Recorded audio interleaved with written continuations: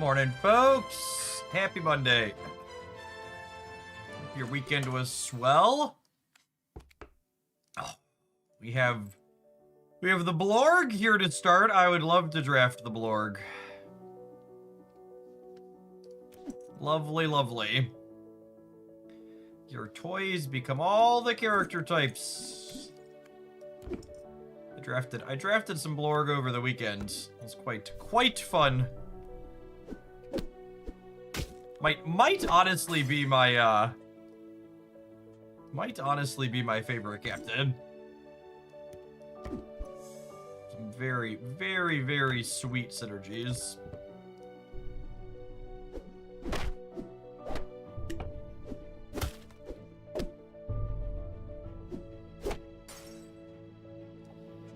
Alright, this is almost ready. I guess Haida works with my what's it called? It's not a terrible idea.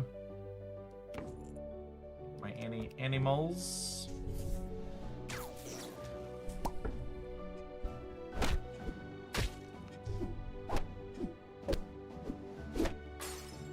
Dragonling pops a treasure for us. Hey, I'll give a slot 2/2 every turn. That sounds nice.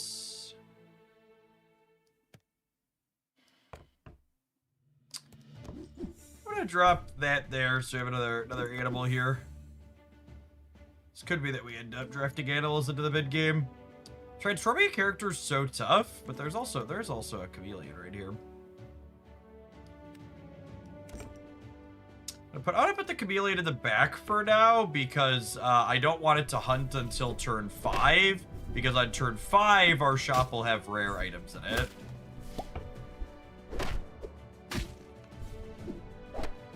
Or it'll turn into a rare, I should say. Drathmar, thank you for the almost 4 years. Appreciate that. Welcome back. And see, I did see the old Freudian slip from Raphael saying that everyone needed to stop attacking the pedophiles. It's cute. It's cute when they say the quiet part out loud for a change.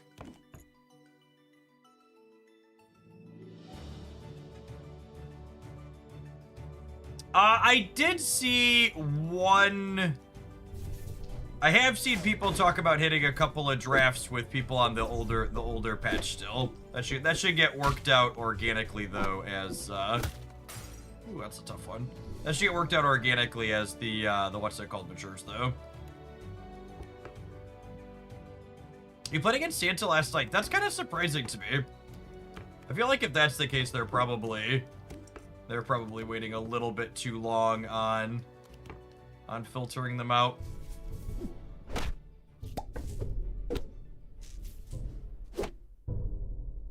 I would have expected most of it to have resolved itself by now.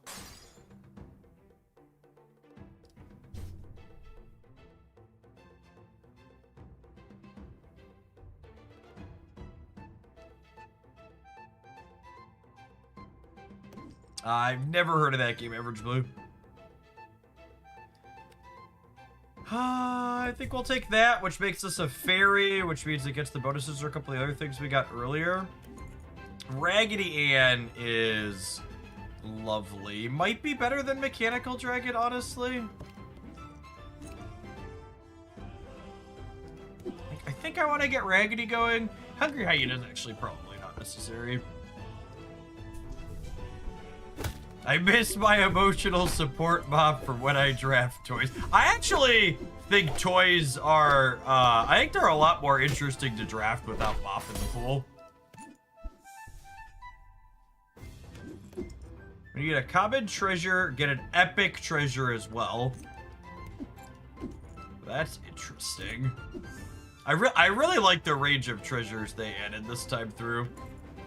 Feels like they did a really good job with it. I'm gonna draft this as an animal to get animal on Raggedy.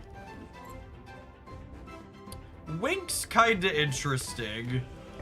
I wonder if I could get him scaling still at this point. I feel like the answer is probably no. I'd have to give up either Foul Lich or Mechanical Dragon. I don't know that I love giving up either of those.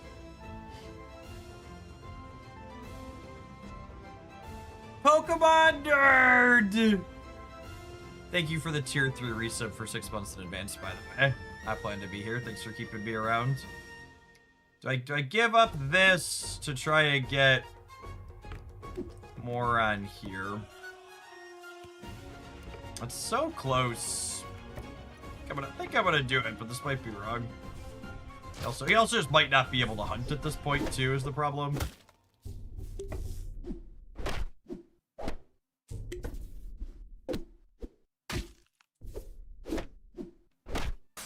Alright, only took half a heart there is nice. How's this game's onboarding? So, unfortunately, I would say this game's onboarding is its singular weakest point. So, you'll get in and you'll push buttons around, and you'll have easier opponents to start when you get started because it gives you bots and then weaker MMR opponents. But as far as like teaching you the ins and outs of like how the different game mechanics works, that's definitely the #1 spot where it needs some work. The game itself is very, very good. It's one of the best drafting games I've ever touched. But the onboarding definitely leaves a bit to be desired, to be blunt. I think we're cooked here, but we're also on half a heart already, so it's not really a huge deal. That's closer than I expected it to be. I would like to turn this into a Fae, but there's haven't been any Faes up here for us to draft.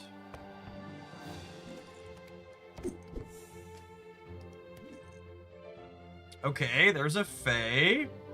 And that would power up my Dragon Claws and this at least every turn. I think we're doing that. I think that's worthwhile.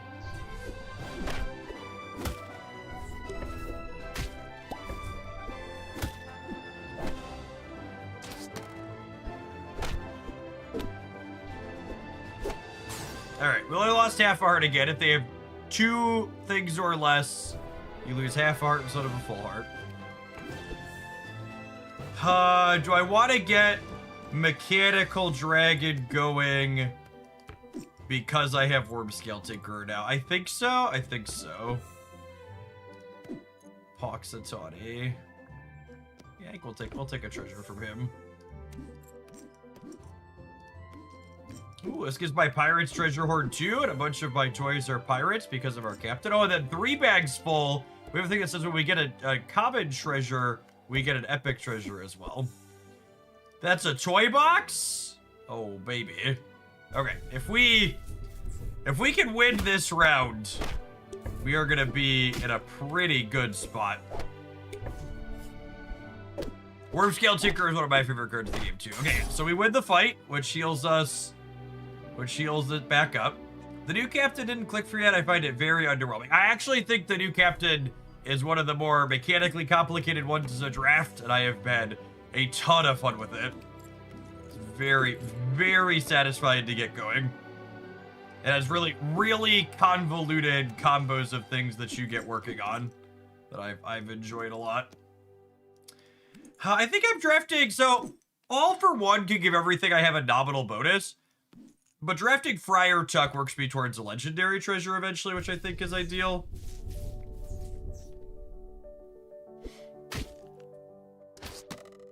Mordecon, surviving that. Hitting Phil is not ideal. Stop hitting Philip! Leave him alone! Alright, we won. I was gonna be very sad if hitting Philip twice caused us to lose there.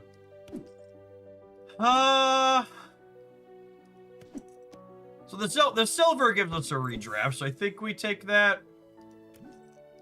And again, just working towards higher rarity ones here. Do I want the brick monster? I don't think so. I honestly think we're kind of set on our board. I'm just like looking for treasures at this point.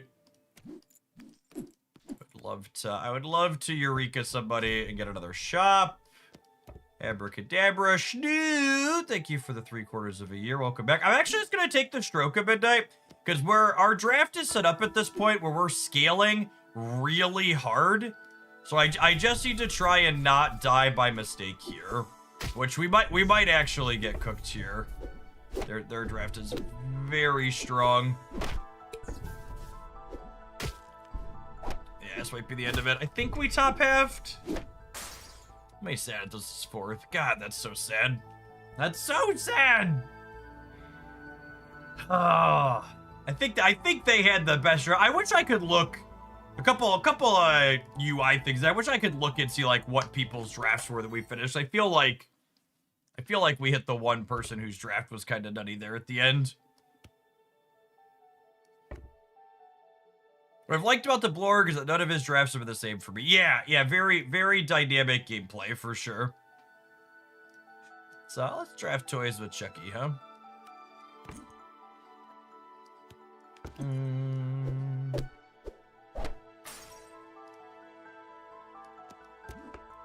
We're looking for a toy. We're looking for a toy that lets me, what's it called? Lets me, summon something. What you really want with Chucky early. Cause then, yeah, there is a busted bot.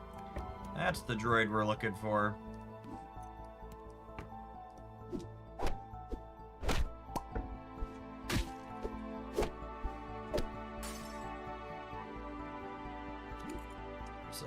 Space Ranger Woody, lovely. Busted bot. That was a lot of silver.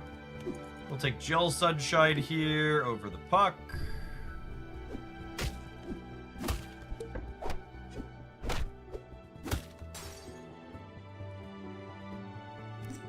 Mordecon is great. One of the better toys payoffs for sure in this new set of whatnot.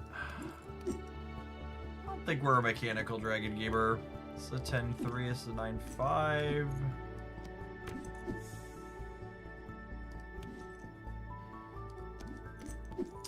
None of these are super exciting to me. I think we'll just give everything to attack. We're looking for like a Raggedy Ann and other things goodie bag that could let Mordecon power up some more stuff. Yeah, there's the goodie bag. Put that over the Space Ranger. So goodie bag gives its stats to the thing that it summons, which is nice. Get a nominal bonus here to everybody.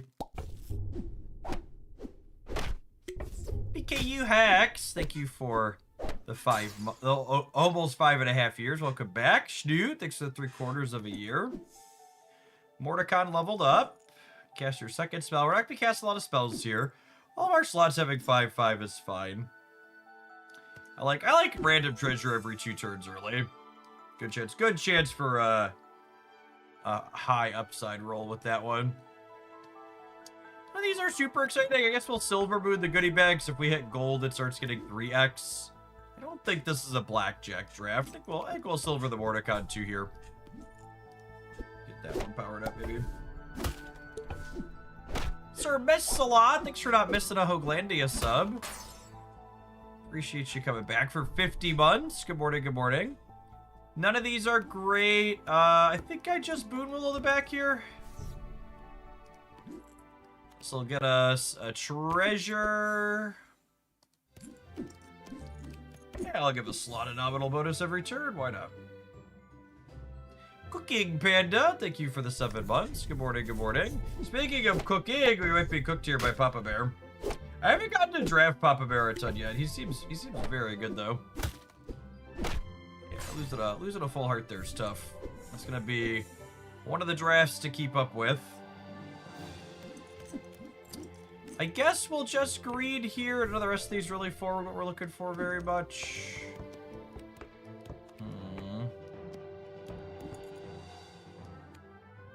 Sloppy's really not doing anything. I'm gonna replace it with the dragon.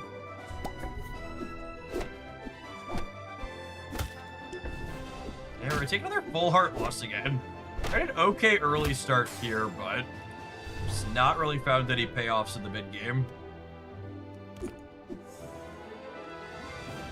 Lich King Heart sounds lovely. Give us some more time to try and fumble into something here. We're really just like looking for like chip on a ship or a monkey here is what we're looking for. Mockingbird and Raggedy Ann is nice. Raggedy Ann is really lovely with the extra heart that we have here too. This is one of those payoffs we're looking for sure. Do I take the Wicked Witch as a generically good card? I think I do.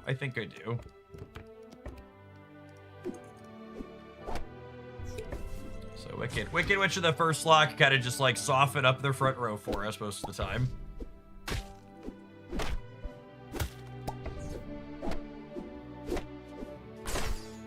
Solid win there for us.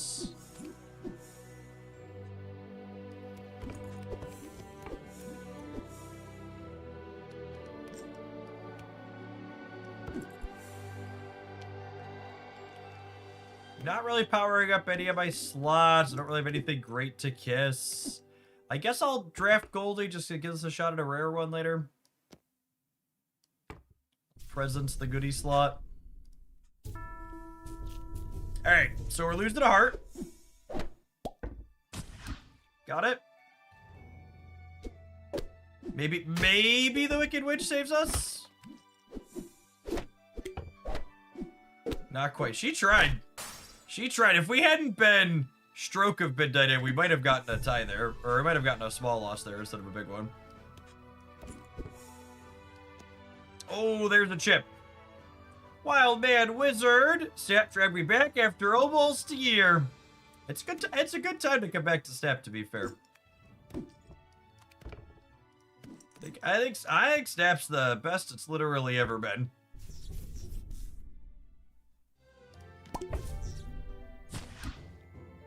Alright, this Wicked Witch is gonna carry, Chad, I believe.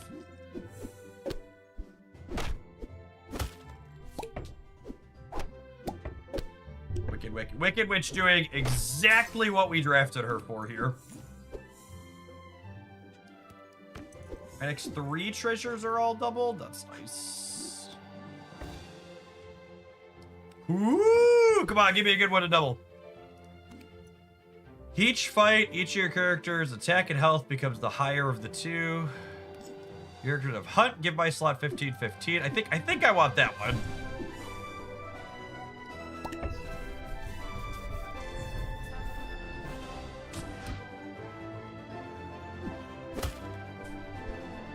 Oh, come on! Do we get it anyways? We're gonna get it anyways, yeah?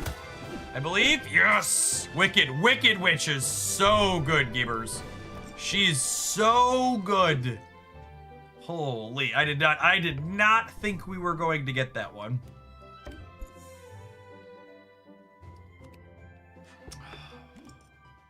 Is Mordecai doing much for us, or can I Tin Man? It says okay numbers. I feel like the rare treasure might be better. This is close.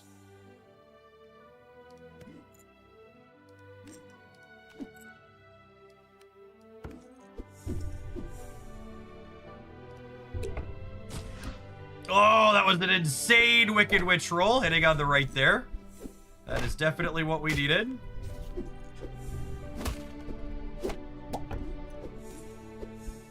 Okay, we're gonna get to cast some spells here. What's that? Galactic Mega Ball. Each fight, give your characters 3/3 for each shop you had last turn. Well, that's pretty good for us. We had a bunch of extra ones there.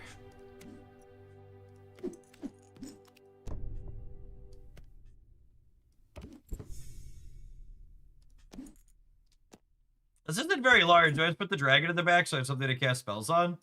I can put the fire breathing one in the back too, though. Ranged is not bad. That's close.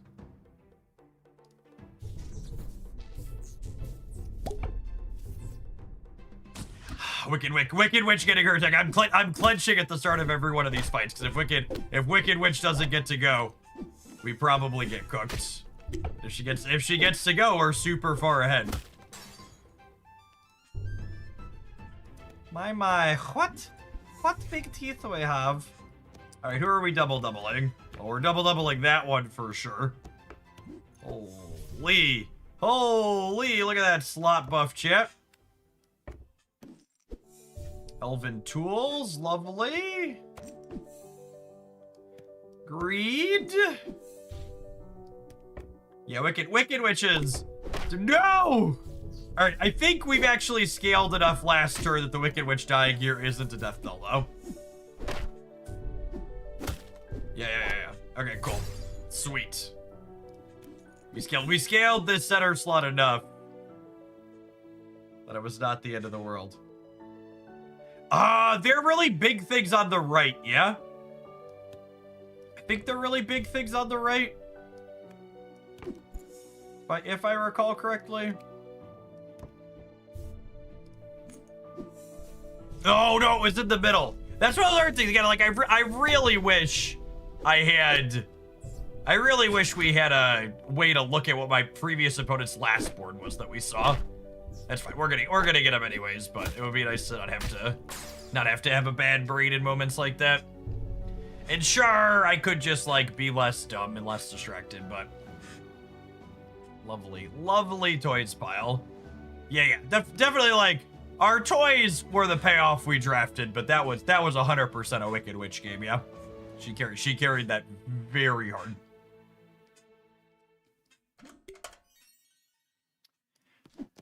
I do enjoy Skip. We've got Burninator, Mechanical Dragon, Pisces Wink. Let's draft Skip.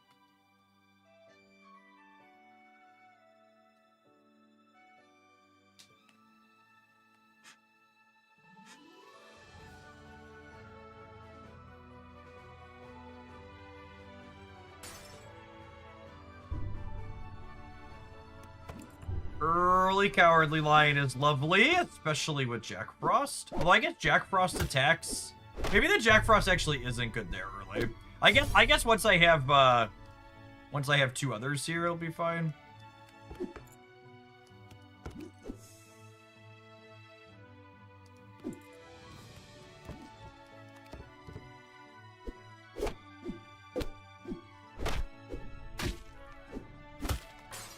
Yikes, that was a not so early turn from them. Have a heart. I think I would love to draft animals here to start.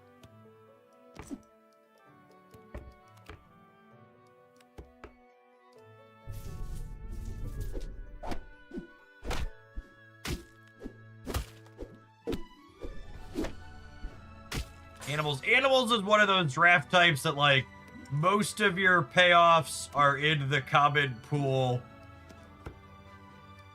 So most of your payoffs are in the common pool, so you can kind of realistically draft them under any captain.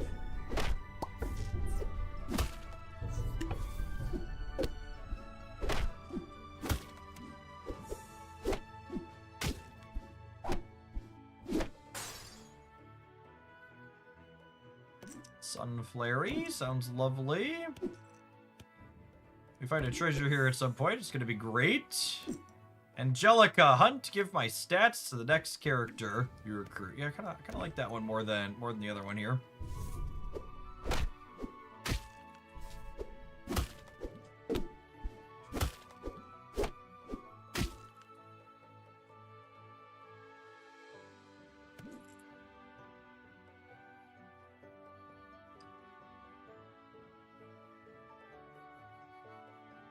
I don't know if I like pivoting off. I'm gonna Starlight Starbright and see what our next round of characters are. That is a 2 Blind Mice. My pill's not doing a whole lot, I feel. I'll put 2 Blind Mice up here. Just start scaling these buffs. Oh, hey, look, yeah, there's a Santa like we were talking about from earlier.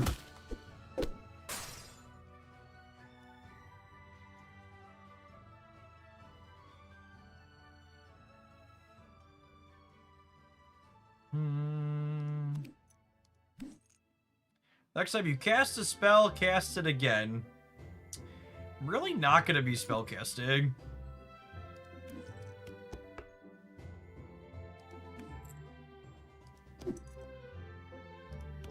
I just take the big animal. We're probably getting to a point where Angelica's not going to be able to hunt stuff anymore. I think is realistic. Yeah, they would not have been able to hunt here, so good pivot off of that. We still come up a little bit short. CJNJ, thank you for the 84 months.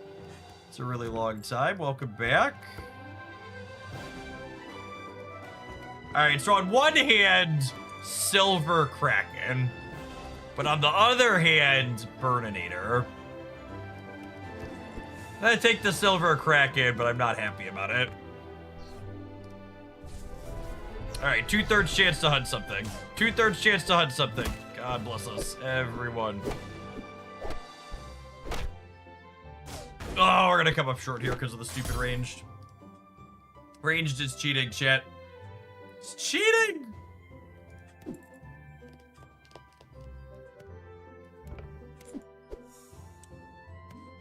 Look at that! Meant to be Destiny, chat.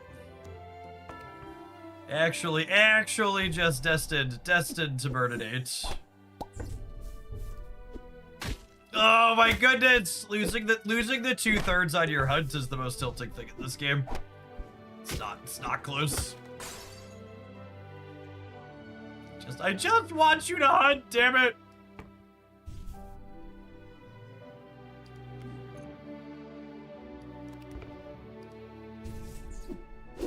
Ah! At least we're at half heart already.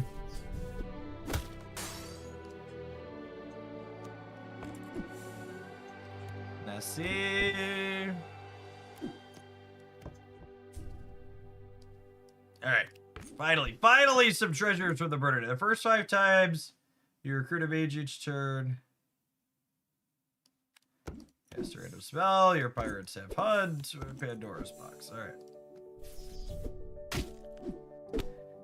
And that's the problem. This is the brutal part here. That was 5th place? Are you kidding me? We made it to turn 12. What do you mean we got 5th place? And that was, so the tough part of the Kraken missing twice there is like when the Kraken misses twice in a spot like that, you're like, all right, now you're down 16. And then we hit an opponent who had like a really good draft and then it attacked it and we were short on what it was able to hit into.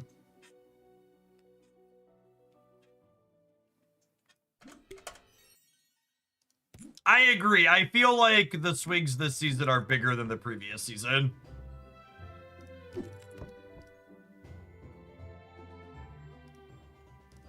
I've gotten run down much faster in a lot of the lobbies. I don't know how I feel about it. I feel like I like it less.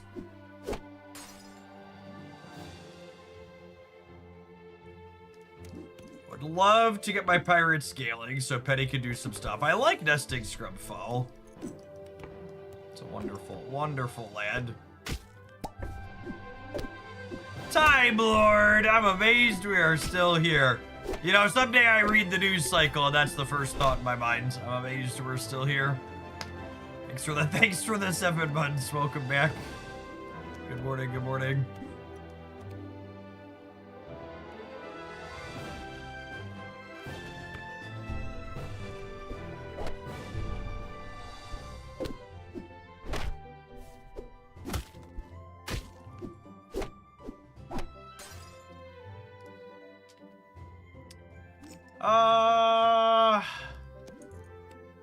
I'm gonna not burn my Twinkle Twinkle on the picks or something better I can put it on. Not really. I guess we'll do this.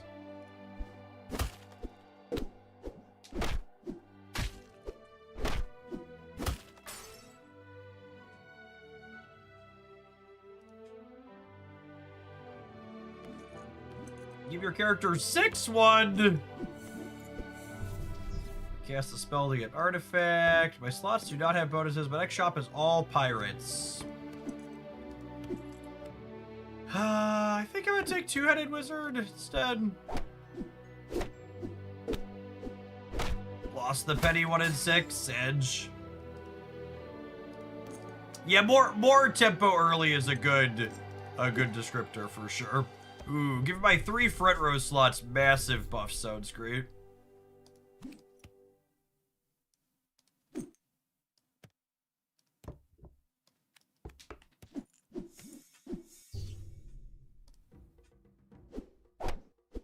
this person's draft is not particularly good.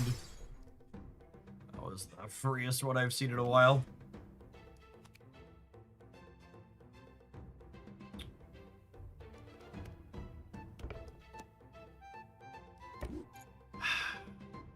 I might regret doing that. Ogre Magi is nicer. The problem is I just have too many hunters at this point. I think Ogre Magi is better than Angelica, and I want to prioritize him hunting first.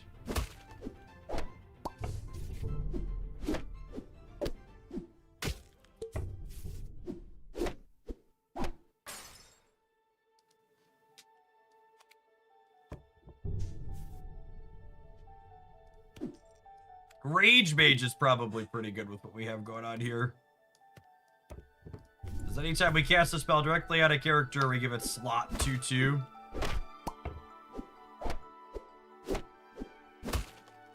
Ah, Raged is cheating.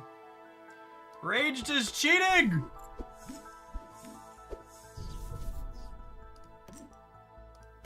Oh, that's fun. We got a timeline duplicator to give us another frontier. Oberon is much better than that one. I would love a golden Magi. Loki Scepter. Yeah, I would like to double up my spell casts. Gonna be casting some spells, see?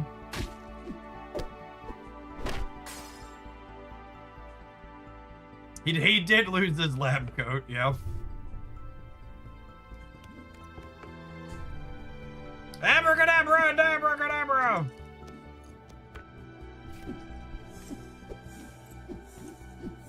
Ooh, Magic Acorn's a good one to get at random. I'll take a pumpkin spice latte as well. Do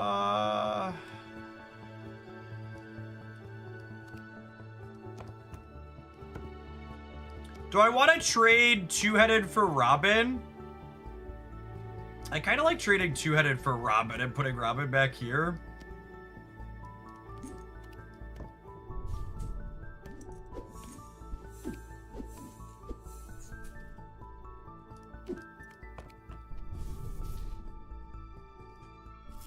We have Oberon powering up everything in front now.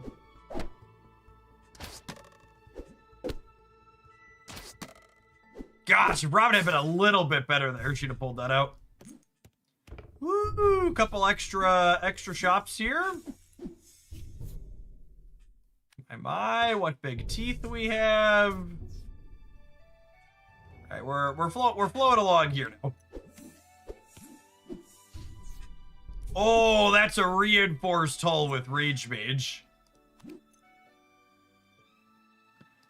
I think I just give up Robin for Hephaestus.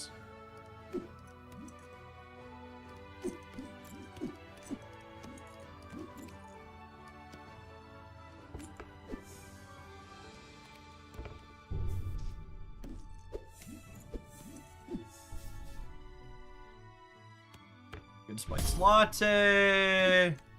All for one.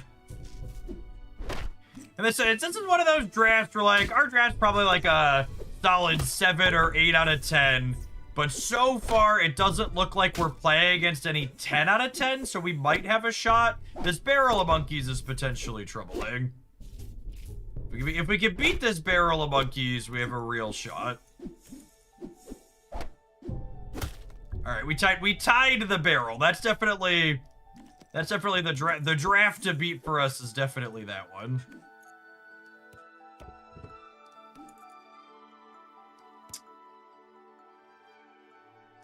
Oh, that's annoying. I have to through the Looking Glass someone.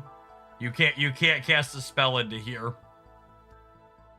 I think it has to be Oberon because I don't want to hit any and this recasts it on another mage if I cast it on any of these, and I really don't want to lose my Magi or my what's it called?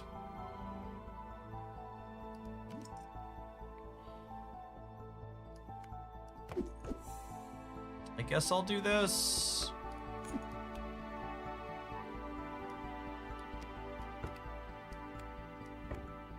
I'm gonna cast this back here so this slot gets buffed up.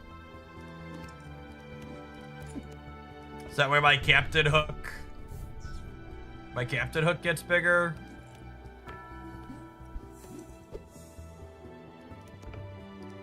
That way maybe he can land a hunt or two for us.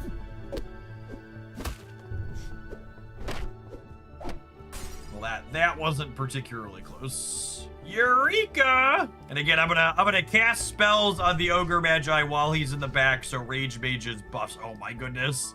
So Rage Mage's buffs trigger on the slot that Hook's gonna end up being in.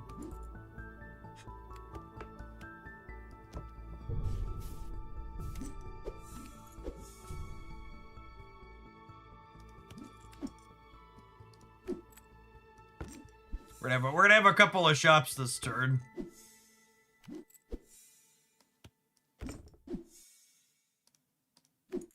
The next epic character you recruit is Golden. Yeah, that sounds good. Who do we meet in the tavern? Titania! Meet her. What's in the box? It could be anything, chat! Could be literally anything.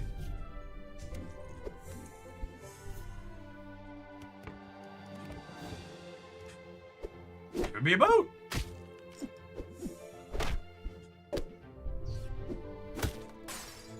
All right, gamers. When this draft is done, we're gonna take an ad break, and I think we're gonna do some viewer games, some supporter games after that break. So if you're YouTube member or Twitch sub and you're in the supporter Discord server, keep an eye out. We're gonna be posting a code in there when this draft is done.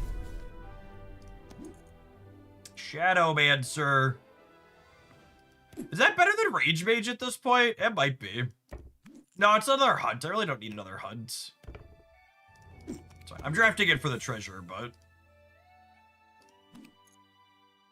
after you lose a fight, get a rare, an epic. Yeah, we're not gonna lose any fights, so that one's not useful. It's better than Penny, right? Wow! You shut your mouth trying to cut Penny from the team she built with her cold, dead hands.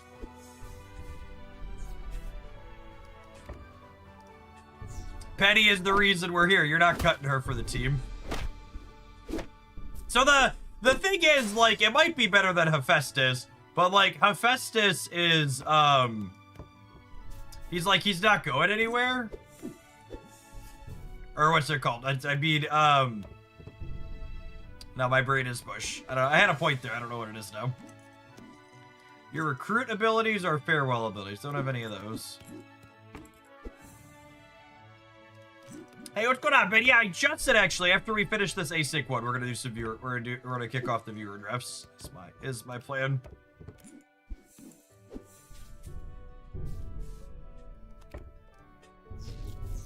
Looks like we're about to be done here.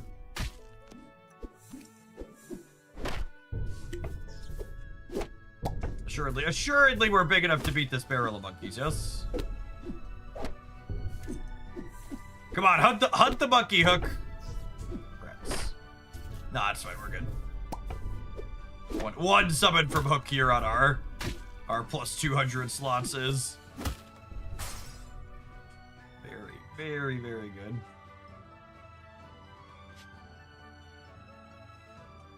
This is the whole, yes, playing a few of these drafts makes it very apparent why they retired Merlin and Mop. They would have gotten very silly very quickly. I started playing this weekend because, you know, it's Monday. I'm like, where did the time go? It's very easy to hit just one more. All right. Have an advert, Twitchers and YouTubers. I'm going to post a lobby code in the supporter server. Thanks, everybody, for hanging out. Don't go anywhere.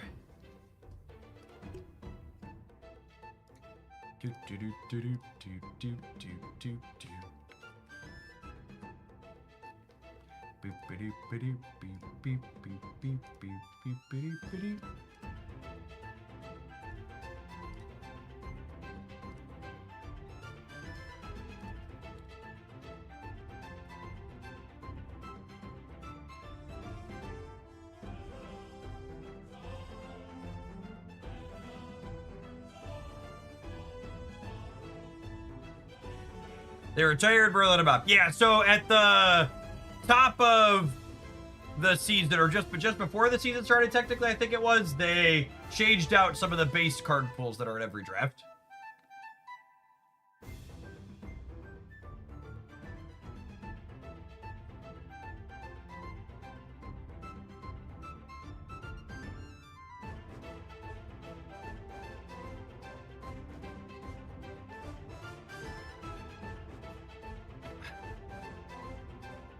They're listed anywhere of what they adjusted. Yeah, patch notes are on their website. Oh, chat! I have to share my accomplishment from the weekend. So we had our fall camping trip with the Cub Scout pack this weekend.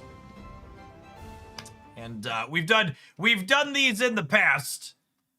We cooked dinner for almost 80 people on Saturday night. In my charcoal-powered tinfoil box ovens. And for the first time in 3 years, I cooked the entire meal, and I did not set any of my boxes on fire. So we finally figured out. Usually I've been averaging 1 a year catching flames before we were done. And this year, all six of them made it through. We did not scorch any tables.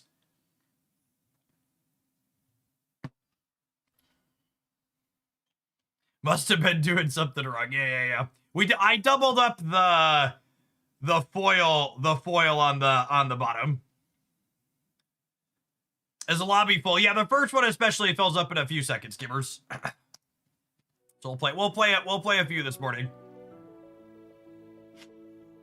Having trouble figuring out how to make custom decks any way you could explain it. Custom decks only apply when you have 13 or more cards unlocked for a particular captain. And when you have 13 or more cards unlocked, there will be a custom deck option here where you can edit it. And you can also, FYI, a lot of people don't know this, you technically have 3 custom deck slots per character, because you can edit this one called Starter Deck and the Theme Deck too once you have all the cards from the Theme Deck. So you're not limited there.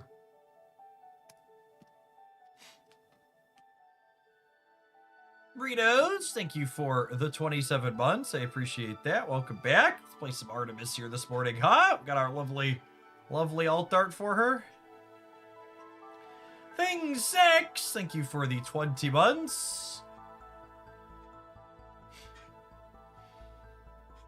I'm currently reading the 3rd Percy Jackson book with my boys. And Artemis is one of the headlining gods in that one.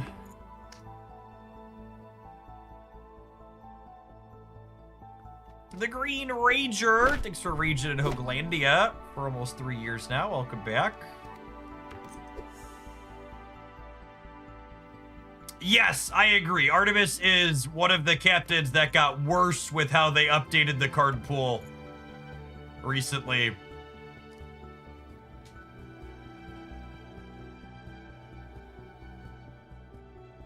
Is this game affordable card acquisition-wise? So the thing to understand is, just heard us talk about custom decks.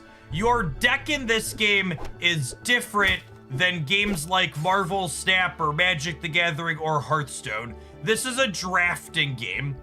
So while it's called a deck, it's really more comparable to, say, you're bringing an extra booster pack to the draft with you. So the cards that are in your custom deck supplement what you have going on in your draft, but you're not guaranteed to hit them. And you can actually just play the game completely ignoring the custom decks feature and in fact you will, because you just won't have cards unlocked for them from the start. You basically just focus on drafting for a good long while. I think I'm gonna take the buried chest. I'd like a treasure. Yeah, I'll just grab a pirate right away. You could put the pirate right over the buried chest, by the way. And you still get it. When you discover an epic treasure, get a second copy of it. That's fun. Need one more attack on the dragon link to pop it off.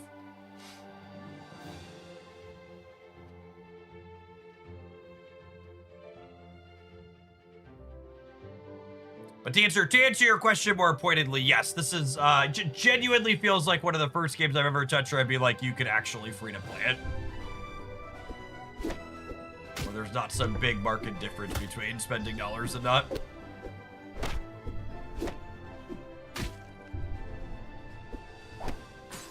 All right, is my Cowardly Lion going to get to do his thing here? I'm prioritizing drafting things that keep my stats high early because, again, our captain lets us get to secret rares, so I just want to have lots of stats as we make it into that range. None of these are very exciting, though.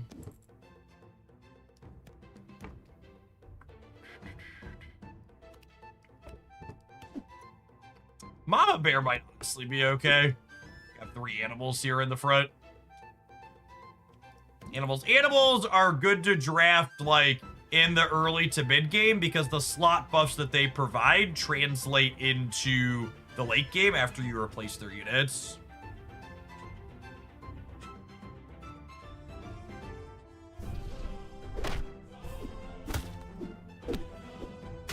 Thank you for hitting my lion, gamer. I appreciate your service.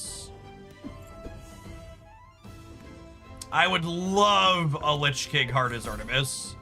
Again, we're just looking to survive into the late game at this point. I'm gonna replace the Cowardly Lion with the Blind Mice now. I take the base copy of the Shipwright Inspector. Do I want to move this around a little bit so we can? I don't think so. Yeah, the Pyrat's been pumping here. So one of the extras, who's one of the devs that's a longtime community member here, said that Princess Annabelle, the nerf on her hurts right now, but she gets a lot better with the new cards they're releasing at the start of, or with their second set. So they kind of preemptively pulled her back, essentially, because of things that are coming. I'm gonna drop the baby bear here and just get everything pumping, I think.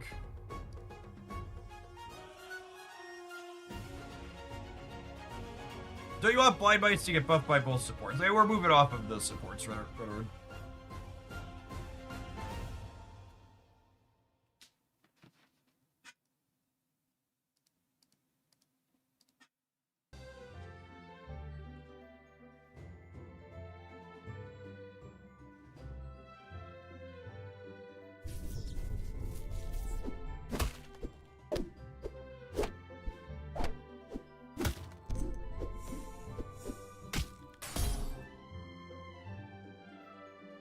Vendor, thank you for the almost 4 years. I appreciate that. Welcome back.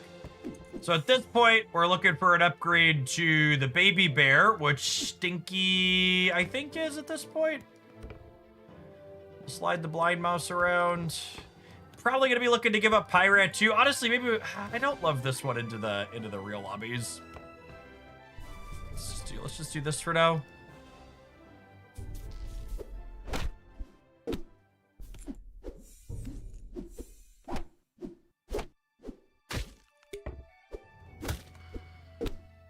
A really unfortunate series for us, but we did at least get out of it with only a small loss. Fairy Godfather is actually not bad here, so 2 rares as our lowest rarities here. And honestly, I think I'm gonna take the Guardian of the Grove over Stinky at this point. Or do I do it over Cheshire Cat? Maybe I give up Cheshire Cat. I want to keep the two rares because Godfather's gonna buff those. Yeah, I think it's this actually.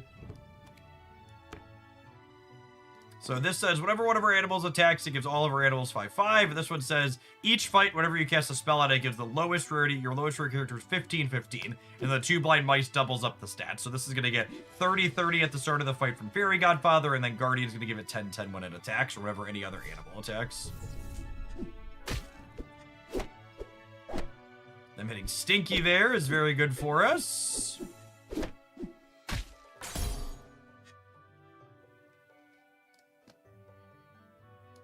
So I have a general referral link for FlexiSpot, but it doesn't give you a discount code. But FYI, they're going to be having we're going to be doing extra promo for them tomorrow and Wednesday, because they're going to have sales going on for Prime Day.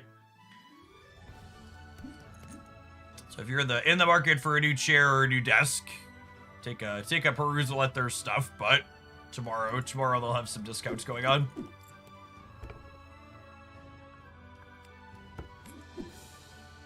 I think I'm just grow doing the mice at this point. Oh, I'm dumb. I could have grown Dode, the fairy godfather would have triggered on this. My brain's bad. Dangers of talking and clicking.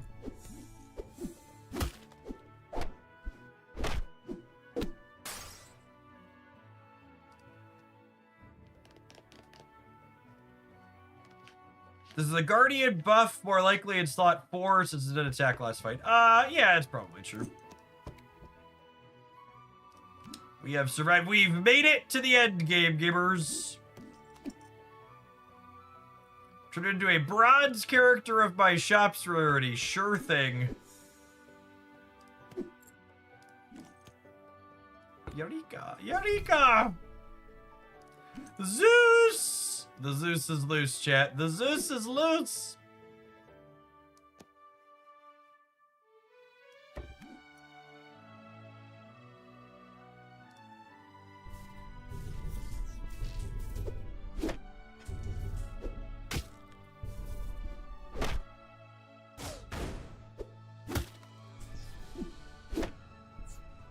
Oh, wow, that was so close. So close.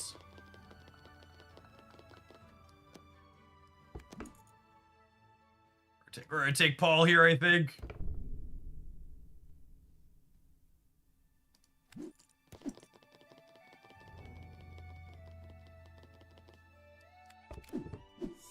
I don't know how long we're taking. I don't know how long we're keeping 3 blind mice for, but none of these are particularly exciting. Yeah, we've made it to secret rares on 2.5 hearts here. So Paul Bunyan grows as big as my opponent's largest thing here.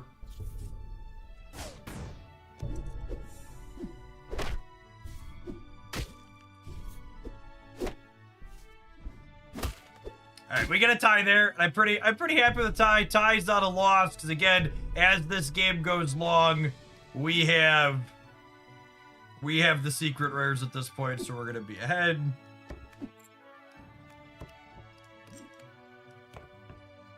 Love to Eureka my mage. I'm gonna take the pumpkin spice latte here, honestly. I just wanna live, chat. I just want to live.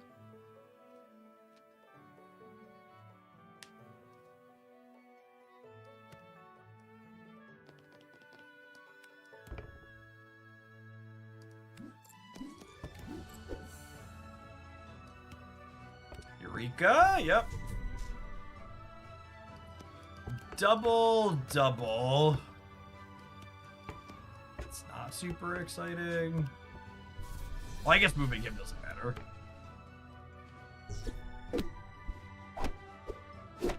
Oh my gosh, Paul! Paul, you're such a beast, Paul. And when there are only 2 of us remaining, it's a full heart per fight. Paul was very large. As a sponsored segment or a game you've been enjoying, haven't you did for a while, but saw the thumbnail ahead to click game looks great? Yes is the answer to that question. So, Once Upon a Galaxy has been one of my most played off-stream games for the last couple of months since it went into open beta, but I've also partnered with the folks that make this game to do minimum number of sponsored hours per month, so.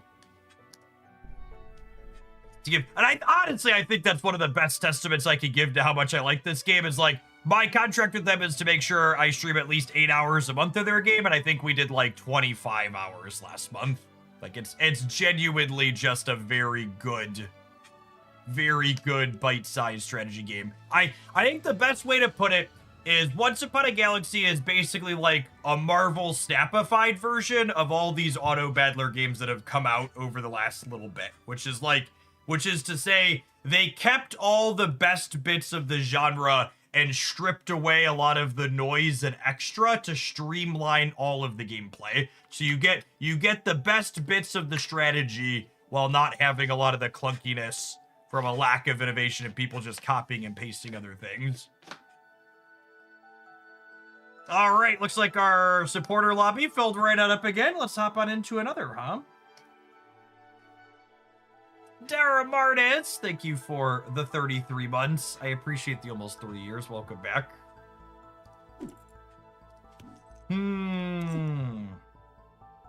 3 spells to get an uncommon mage. You know, I haven't really played Dorothy since the card pull updated. She sounds kind of fun. There's a lot of what's it called? A lot of good new quest characters in the shared pool. Let's give her a try. Yeah, she's like she was all right before the update. She's like she likely got better. Yeah, be my expectation.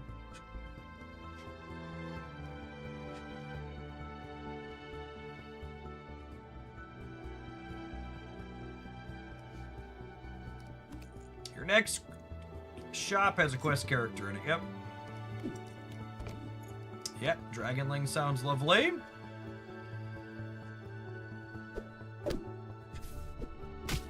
Damn it, Bobby. So quests are, you have to do a certain amount of things. Do a certain amount of things to have the quest condition get met, and then you get to find a treasure. And our captain says when you complete the quest, get a treasure.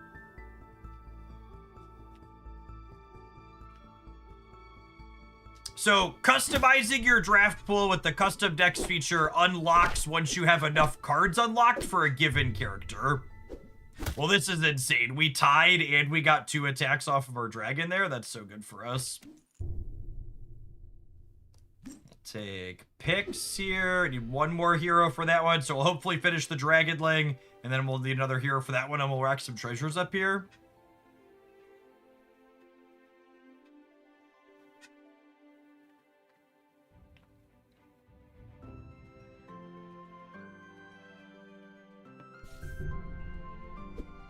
And speaking of my off-stream time, Sam, this game basically ticks all of the boxes I look for in my off-stream games. Like, as someone who's your name is PokeDad, so I'm sure you'll relate to this. As someone with lots of small children, being able to pause and walk away from the game that I'm playing on demand is important for me.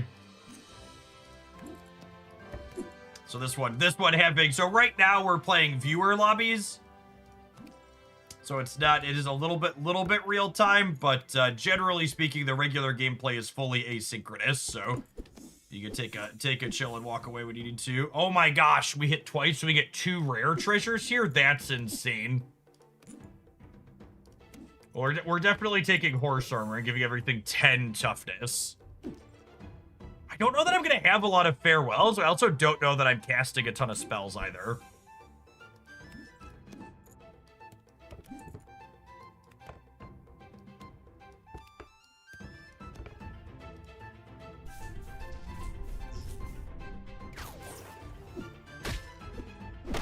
Where's a lion when you need one? Yeah, exactly.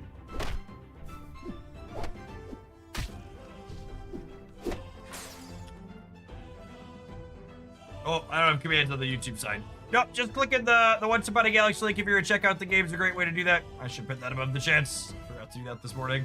And hey, look! There's a pirate! And I get to pick 2! Your treasures give an extra 1/1 when you get a common treasure. Improve this by 1. And there's dragon dice when you recruit a dragon, get a common treasure. Oh, baby. Oh, baby! Now we're cooking. Now we're cooking.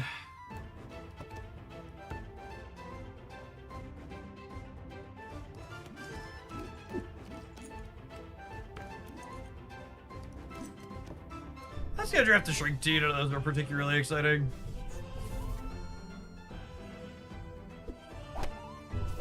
Defense! Defense!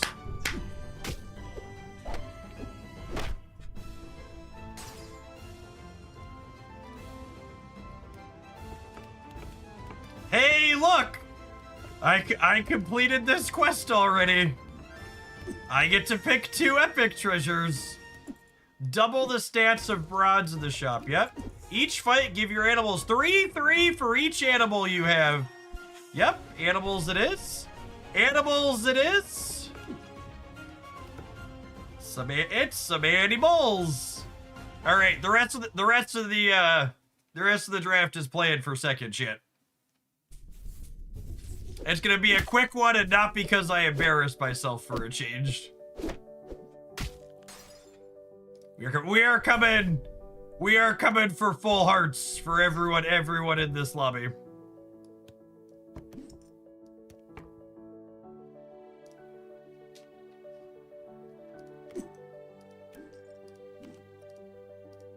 Oh, I need to draft some dragons so we can make the trash can full of strawberries get bigger.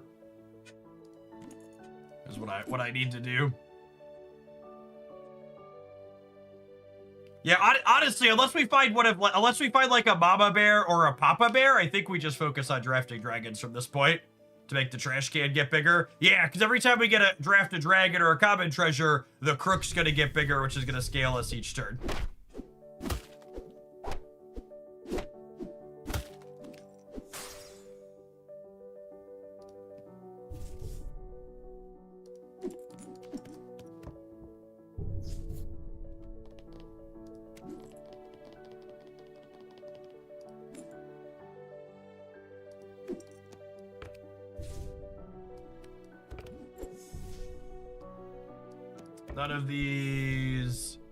None of these are the dragons I'm looking for. Where are the dragons? Give me the dragons.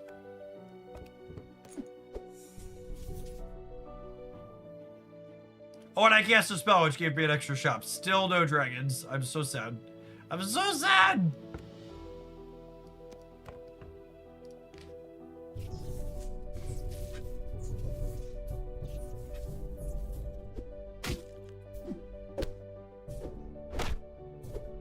We should probably get rid of Phil because he's just never dying. Certainly not before he attacks.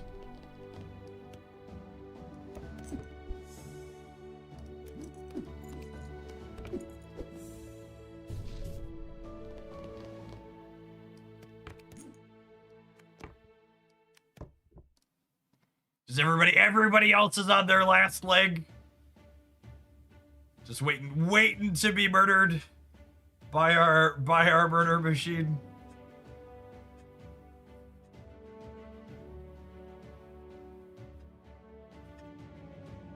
We have aggroed down the supporters this morning.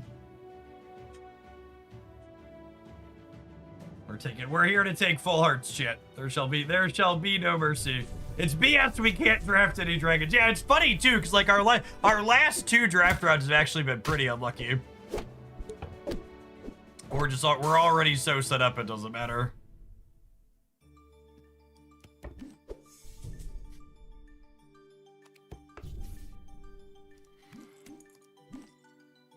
I mean, this gives me an uncommon, but I think I'd rather have a common one, yeah?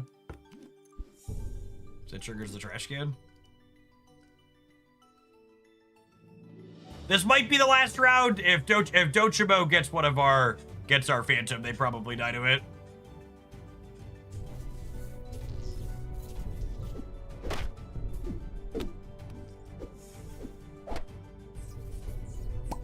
Oh, we could put him on the actual board. It makes my bonuses smaller. I don't think it matters is the answer to the question. Yeah, that's the end. The draft's over. It's probably slightly better than like Baby Bear or Hungry Hyena. But yeah, if there were gonna be more turns, putting the Iron Cast with the trash can was probably correct, especially with the Bo Peeps. We would have scaled that more than that. All right, and then when the game is over, you only have one option. The only button that's here is the play again button, so you have to click it. Again, supporters, if you had a chance to get one of our first 2 lobbies this morning, please give other folks a chance to hop in. As I post this code, I'll let you know if we're doing repeats, but usually we have enough folks. Everybody can do one. All right, once more onto the breach, gamers. If you haven't had a chance to get in yet, we're going to be doing viewer lobbies, I think, for the next hour or so before we kick over to Stappin for the day. Is my plan. Collector. I haven't gotten Collector going with Blackjack yet. I would love to do that. Please give other folks a chance to get annihilated. We've been running hot this morning, but I often die.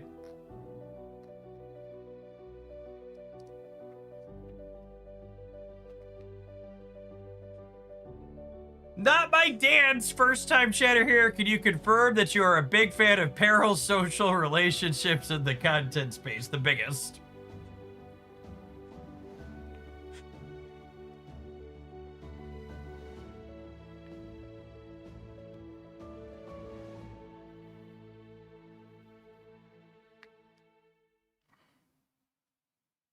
Yeah, the swings are definitely a bit bigger this time around, Pando. I think I take Puck. Puck makes a significant number of things better in the early draft. I think I might take Jack in the Box. Having two 4-1s is quite good typically.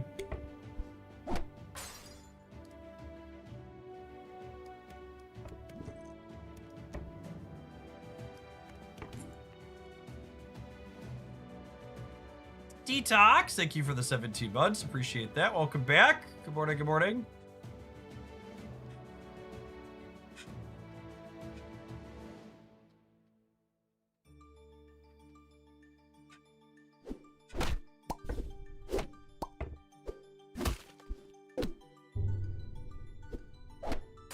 Ooh, Medic got their what's it called there?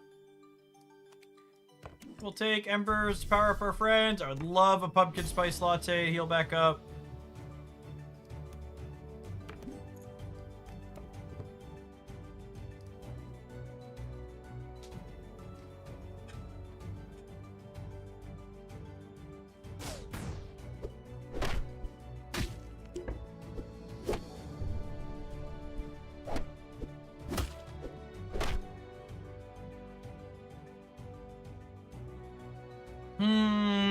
Turn 4 Mysterious Egg.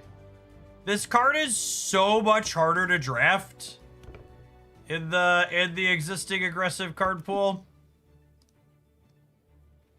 Could easily get punished for this one.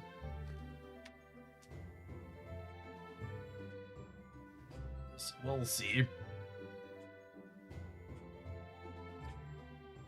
It's always egg. It's less egg this season than last season. Last season, I was a pretty big always egg believer. This season...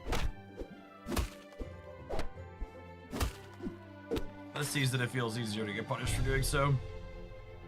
Mama Bear!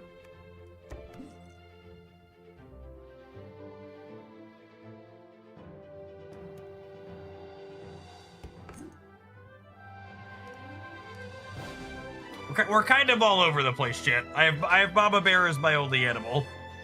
I don't know that I like it. We gotta figure out what we're doing. These supports aren't long for this world.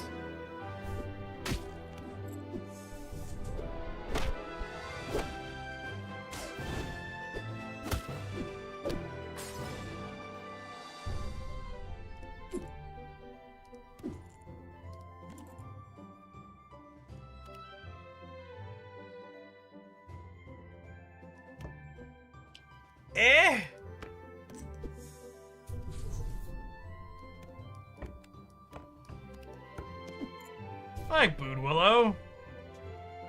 Oh, Jace is having a bad run of it to start here.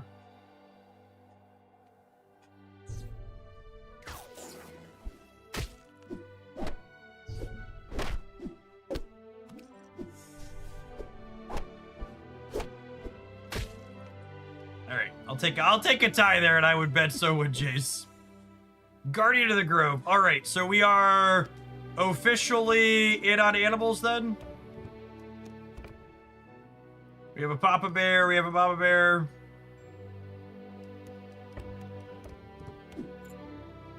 Am I taking Blackjack? I don't know that I am.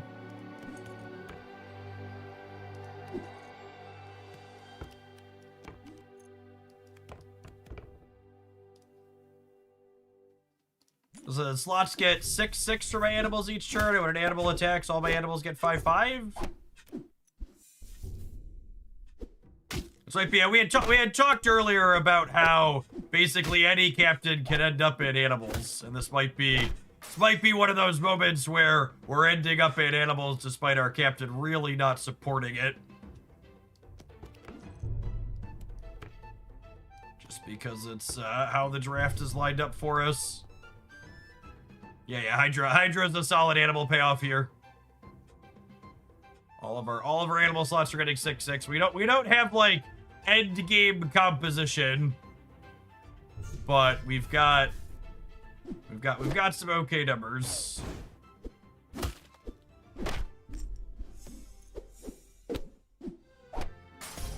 I'll take a small loss there as we're starting to scale.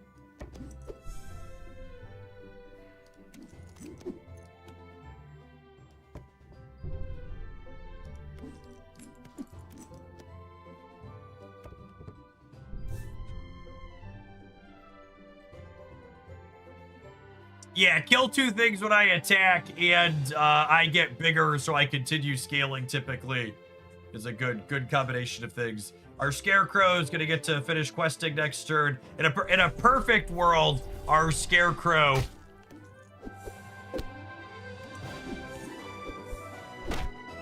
Oh no, that's a Hercules. In a perfect world, our Scarecrow's going to gonna find us a hull enforcements here.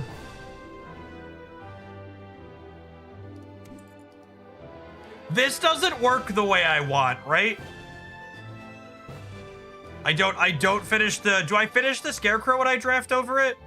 I'm pretty sure it doesn't. I had 1 no and 4 yeses. Okay, let's see. Okay, it worked.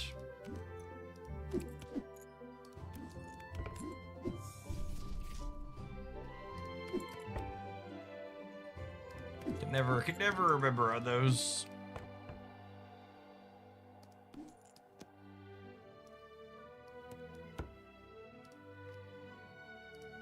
So this isn't insane for us right now, but it is also just like a little bit of scaling here still.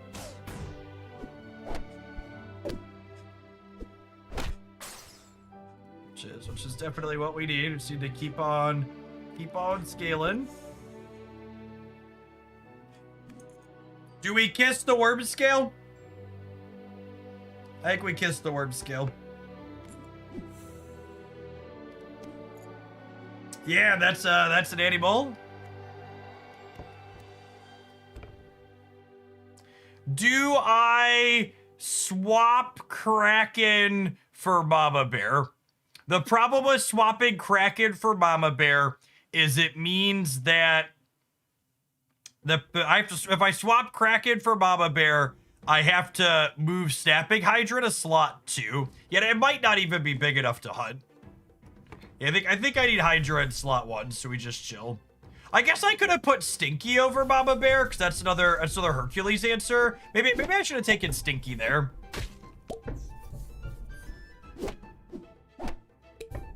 Yeah, I think I should have taken Stinky there. Give it up, Mama Bear at this point. Yes, killing the monkey early with the Hydra is huge. As much as I love the Burninator, chat. Can I give up Mama Bear for the Burninator? I don't know if that's right, but I'm gonna follow my heart.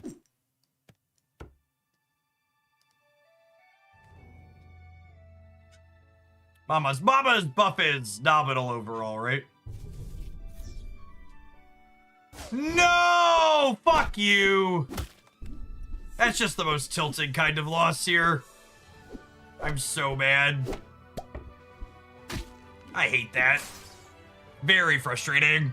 So, what happened there is, it's 50-50 who attacks first, and then it's 1 in 3 where their thing attacks.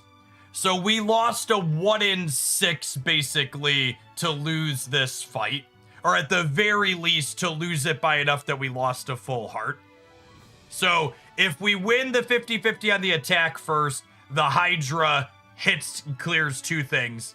We lost the 50-50, and then they also hit this to clear it out. We got top half, but it's a little bit of a sour top half. All right, we take a pause for the cause to let some adverts roll. When we return, we're gonna do another supporter lobby. I'm gonna drop that code in the Discord server now. Thanks everybody for hanging out. Don't go anywhere, gamers. Good luck taking it down, Red. It's not your fault. And again, remember, supporters, if you've had a chance to play with me already this morning, give some other folks a chance.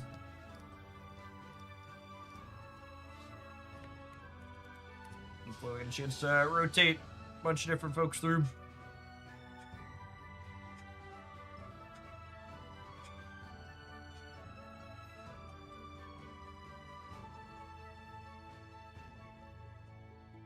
That's ban-worthy. Oh well.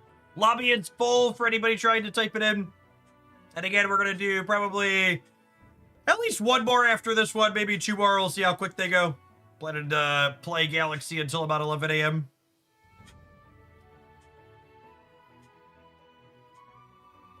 Badass. Thank you for the almost 5 years. Appreciate that. Welcome back.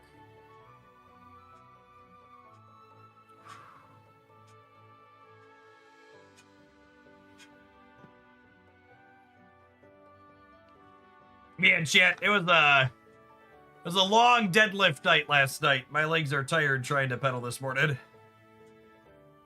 I try to pedal till at least 11 a.m., but I don't know that I'm gonna make it today.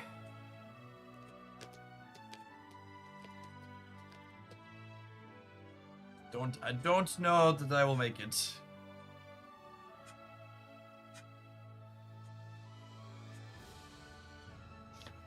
I was only half invested in the Dark Legion events this weekend, too, Rugs, because I was camping with the kiddos.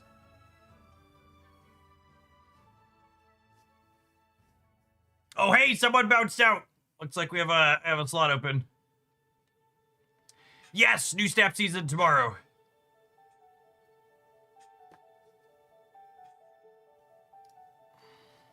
Let's ready it up, shall we?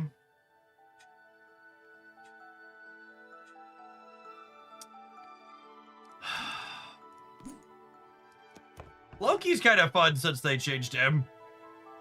Especially with Beer Mage. Let's draft Loki. Yeah, new Snap season and 5 new card releases for Marvel Snap tomorrow. And in fact, tomorrow, or when we switch to Snap, we're going to be starting the Snap portion by reviewing, doing a review of the 10 cards releasing next season. So if you want my thoughts on the new cards, they'll be up on the Hooglandia Snap channel, probably tonight or tomorrow sometime. We're going to record that live today on the stream. Is my plan. I would love a Silver Penny. Plunder Penny's my favorite common character, chip. Love reaping my spills.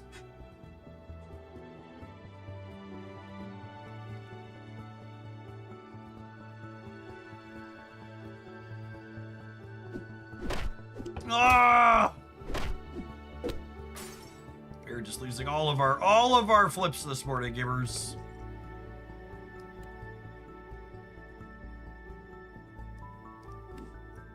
It's really hard to pass up Rage Mage here.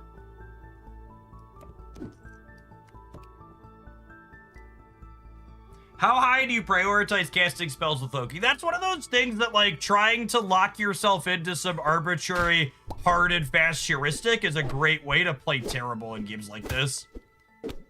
The answer is really, it depends.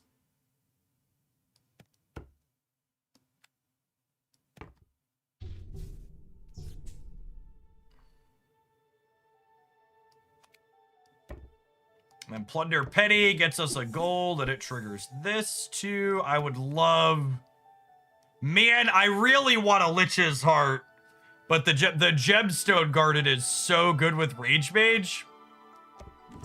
We're gonna gamble a little bit here.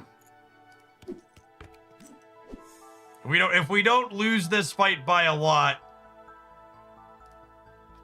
the Gemstone Heart is so good. Says local man about to lose a fight by a lot. All right, cool. We lost it. We lost it by a little.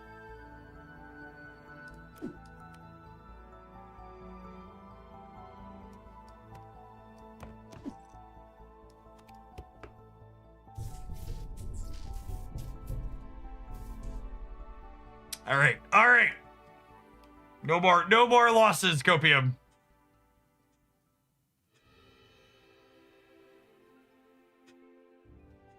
No more losses, Copium.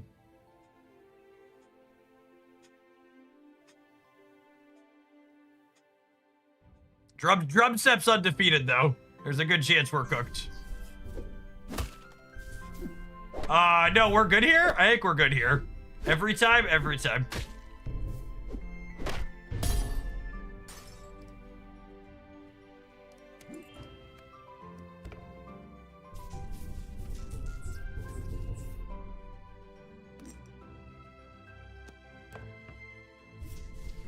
Not getting any spells that targeted our things there in 2 is unfortunate, but we're still pumping up our numbers. Your custom deck allows you to customize which non-starter cards appear in your draft pool. So there is a shared pool of cards that are always in every draft, and then your captain's deck is extra cards that only you see in your draft. Loving the draws here. Absolutely loving the draws.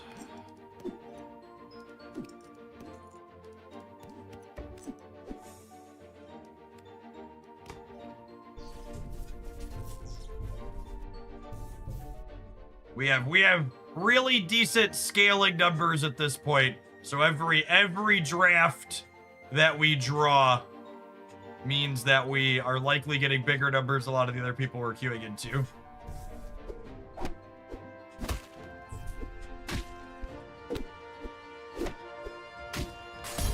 All right, close loss at least. Pumpkin spice latte is insane. Actually one of our best hits. Little unfortunate that we didn't find anything that lets us target anybody here, but...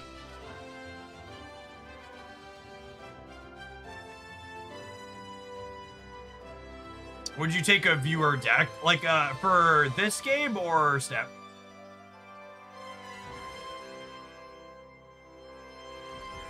I feel like I don't have remotely enough cards, or for Snap, yeah, definitely. 10 out of 10, don't have any plans for Snap other than a card review to start.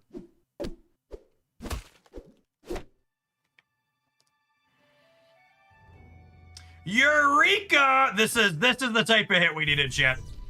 Eureka here is insane. That gives us so many shops and stuff here. Holy.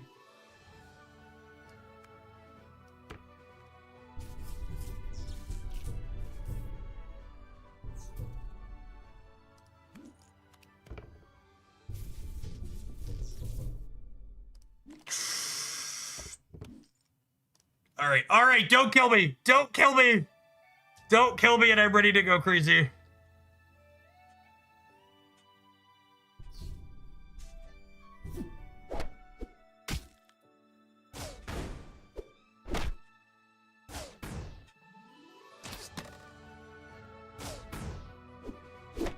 Ah, Moon Shadow is so annoying. They didn't kill us at least, though.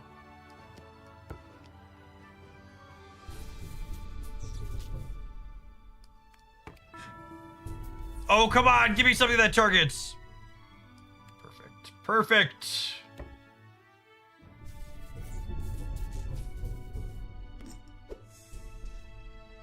No, I've not hit Legendary yet for the season. Lightning Bolt is lovely.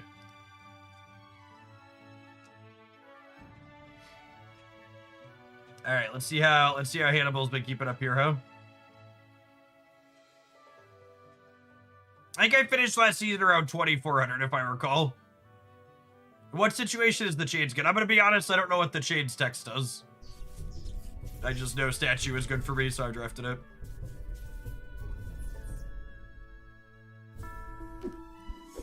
Oh wow, insane Mixo Macho from them. Drum Step is about to get poppin'.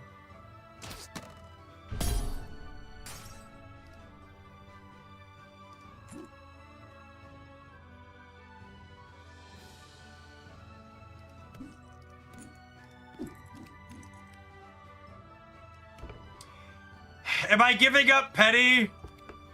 I think I'm giving up Petty.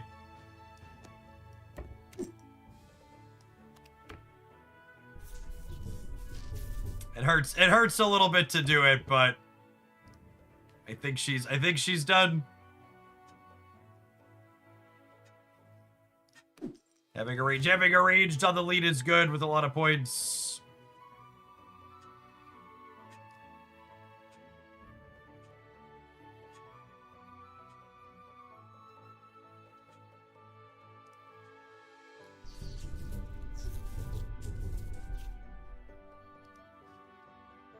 Yes! Oh, Merking Hook is so good. Apologies, Cinder. I'm a murderer.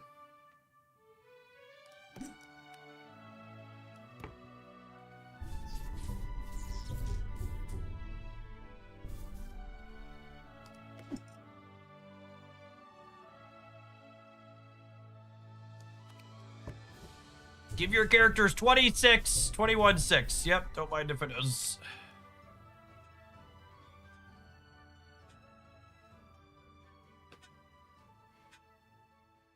Alright, we stabilized to a point where first place is not out of the question, but it's very far from a guarantee.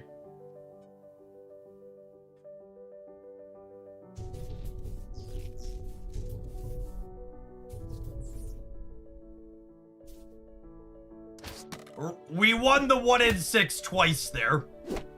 Remember we were complaining about the 1 in 6 not breaking in our favor last time, chat?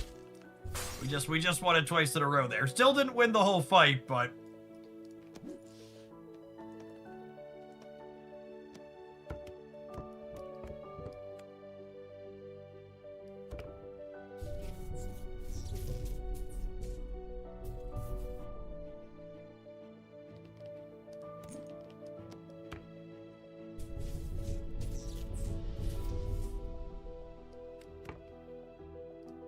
we got a 346 power rabbit here.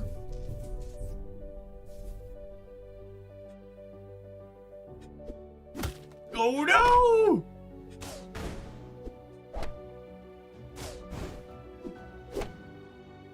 No! It was our turn to lose some flips. 4th place! Unlucky, unlucky. This is Once Upon a Galaxy.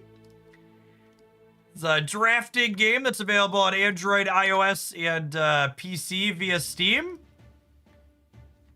I'm playing a bunch of this over the last couple of months. Shout out to them for sponsoring my content. I think the only option here is hop on into the viewer lobby.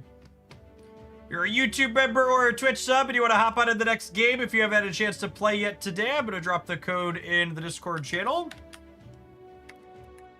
If you enjoy good strategy games, this is one I can't recommend enough. I think if you like any of the other games I regularly make content for, things like Snap or Pokemon or others, you will almost assuredly really love Once Upon a Galaxy. Am I playing the starter decks? No, I have custom decks unlocked for most of the characters at this point. Played a good bit of the game.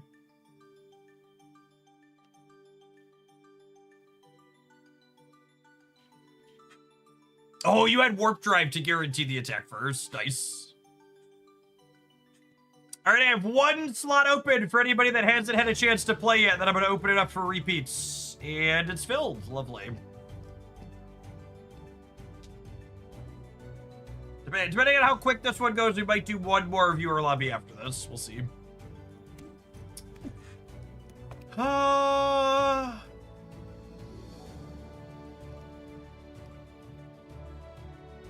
actually like the starter deck on this one. Your 5 cards you pick, buffs your spell, give an additional 1/1. I'll do another spellcasting one. Melody's very reasonable.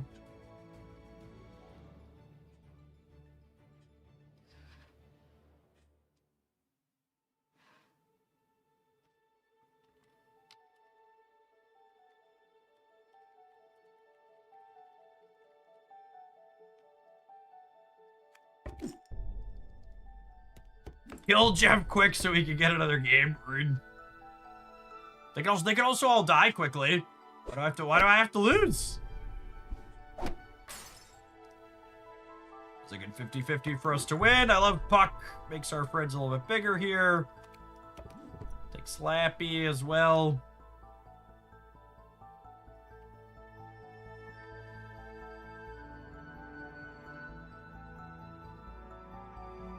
Engineer, thanks. Here's to fueling the Hoaglandia Fund. Thanks for fueling the Hoaglandia Fund for almost 8 years. So, Eternity Givers, welcome back.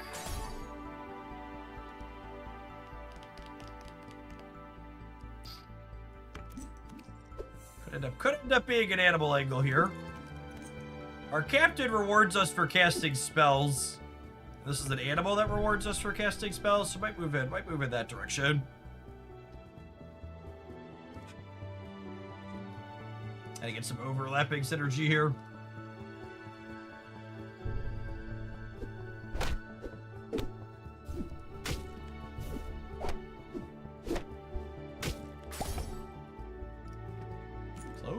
Close. Dragon Lane triggers. This will give me more of a bonus than Twin Shot well over time. Rage Mage is so good. Let's cast some spells and pump some things up here, huh? This is such a good early spells payoff. So many of your early spells cast directly on things, then you get that slot bonus that translates to later. I did have a fantastic weekend, Deary. We had our fall camping trip with the Cub Scouts that went very well.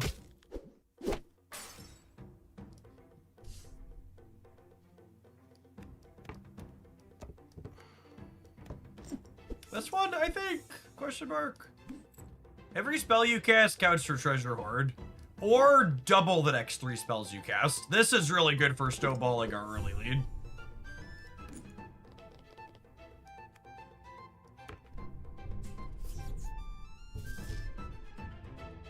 This is an instance where skipping on the silver to get the guaranteed let's bump everything up in front sounds great. Oh, we lost the 50-50 to tie that.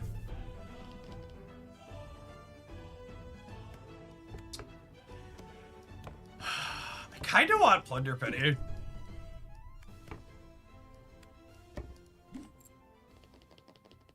We beat a tavern is not very good. I'm gonna take the Boonwillow here because with Rage Mage we can target Boonwillow slot with some spells, and then Rage Mage is gonna make it big, and then she'll share that slot bonus forward. So we're moving away from the animal axis that we've had going on here.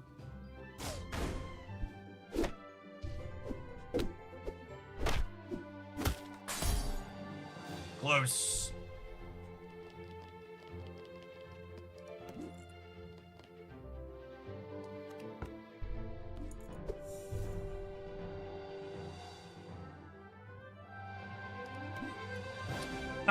I really don't want to use up my other Genie in the Lamp on a Lost in the Woods. Right? I want to use it up on something like that. So let's do this, which is gonna give this slot a giant bonus, which then it pays forward. Well, it's all hands on deck here. So Boonwillow gives its slot buff to the characters in front of it. So powering up that slot powers up these two as well.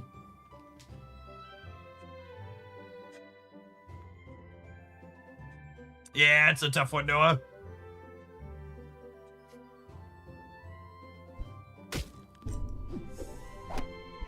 Penny popping for us. Oh, wait, she didn't hunt, did she? She survived, but she didn't hunt. Taking a full heart there is pretty rude. Zagoose.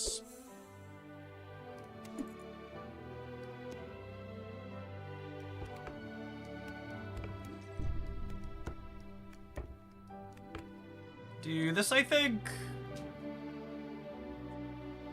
D20 Bandit, you've been loving Galaxy, me too. Thanks for hanging out in Hoaglandia and supporting for the last almost 6.5 years. Good morning, happy Monday. Holy Ogre Magi is gonna get to go hunting and help us cast some extra spells here. I'm keeping Penny for now, but realistically, we're probably getting to a point we're gonna be looking to Casher in for something else. Although against this board, we might get to hunt with both of them. Yeah, that's the good stuff. Peek some peppers. Oh, I messed up. I should have moved that back to the back. When you cast your second spell each turn, get a bonus shot. Yep, bye, Penny. Bye, Penny.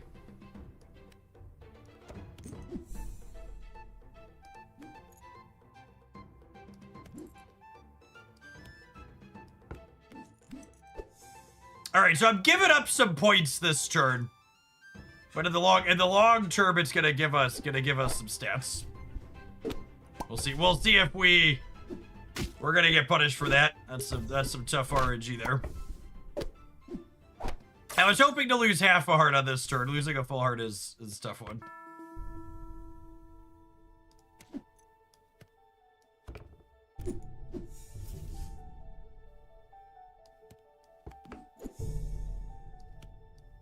Alright, so I'm gonna Giant Grow here, because it triggers Rage Mage on the slot. And I want this one to go there, so it pays that slot bonus forward.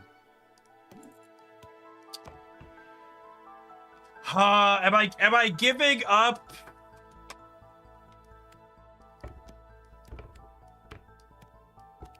Am I giving up Rage Mage for this at this point?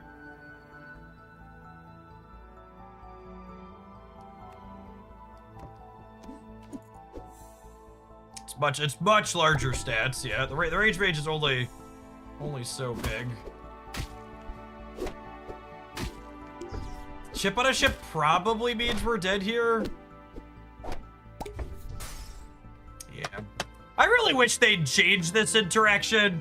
I really don't like that when you kill something, it spawns things, then you can take a full heart loss. Like they were down to 2 things when we attacked into them, so it sucks that. And the game is over because of the extra things that spawned.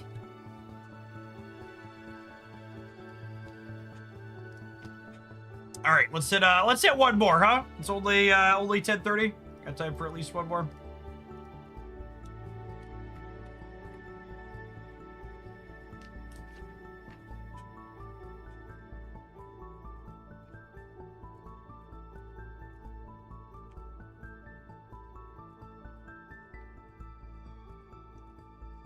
I should only lose hearts based on the 5 things that start on the board. Yeah, I think that would be reasonable, Retharin.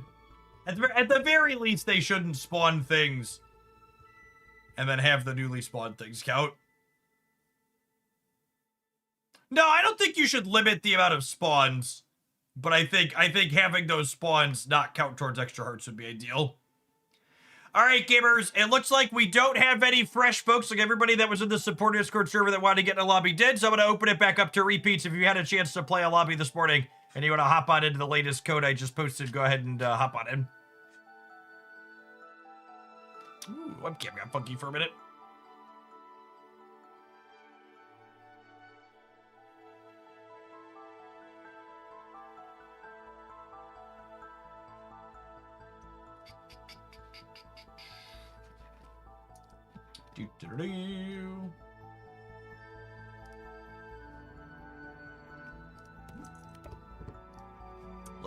Little Genie is a very fun, aggressive character.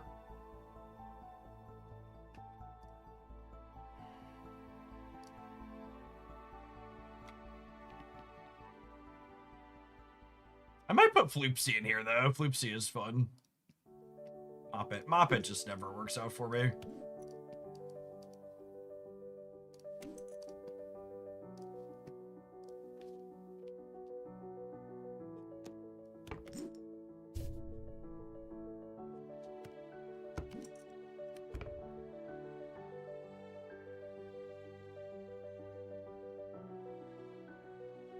Yeah, just the handful of core pool changes Chris made the game feel pretty different. I'm excited to see where things go when they release their whole second set. At the end of the month here.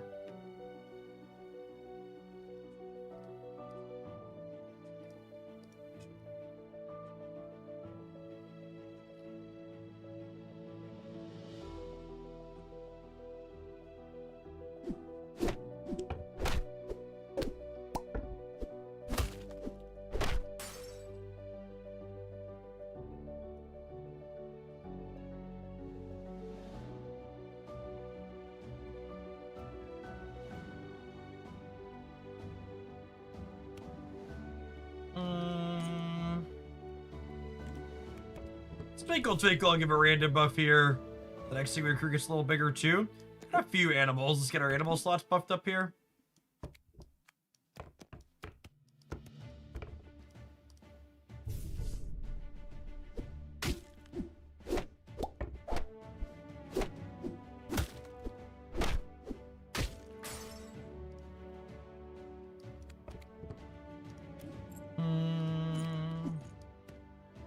Give someone +4 attack. Yeah, give it for power to puss.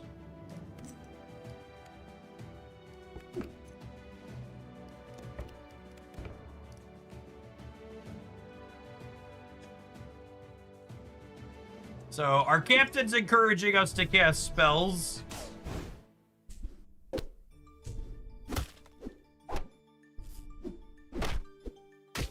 All right, taking a half heart there after how that started works out real well for us, I think. Next character you recruit gets 4/4. I think I'm just doing that to get a redraw here. Oh, I guess he does go down here. 2 blind mice sounds lovely. I would like the bunny.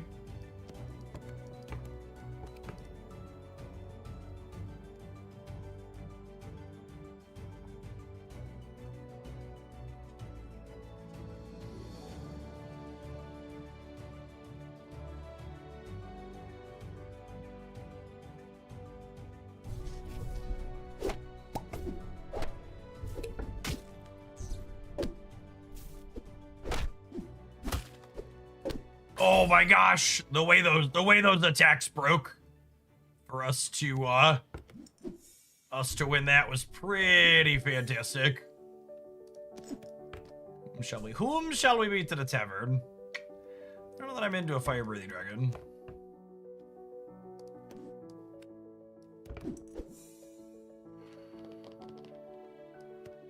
I think he really wants me to be into a fire-breathing dragon ship. Just not that into you. 2 blind mice really isn't doing a whole lot at this point. I'm gonna substitute it out for this because these are both pirates. They can get slot bonuses when they hunt here.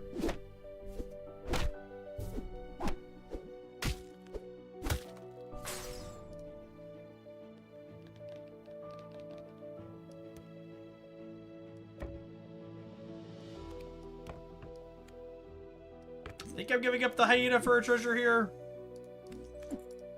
I think my points are weak enough that I'm just taking everything gets 5/5. This is a pirate too, so I can at least get this hunt bonus.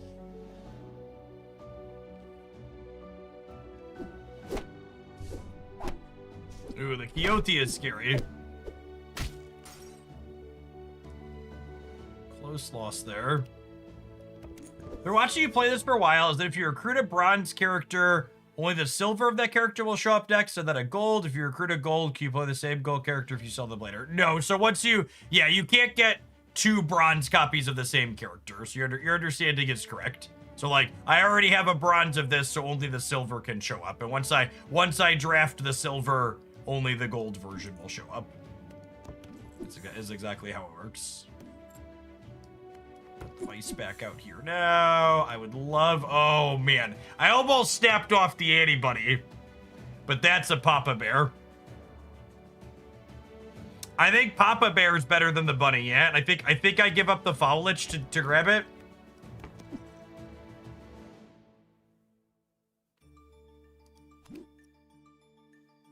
Ninja and trading's pretty good, too. I'm gonna give up that one. I'll put the ninja in the back. So Papa gives all of our slots. Gives all of our slots 4/4 every turn.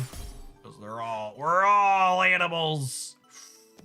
Yep, time to give up the parrot. That means the mouse is really good.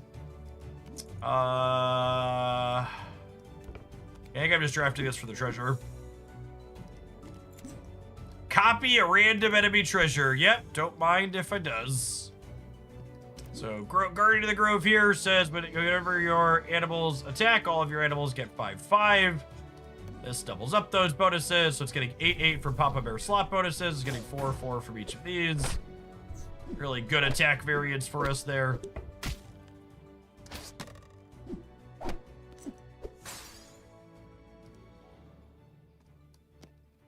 would love to get Papa Bear working towards gold. Oh, man. Choices. Do we gold Papa or do we take Goldilocks? I think I just gold Papa.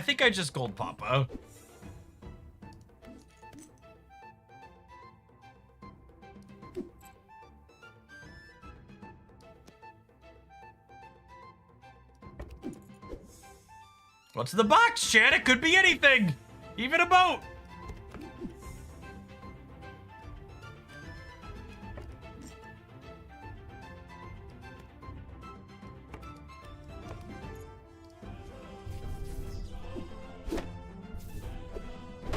Ooh, it's Scary Wolf.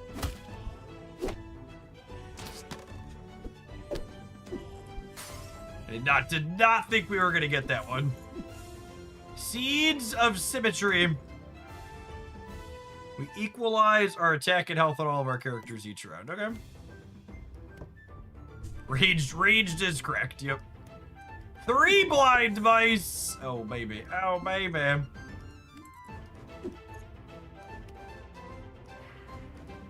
I'm not drafting any supports, like a random extra captain here.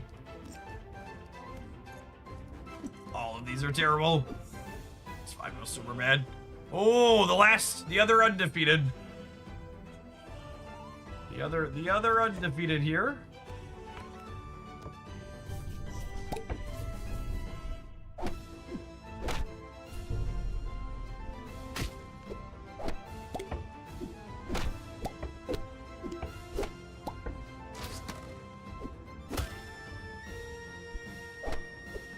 Am I moving Ninja and Trading to the front?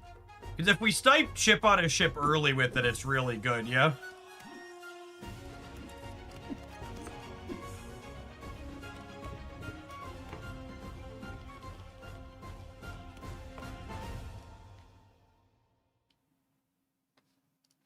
Chip has, or Ninja Trading has Raged and Sneak, meaning it attacks their backline to start.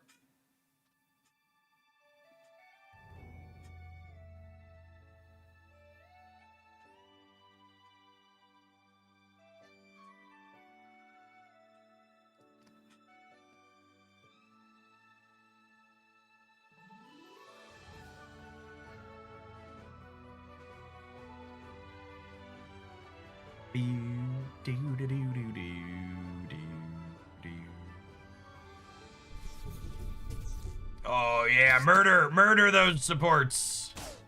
Lovely. Our draft right now is entirely shared pool cards, yeah? That's accurate?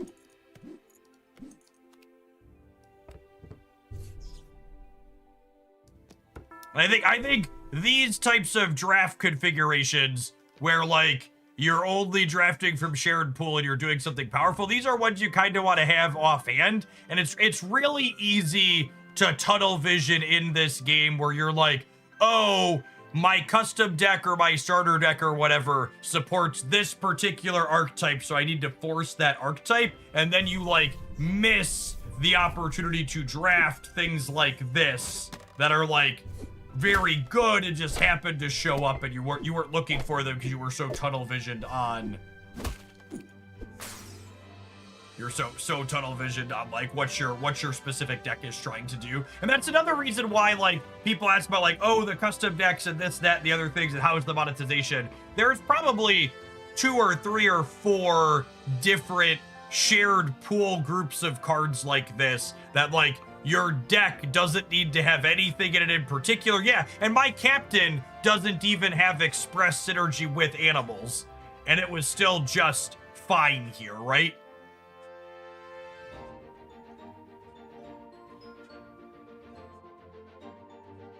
Yes, this is a drafting game at its core, so being flexible on what you're open to drafting is a big deal. GG Wildman Wizard. All right. It's only 10:45, so I'm gonna click play again. I'm gonna click play again. Let's host one more. Again, let's give folks who haven't had a chance to get in the lobby yet a chance to join in first. And then we'll open it up for repeats in the supporter server.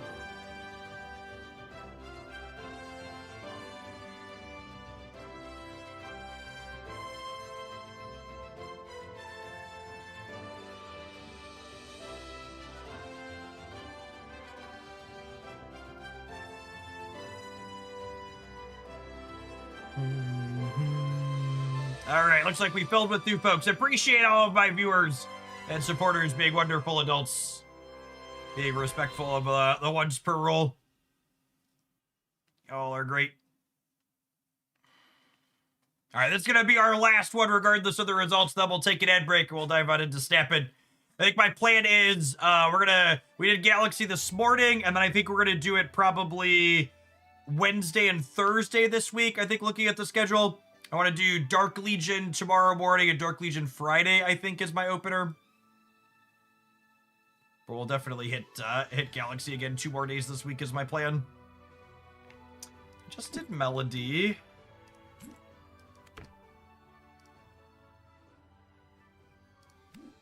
I do enjoy pirates, and Calypso pirates are fun. Spell pirates. Let's do spell pirates with this one. I haven't played a ton of this captain, but I have drafted a lot of this archetype in other captains.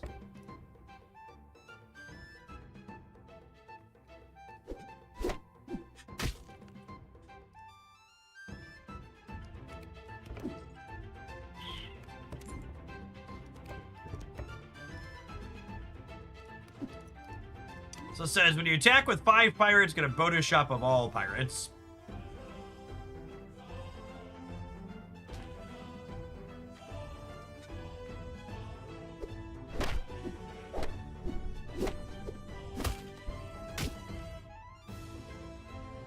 What's the etiquette for leaving the stream when joining? You don't need to leave the stream when you join with us. You're gonna realistically see my draft relatively quickly. And you're gonna realistically see my draft relatively quickly, and you don't really gain an advantage from hearing me talk about what I'm doing. I'm such a degenerate petty drafter. Me too. She's we were talking about that earlier. I think she's my favorite common card in the game. I like that. I like the spell-based energies, and she's tops for spell-based energies. Although her not getting to hunt here is very sad. Yikes! The full heart loss there is brutal.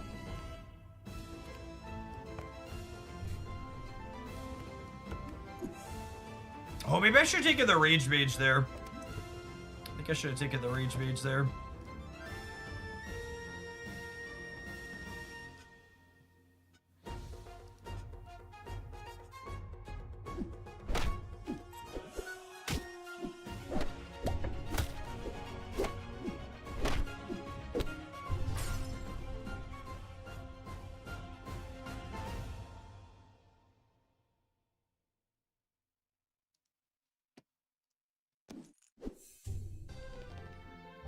Getting the treasure on this is great.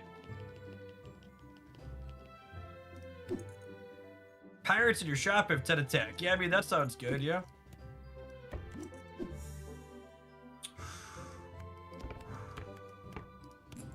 Petty.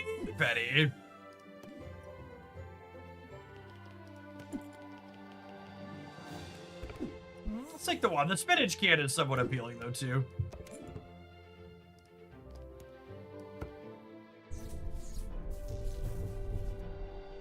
Calypso, giving all of our pirates and mages 2-1.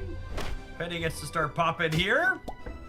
Mech Man, what is 50-50 to hunt? You love to see it.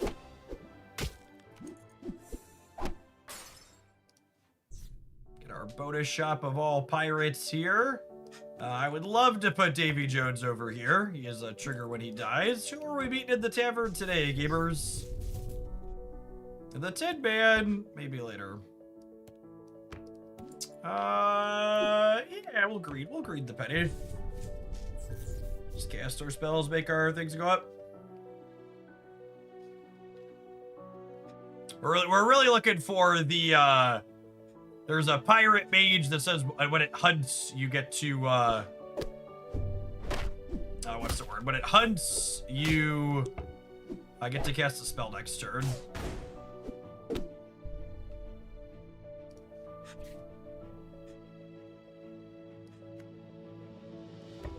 Here, put two-headed wizard in the back. Midas touch. I think I'm gonna save my 2x for something else.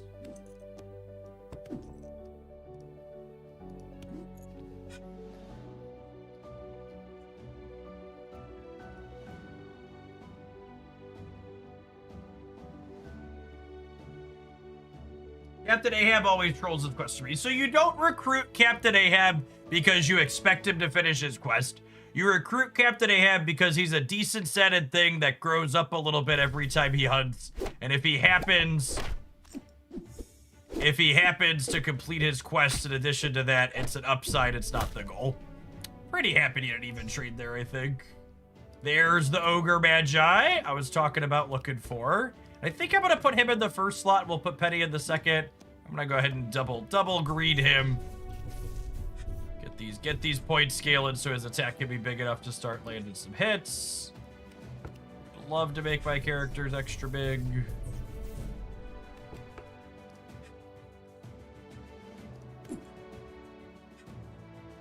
So if this hunts something, we get to cast a spell off of it.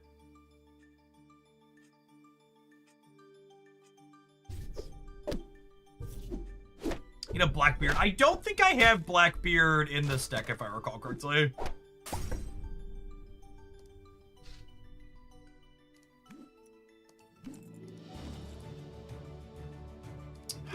I take the Gold Fountain. That is an incredible all-for-one. Mecha Man sounds great. Animals are mages and mages are animals. My spells count for Treasure Hoard. My Ogre Mage has Treasure Hoard too. Holy.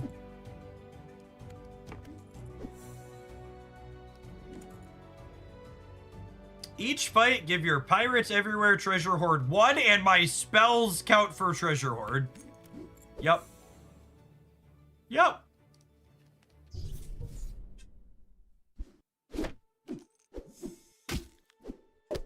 Mage Pirates are a go. I repeat, the Mage Pirates are a go. That was a 3-heart Artemis, huh? That's kind of scary.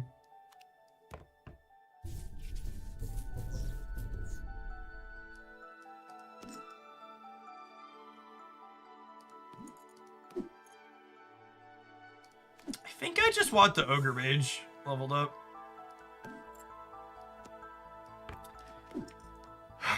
It's time to give up Penny, isn't it?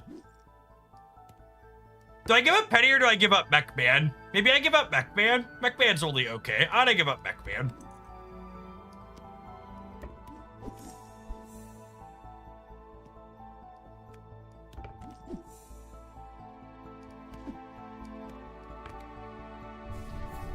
Penny's my girl, chat. We're ride or die Penny. It's pretty much the case.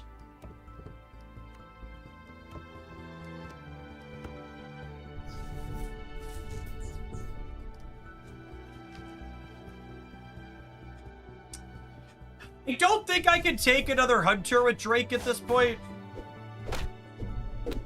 Oh, we just gave Patches their secret rare treasure. We took a whole heart from them at least, but we gave them a secret rare.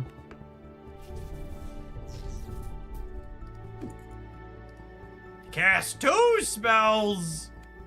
Don't mind if I does.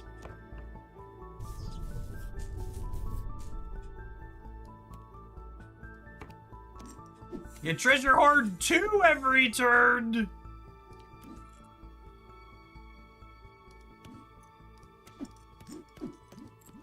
I don't have any heroes. I have 1 hero, which is not enough.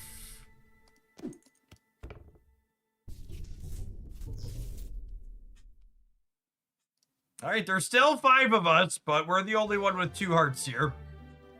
Yeah, Pirate Princeton scaling our friends, especially in tandem with our our treasure, our encyclopedia that makes all of our spells good. We did hit a magic acorn, which means in theory we could move off of Calypso to Wizard of Oz if we find it. Airfro, thank you for the 29 months. I appreciate that. Welcome back. I don't know. We could probably realistically just sit on these 5 characters and cast spells for the rest of the game to close it out. I think we're scaled.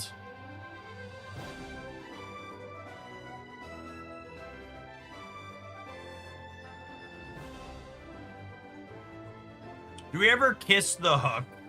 Maybe. I know Hook hasn't been attacking yet, but he's kind of good insurance to sit in the back. For lack of a better term.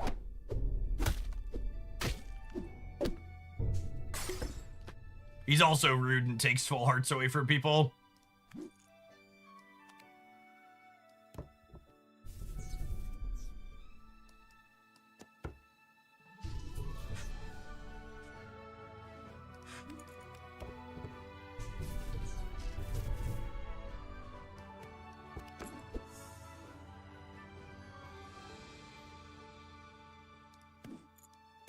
None of these really matter. What are how many stats Calypso's added this draft? A lot, is the question.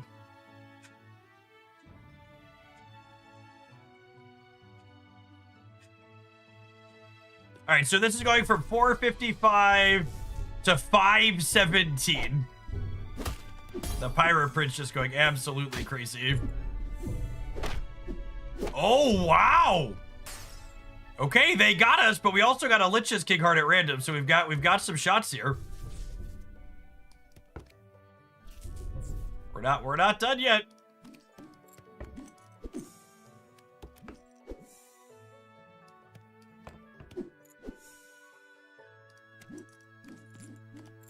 All right, we've got some villains. There's the KO star. Some big brass balls here.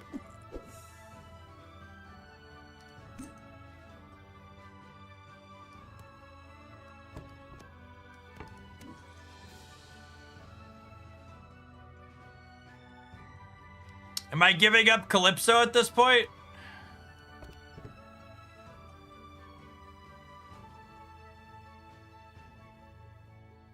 Petty, maybe? Yeah, maybe Petty. It's probably Petty. Sad, but true.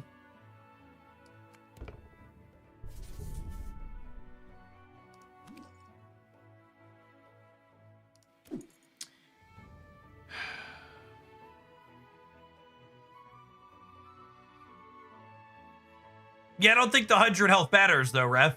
The thing that killed us was one really big thing that 100 health doesn't do anything to.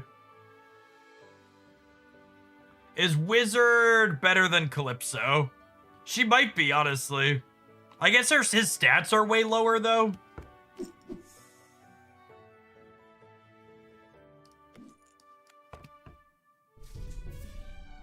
Now Shrink Tea.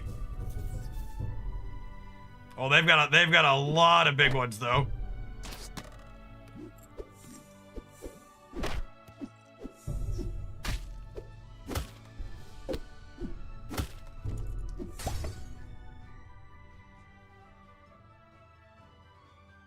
Sometimes lucky, rubber ducky. So we won that one on a flip. They're literally perfect. The big hit that was perfect was this one, the sneak unit tagging our Calypso instead of tagging the Hook. Yeah, the Shrink Tea was obviously instrumental too. They had the 2,000 point mice. Like obviously we needed that, but we needed a coin flip plus the Shrink Tea. Yeah, Shrink Tea guaranteeing it always hit the biggest thing was a big deal there. All right, gamers, I need to run an advert and I need to run to the bathroom. But before we do that, extras, I'm gonna remember to share a spoiler of my own free will. Because sometimes my brain isn't terrible. All right, we shared Cool Whip last time. Let's take a look. Skipoo here. They've got a new set coming out for this game at the end of the month. Let's take a look at the Lifesaver here. It's a 5/5 rare unit that says, I have 1/1 for each fight you've lost this game. After you lose a fight, sweeten your candy. The art in this game is so good. What does sweetening your candy do? Sweetening your candy gives all the bonuses on it 1/1 more. So there's things that like can turn your treasures into candy, or things that are candy by default, and it makes them all larger. So it'll be a new group of synergies to draft from. Thrillo, thank you for the 15 months. I appreciate that. Welcome back. The gummy bear drowning. Yeah, their art in this game is really, really well done. All right, cool. I'm going to run an advert. When we get back, we are going to do a set review of the 10 new cards coming out in Marvel Snap next season, and 5 of them are releasing tomorrow on New Season Day. So I need to run to the restroom. We need to let these Twitch ads go. When we get back, we'll be kicking over to snapping. We're going to be back with more Galaxy game on Wednesday is my plan.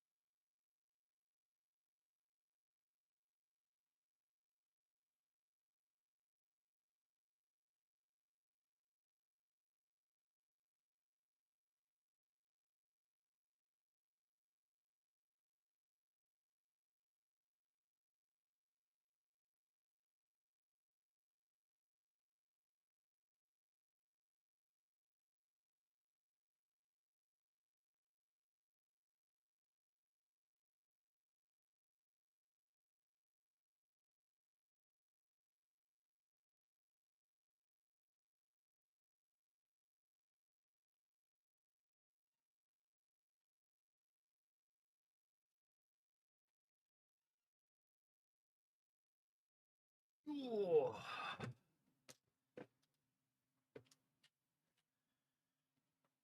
Jeff, might you start putting out Galaxy YouTube content? I just really don't have the bandwidth. And if I'm being honest, none of my YouTube content really makes much money.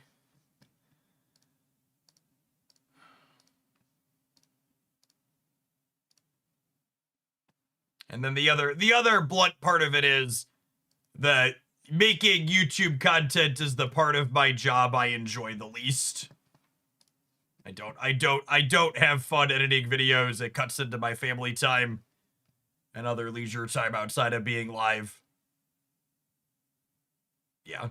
Yeah, like for reference for people, you know, like just to give a pointed amount. So like the average video on the Marvel Snap channel probably gets somewhere between, like, I don't know, let's say like 4,000 and 6,000 views is probably about accurate. So let's like grab here's one that had 5,300 views.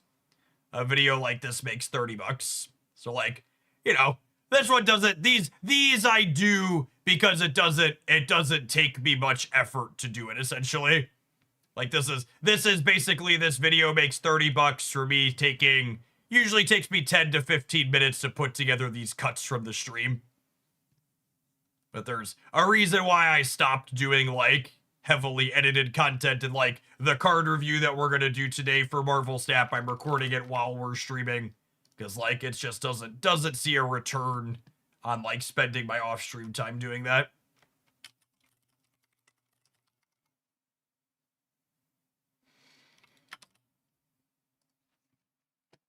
All right. right. Let's tag the Discord server.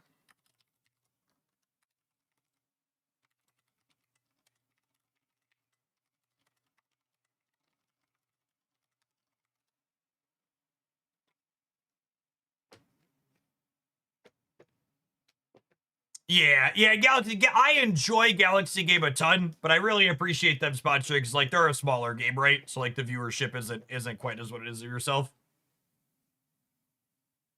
You ever thought of streaming yourself while you edit your videos? Absolutely not.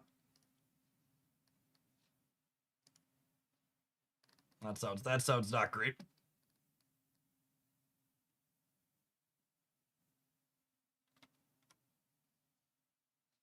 Yeah, Christy and I had been talking about taking a trip up to the museum campus in Chicago with the kids, and we've basically put that on hold while the Trump administration decides to turn it into a war zone.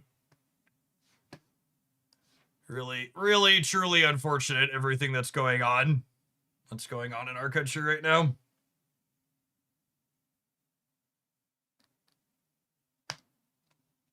Oh.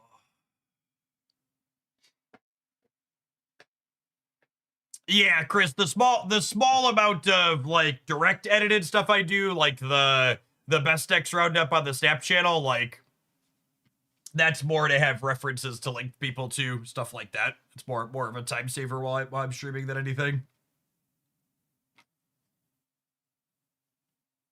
All right, are we good? I think we're good. We're gonna start. Take a drink of water and we'll start.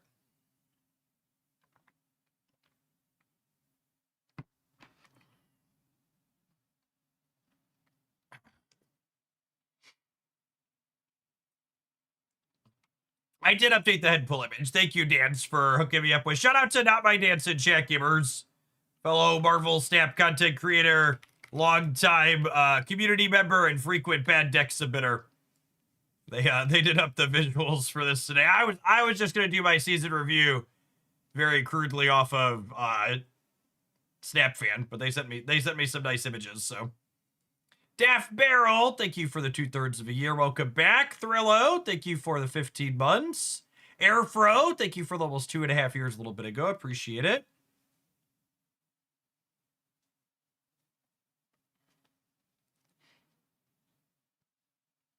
All right, I'm gonna ignore chat for the most part, and I will call out subscriptions and support at the end of it, but I'm gonna try and be focused and concise for our new season review here. We're gonna go into YouTube mode.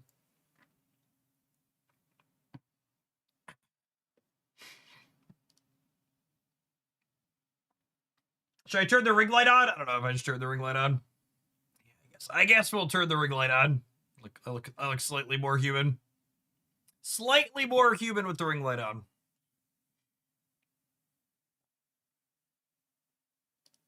A new Marvel Snap season kicks off on October 7th, and it is spooky time with full Marvel Zombies themed cards. We have a new mechanic coming to Marvel Snap with this season that we see here on our season pass card, the Zombie Scarlet Witch, a 3/2 who says after you play a card here, Horde +2. So Horde, for my old Magic the Gathering players in the audience, is very Amass inspired.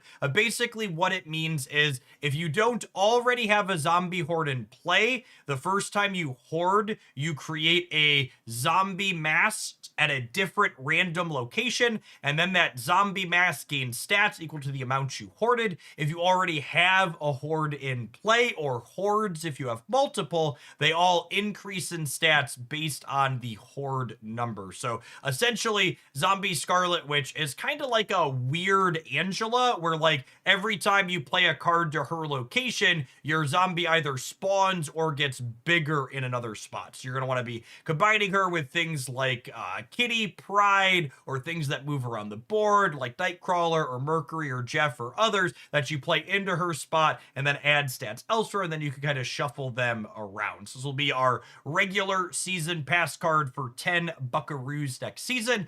Also, as a shout out, because it's good to plug in here, if you buy your season pass and or super premium pass on the Marvel Snap web shop for October, you will get a Series 5 Snap Pack for free for purchasing it on the web shop. So make sure you go to shop.marvelsnap.com to buy your season pass for the season to get that extra. If you already bought it somewhere else, you're SOL. Speaking of the super premium pass, Head Pool will be a 1/1 that you can acquire via that method. When this is destroyed, return it to your hand and then give all cards in your hand +1 power. So very Deadpool adjacent card, 1 drop that you want to blow up, but instead of just powering up itself, it gives itself and everything else in your hand an extra stat line. Is this the Kleia enabler we've been waiting for? Maybe, maybe not. I'll be interested to see if this feels like a meaningful addition into the Destroy decks, because it obviously works very well with Deadpool proper. Getting extra bonuses onto Deadpool means that when you're doubling them later, it could be good. This is also notably another 1 energy card, so it's another card that Killmonger gets to blow up in the Destroy shell from that perspective. Our third Series 5 card that's releasing with the new season is Colonel America here, a 3/3 who has the ongoing effect. Your other cards here have +1 power for each card you've discarded.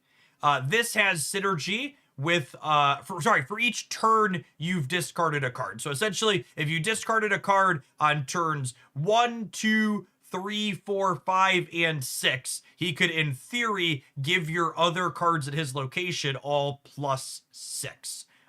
More realistic, coming back down to earth. Let's say you discarded cards on 3 different turns over the course of the game. He would give everything else at his location +3, meaning that would effectively allow him to give 12 stats for 3 energy, which is pretty solidly above rate. This card also has synergy with one of the 2 Series 4 cards they'll be releasing in Series 4 Snap Packs at the start of the season, which is Zombie Power Man. Zombie Power Man is a 2/4 who says end of turn. If you're winning here, discard the leftmost card in your hand. So there's going to be a very reasonable curve, I would wager, where you play like Zombie Power Man on 2, and then you play Colonel America into his location after him, and then Colonel America is going to help him keep winning the game, and then he'll keep discarding cards, and then Colonel America is going to keep making everything else there bigger. Our other Series 4 card releasing at the start of the season is Zombie Giant Man, a 5/3 whose on reveal says Horde +1. Then this gains power equal to your zombie horde. I'm expecting Horde as a mechanic and some of these individual cards to be very playable in Snap. However, going into it, I'm skeptical that being like all in on powering up a horde is necessarily going to be worthwhile, especially considering the fact that they buffed Shadow King back to a 2/2 going into this season.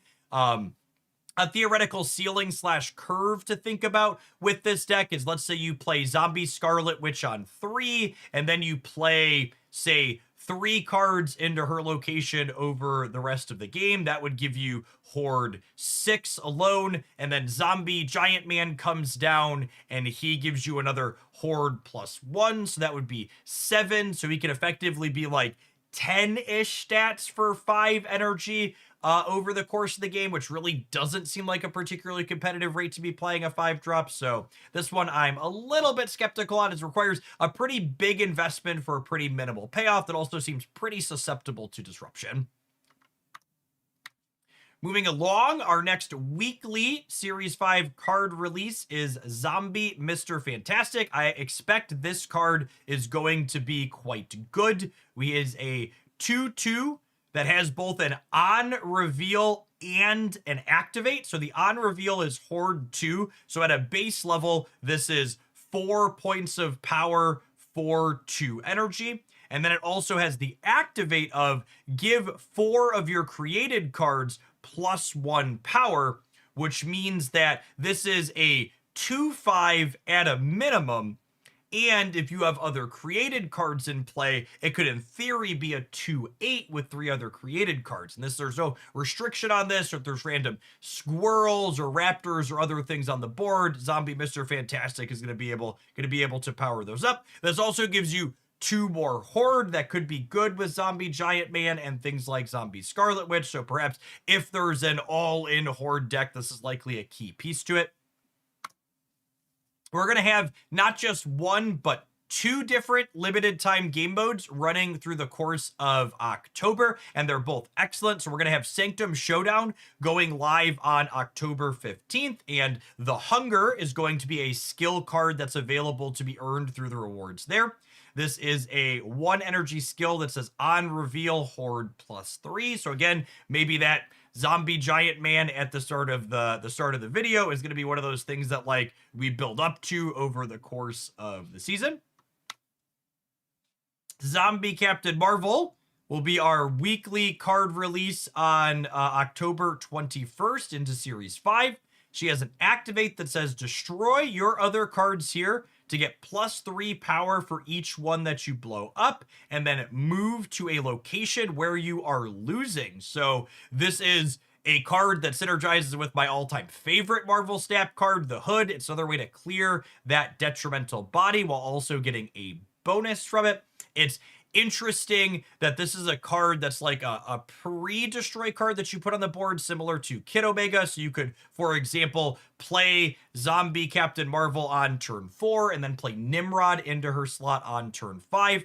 I think the one big thing that stands out in my mind with this card is that she's going to completely clear a lane and she's going to jump out of it, meaning if you play her on 4 and activate her on 5, the lane that Zombie Captain Marvel was in is going to be empty going into turn 6. So you're going to want to make sure you have some kind of good plan to refill that lane after the fact, while also taking advantage of whatever she's going to be blowing up. Grand Arena's also going to have a card available to the people that are playing it as well. That's going to be Zombie Sentry that will otherwise release into Series 4 afterwards. This 3/4 has the on reveal of Horde +1 for each of your cards at the right side location. So in theory, this is a 3/8 if you play it out while your right side location is full. And if your Horde ended up in that right side location, you're going to add 4 points to it. This is, you know, yet another card that Zombie Giant Man almost feels a little bit weird releasing at the beginning of the season, because it feels like that's one that's like, if it's going to be competitive, it's going to make sure that you need all these extras with it. Someone in chat accurately pointing out that this doesn't have the location restriction like regular Sentry, so you can play himself into that right side location, so he's going to be at least a 3/5, which isn't a particularly exciting stat line, but it's a nice floor to have. I believe this is the last Series 5 card releasing for the month. We have the Zombie Galacti, a truly weird one. So this is a 7/4 that at the start of the game chooses 6 other cards at random in your deck. And then when this card reveals, it transforms those cards into copies of the Zombie Galacti. So because they're copies, it means they're going to maintain modifiers. So if you Fastos or Okoye or Viv Vision or use some other kind of effect to make this thing's attack larger, you're going to transform all the other things that it's selected into it. You also have the deck building restriction of you're going to want to make sure your deck is full of kind of mediocre bodies of characters, things like Hood or Okoye or others that you don't mind turning into this Zombie Galacti after the fact. This card also has the restriction of being a 7 energy play, meaning you're going to need to make sure you have some way to either get to a turn 7, like with Magic creating Limbo, or you have something like Wave or Luna Snow or others to give you that extra energy so you actually play this out at the end of the game. This is one of those cards that, like, my gut instinct says I don't expect this one to be competitive, but it also just has so many moving parts and things going on with it that maybe it does something. I wouldn't completely write it off before I play games with it, but I also think this reads as like a lot of hoops to jump through for what is likely a pretty minimal payoff. And that's it. That's all 10 cards that are going to be releasing in October for Marvel Snap, with 5 of them at the start of the video, kicking off at the beginning of the season between the pass and our direct to Series 4 cards. Remember, if you're picking your season pass up for Marvel Snap in October, make sure you buy it at shop.marvelsnap.com in order to get that free Series 5 Snap Pack added in on top of it. As always, I appreciate everybody that made it all the way through to the end of today's video. If you enjoy my roundup, make sure you smash that like button. If you happen to be new here, make sure you're subscribed to the channel to not miss any of the deck roundups, where we'll be covering where these new cards are performing the best as the season develops. Peace, folks. That's 12 minutes for 10 cards. Not bad. Not bad, not bad.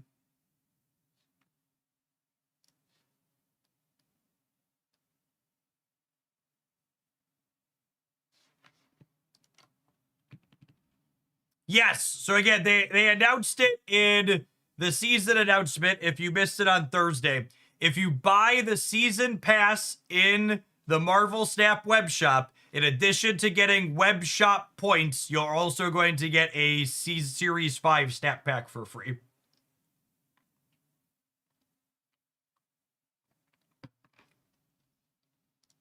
Which is pretty good. Free extras.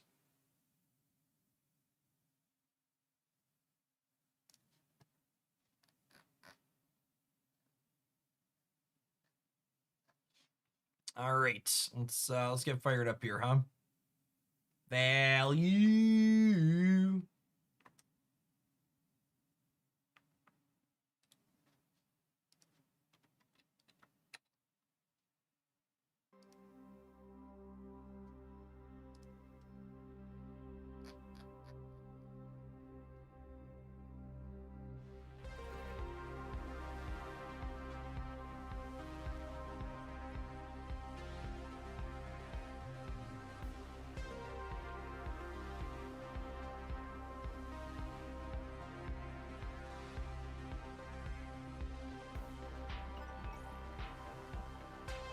Welcome. It does not remotely surprise me that the web shop is unavailable in some countries. The parts that surprise me is that Marvel Snap is still available in all of those countries.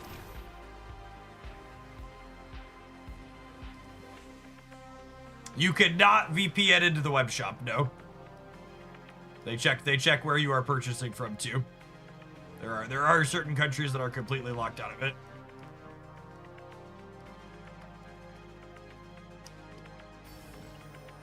And again, a lot of that, is my understanding, has to do with legal issues with how certain countries have chosen to regulate games like Marvel Snap. It's the same reason like Pokemon Pocket didn't release into certain countries. It's the unfortunate reality is, unless like all of the EU passes something or the US passes something, which they're just never gonna do, a lot of these companies will just write off the smaller markets rather than trying to adapt their software to them. It's just the cold honest truth. It would be nice if there were consumer protections everywhere.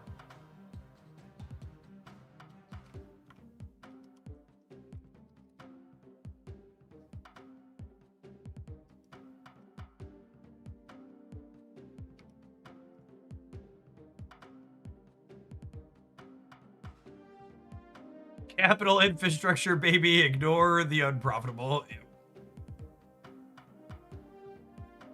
I think Brazil is going to ban loot boxes in games for children. I mean, unironically, I think every loot box and TCG booster pack should have an 18+ sticker on them.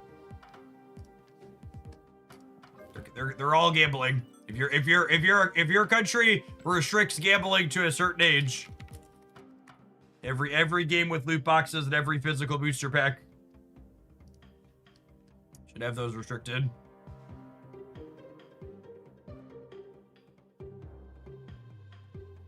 As well as this pile of cards doing. We're Misery Victoria stuff. That looks pretty good. Oh, I do need to do Joe Casta and Viv Vision missions at some point too, huh? We can do some of those tomorrow morning too, I suppose.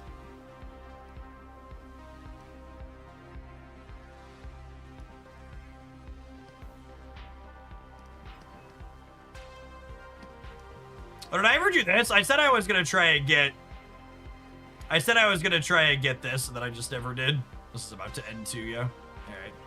Last, I don't know how I'm ever gonna financially recover from not getting... Never gonna financially recover from not getting a, extra mystery variant.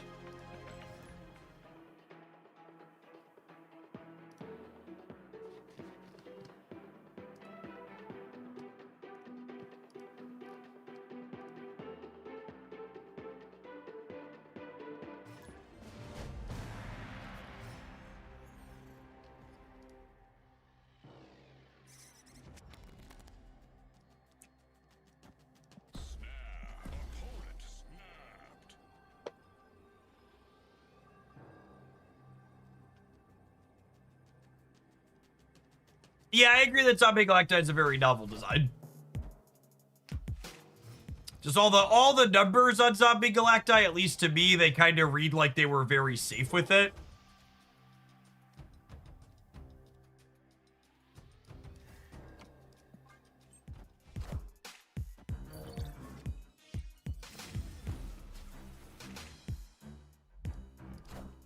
Look at our lovely shark.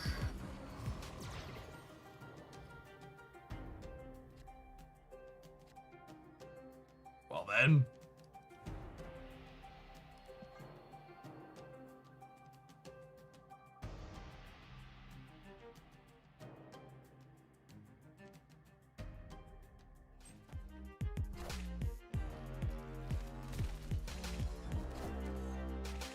Did the Viv missions with the Darkhawk Hydra Stopper deck was pretty smooth. Yeah, it was super fun. And yes, the people asking, the Darkhawk Hydra Stopper deck was a deck highlight a while ago. Definitely find that on the YouTube channel.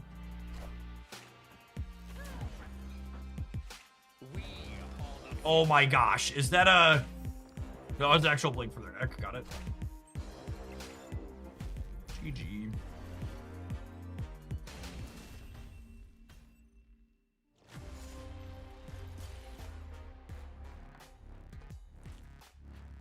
Tech card Victoria hand. Yeah, in my experience and in the anecdotes of the data on Untapped, these builds of Victoria hand trying to play all of these tech cards tend to be worse than the ones that are a little bit more linear. Usually the best performing Victoria hand builds have like one tech card in them or two maybe. But ones having a full 6 like this are usually perform worse.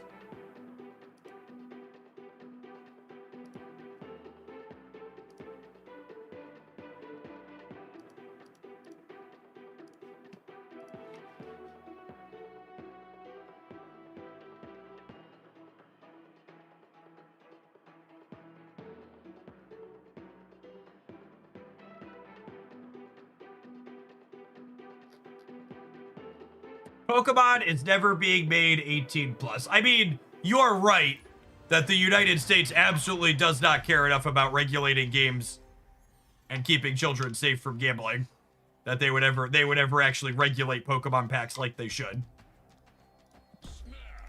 So 0% chance that Pokemon ever gets regulated appropriately. But should they be? Absolutely.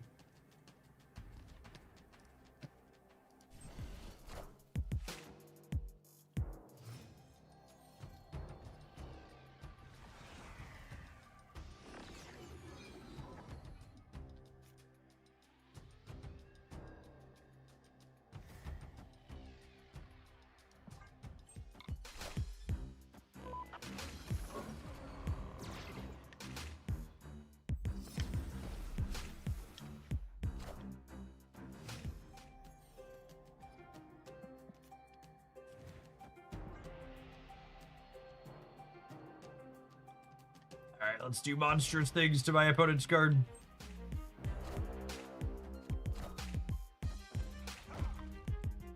Crystal Firehair. It's a weird combination of things. Yeah, maybe deck and combo, so Stardust is good.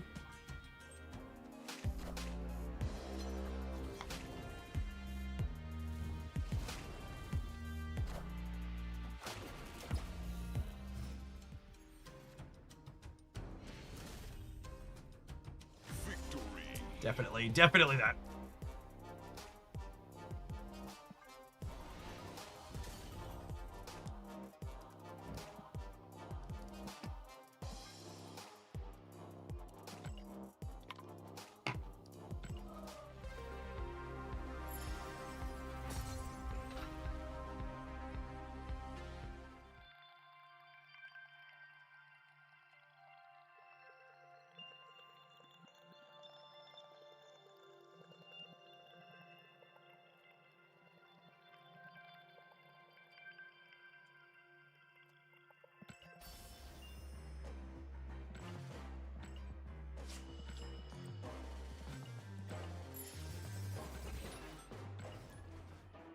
I haven't regretted skipping many cards, but Stardust is one of them. Do you often think I regret not pissing in someone's cereal bowl before I served it to them?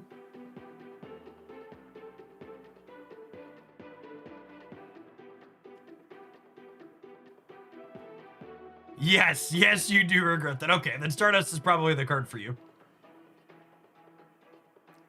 Cereal is terrible for you. It has so many vitamins and minerals.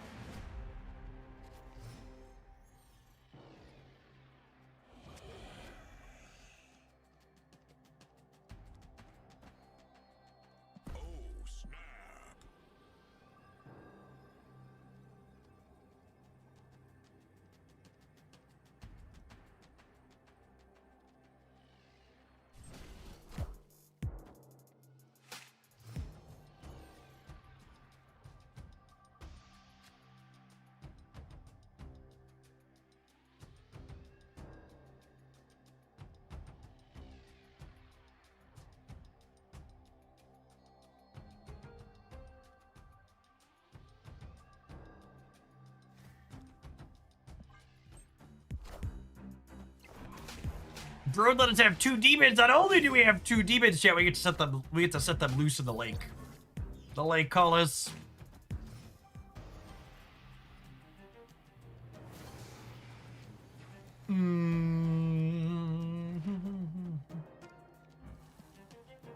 Seems pretty alright for us, yeah.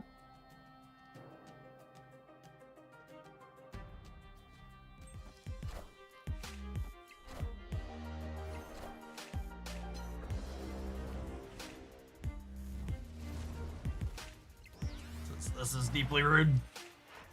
Shadow King Magic. What are they doing over there?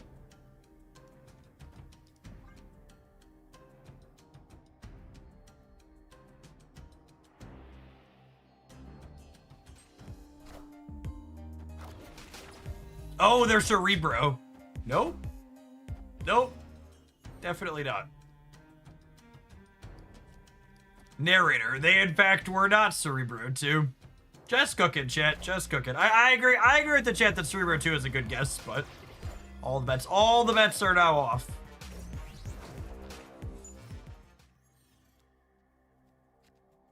On that day of days, the bets were no more.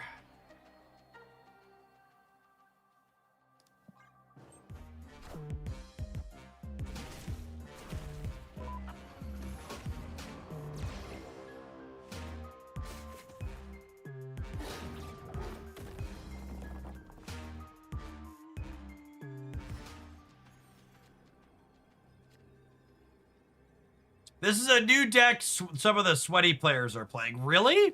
With Magic? What is Magic doing in it? Can you sell me on it? I don't see it.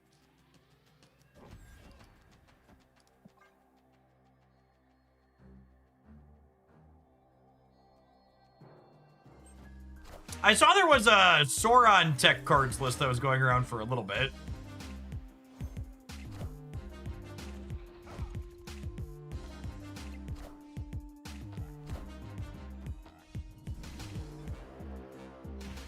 Would this deck get stopped by Mr. Negative? I mean, again, I really can't emphasize enough. This is something more people need to hear. It's okay to have a bad matchup, chat.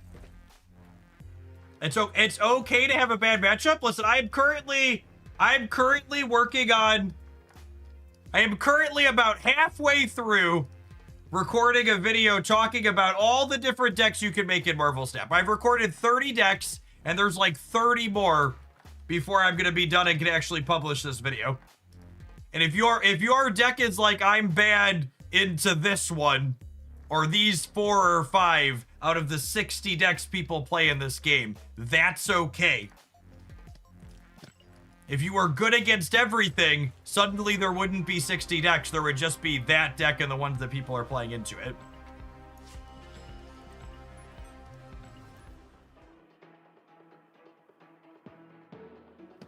It's called balance.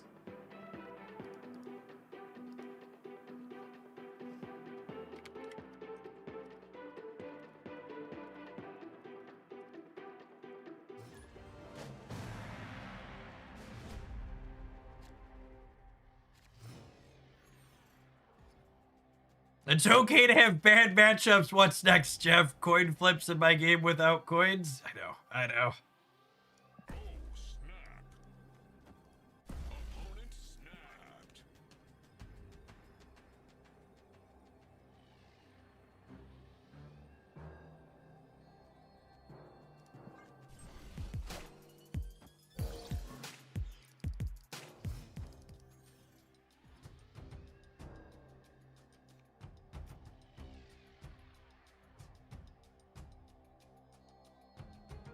To people who are missing context clues, the discussion of Mr. Negative being good against something was not talking about our pile of tech slop. It was talking about the deck we were playing into.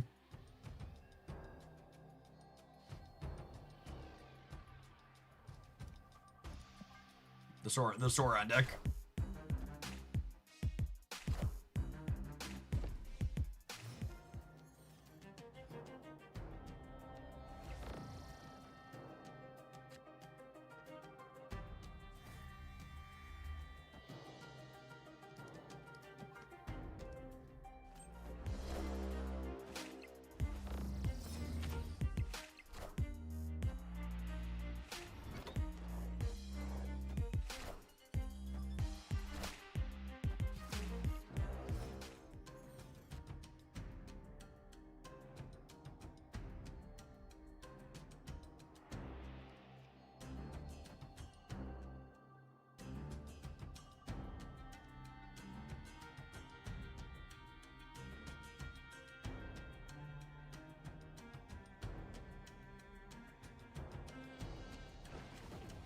Goose is annoying. Yeah, bar Sinister just doesn't exist here with Stardust.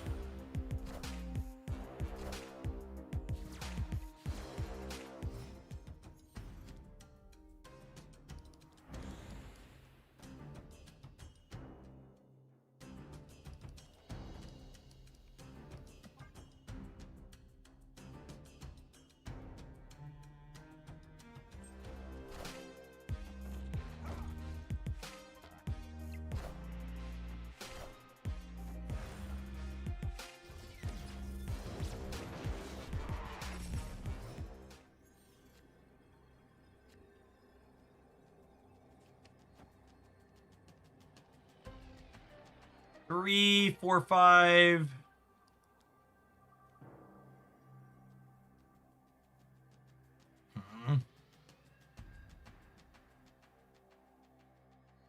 This doesn't look winnable.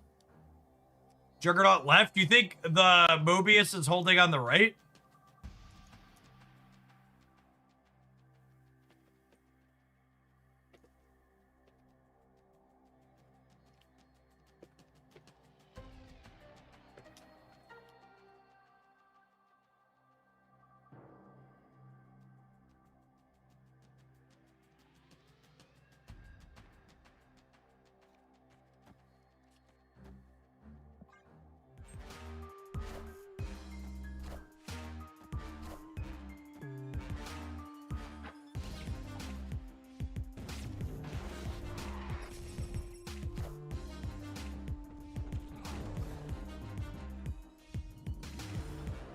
honestly, these games have just been such a wonderful example of why this type of deck just isn't very good. And honestly, I'm glad that this type of Victoria hand build isn't good. It's almost noon. I'm gonna run upstairs and grab my lunch. But we'll lose one or two more until we get back. But yeah, shoving 1,200 tech cards into this core makes it markedly worse than playing a more honest build.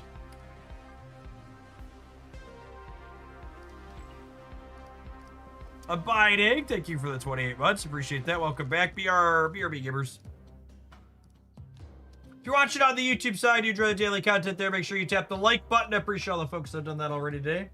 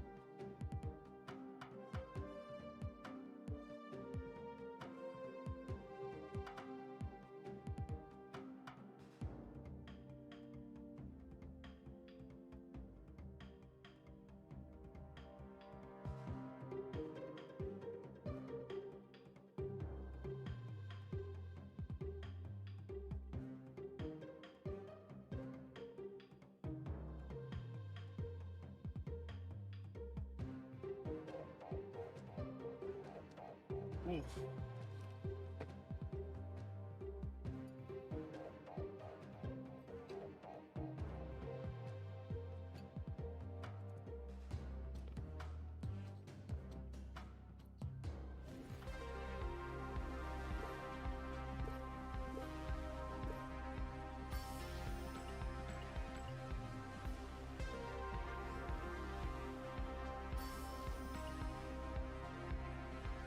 We're almost level 100, gamers. 90 on the season pass? So much snap. Oh, I guess this was a 5-week season, though, yeah?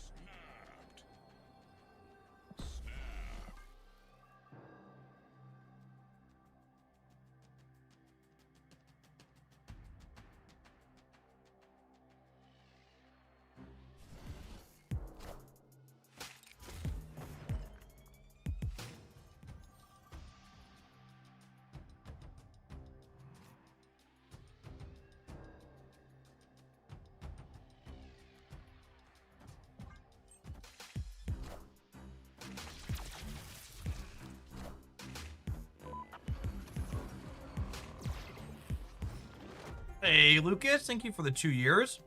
Appreciate you re-upping that primer this morning. Welcome. I guess Will Mobius. There, Surge.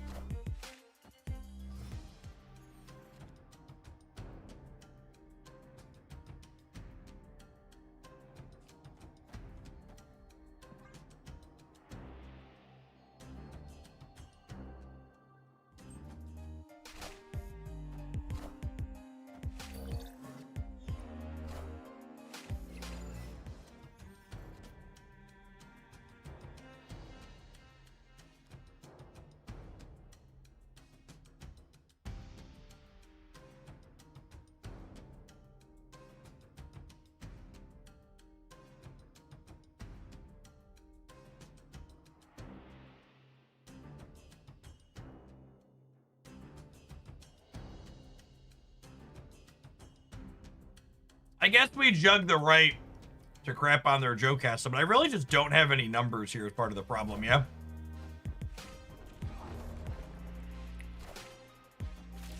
The new card review will go up on the YouTube channel probably tomorrow morning, is my plan. That way it's live on the day the new season goes live. I think we're just dead here, even with that. I just don't have any numbers here, right? Like, how do I actually win the game?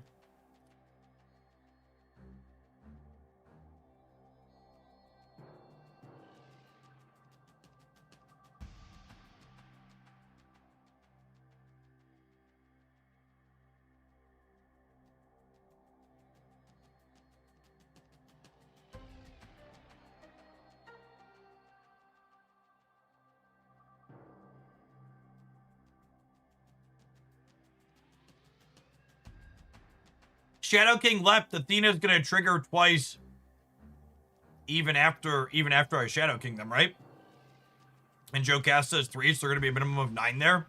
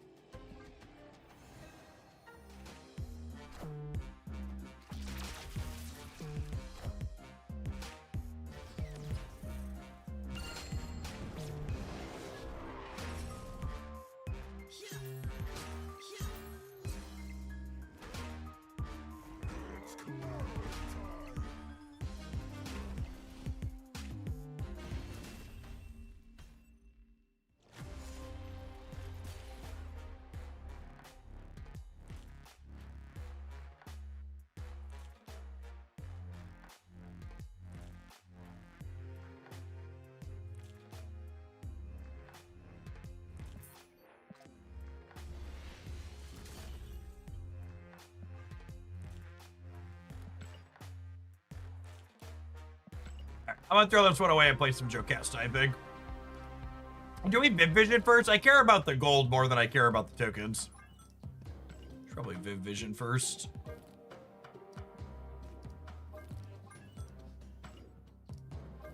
This is a Viv Vision deck. Yeah, let's do this one. This one had good stats.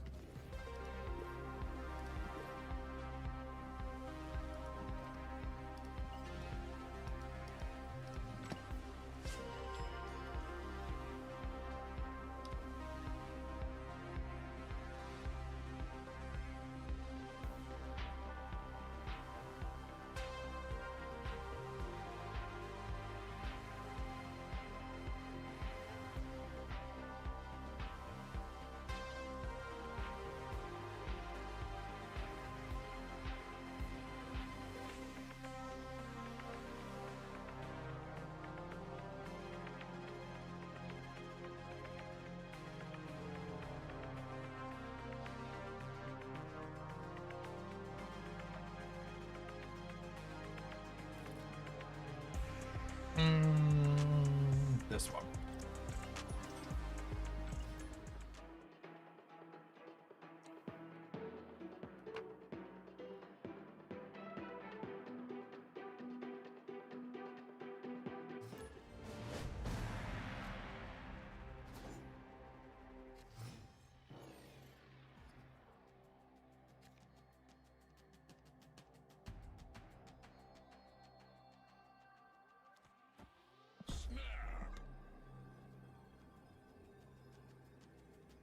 It's a pretty nuts clean curve, huh? Quicksilver into Domino into Viv Vision, all Galactus powering up the whole time too.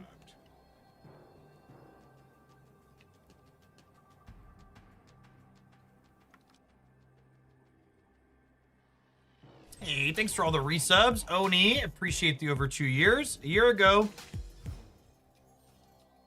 I shared that you were making a really crummy time in my life less crummy. Today, I'm closing on the important paperwork with my wonderful girlfriend to refinance our house for a life-changing amount. Thanks for doing what you do. I'm glad things have tipped up for your personal. Thanks for sticking around and Hooglandia through it all. Schmackums, thank you for the 21 months. Good morning, good morning. Thomas, coming in hot for 6 years. That's such a long time. And Zuin, thank you for the almost year and a half. Good morning, folks. Really sweet curve for us here. Looking good. Oh no, Hela. At least they lost the Legion. That would have been really, really awkward on Dust Domain for us.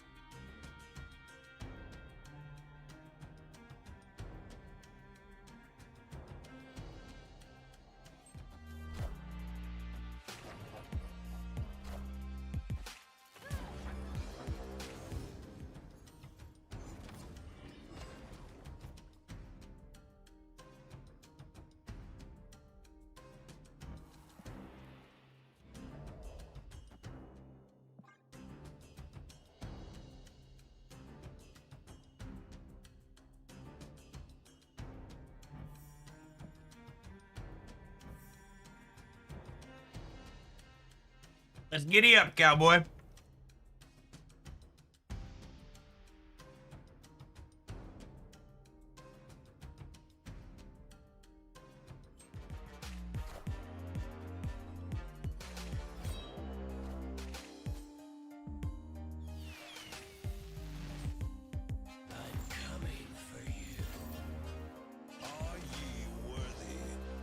Gambit looking less good than it was a second ago.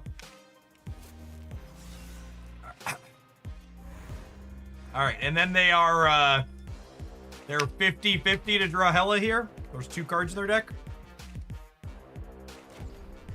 Nice! Just look at this absolute sicko, Chip. Things you love to see. It.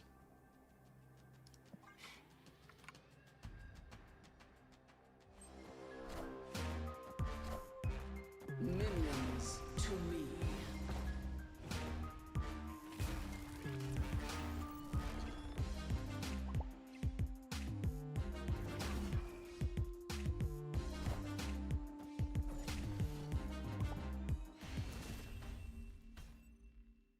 Victory.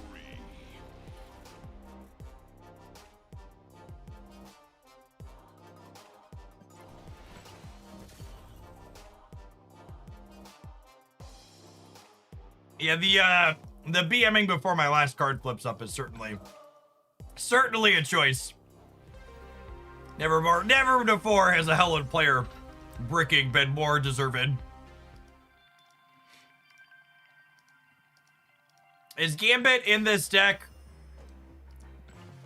Sorry, is Gambit in this deck for a potential free high roll? No, Gambit's in this deck because it kills their biggest thing, like we saw in that last game. He's very clearly a skill-based card.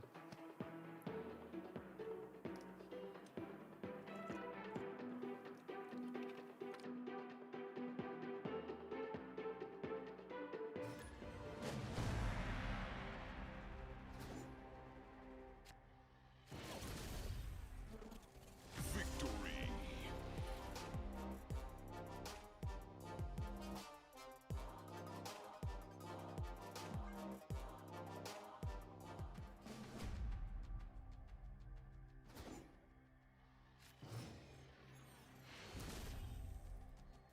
Victory.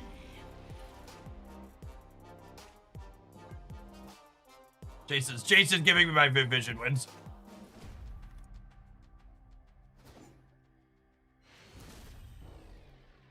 Victory.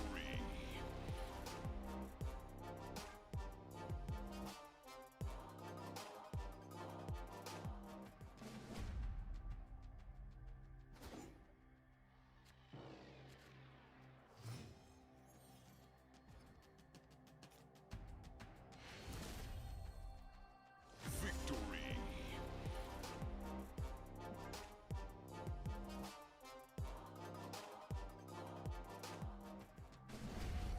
Paid actor, but I get paid by Jace to act on Twitch. Oh, I'm the paid actor. Got it. Victory.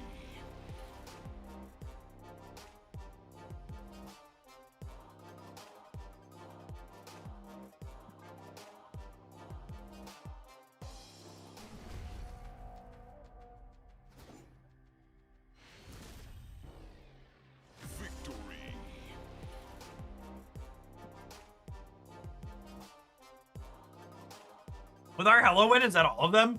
I think it might be all of them with the Hello Win.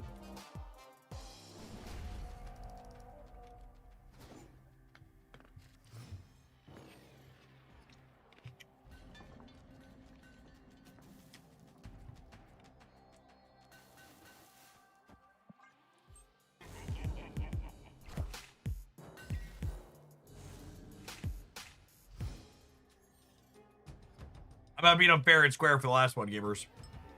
Right on time. I don't want anybody to say it was rigged.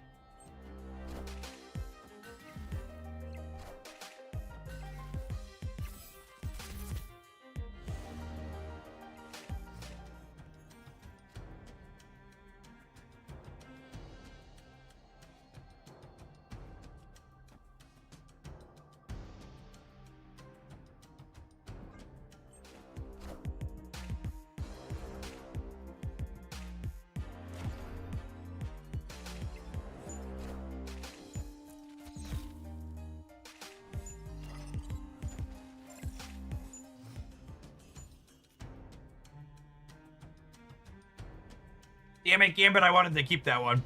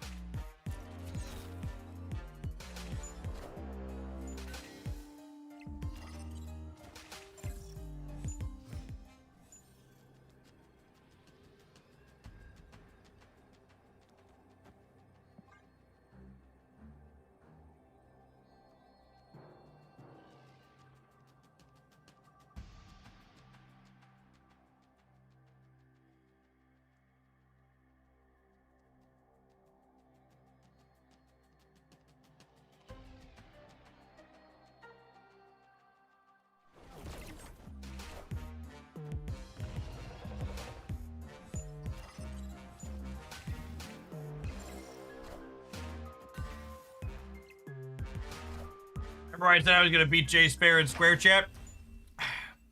Narrator, he would not beat Jay Spare in Square. Would not, in fact.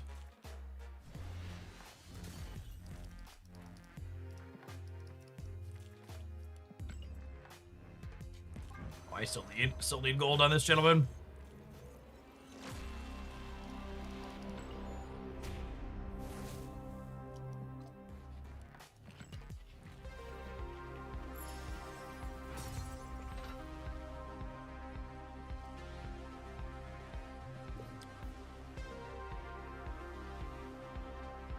I need to win one more still, champ.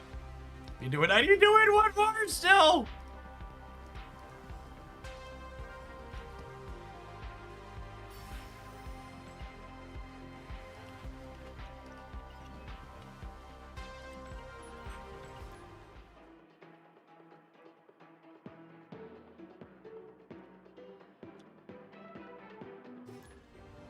Need to gain collection level, something like that.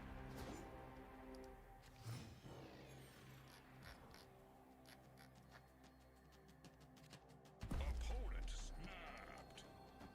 Oh, snap.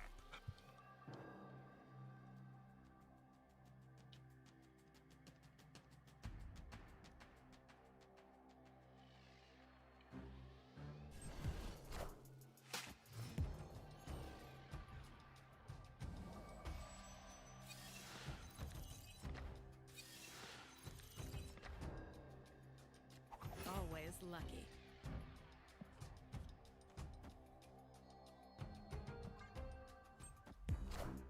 All right, getting their copy of Miles is nice.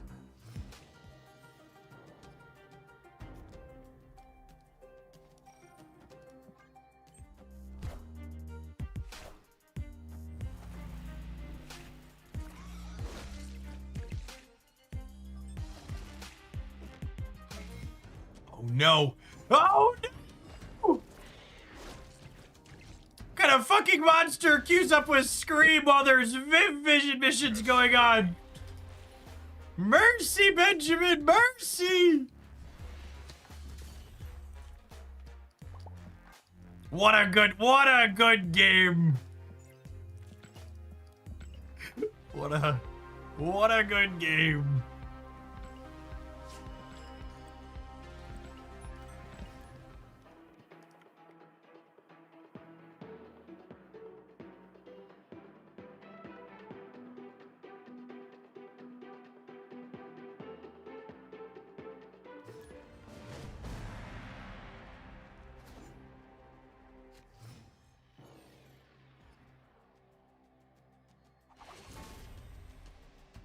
Victory. Look at this absolute hero. Look at this. There has never been someone more adept at Q sniping than Jace. They are truly the most skilled Q sniper on the platform. The real MVPs. Q sniping unmatched. Unmatched Q sniperino.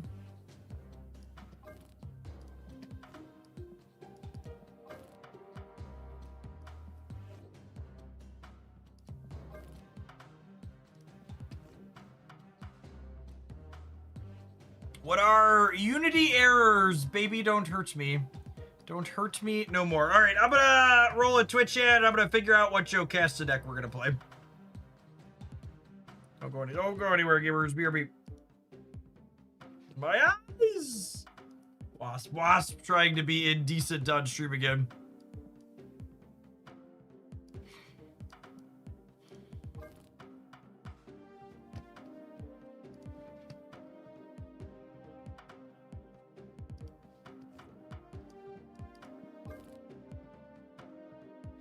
We can do some of this. This was fun.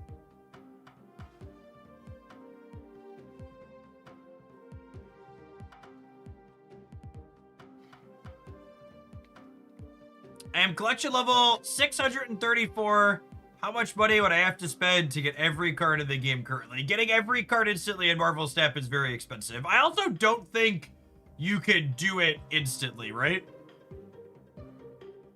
I'm pretty sure you have to wait. You have to wait for the rotator, right? Is that correct? You have to wait for. Oh, I guess snap packs are unlimited now, yeah? The packs you can buy unlimited? I don't know. The answer is thousands to get every card instantaneously. It's thousands plus. I guess you would level the collection track to get the tokens while you go.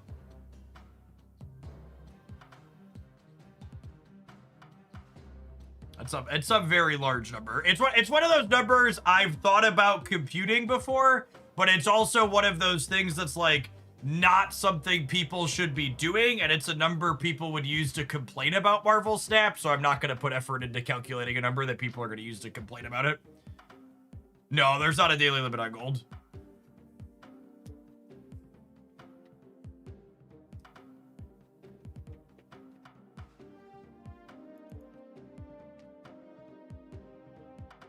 I bet the daily purchase limit is fraud prevention. You must be new to mobile games, gamer.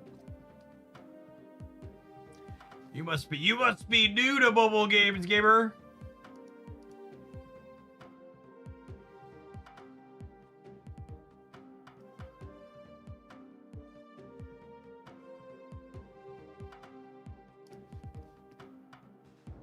What card from Series 4 am I not buying? The latest Series 4 card is not worth getting. It's just a crappy tech card that's only good against one thing. So what asks is Joe, anyone to judge Joe Casta with food? That's a good question.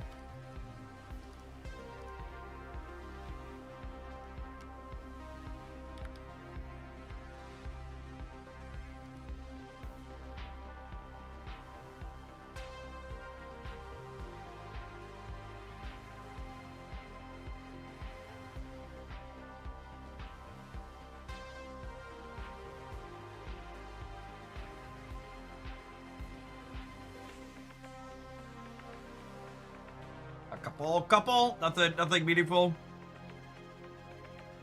Moot! Thank you for the over 2 years. Welcome back. Failed Destiny, thank you for the 22 months. Good morning, good morning.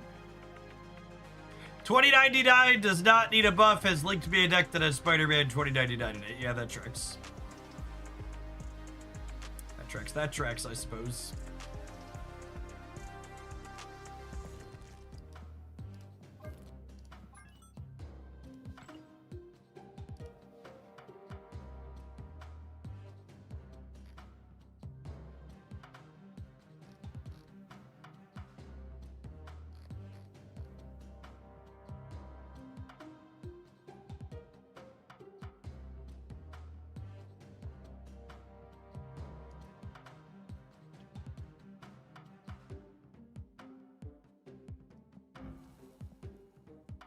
Is this the one, chat? Is this the one that finally makes me, put a black border on Cloak?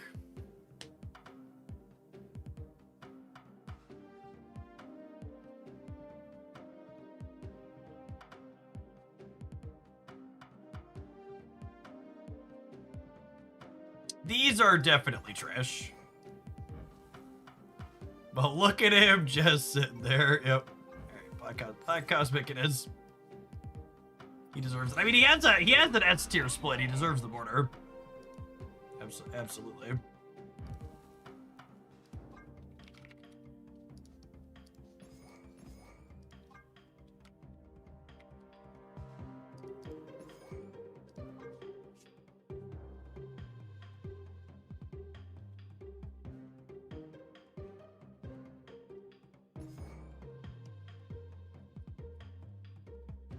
What do you think? What do you think of like this?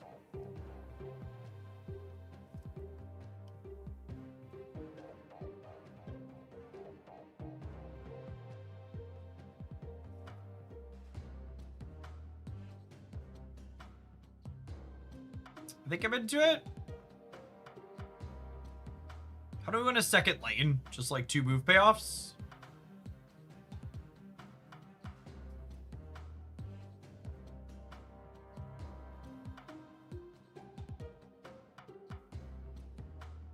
Oh, there's no Iron Fist in this deck. Iron Fist has got to be better than Cloak, right? Not necessarily. All right, let's do this. Taco Collector, thank you for the 16 months. Appreciate you supporting here for over a year. Welcome back.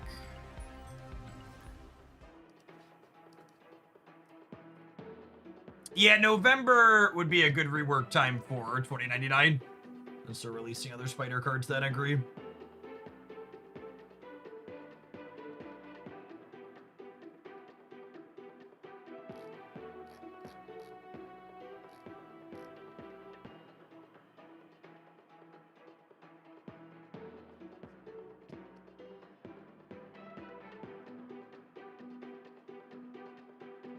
Twitter sucks a lot, but like sometimes there's a picture like this on my timeline and it makes me chuckle, and then it's somewhat worth it. This is a good visual encapsulation of the AI markets. Infinite power.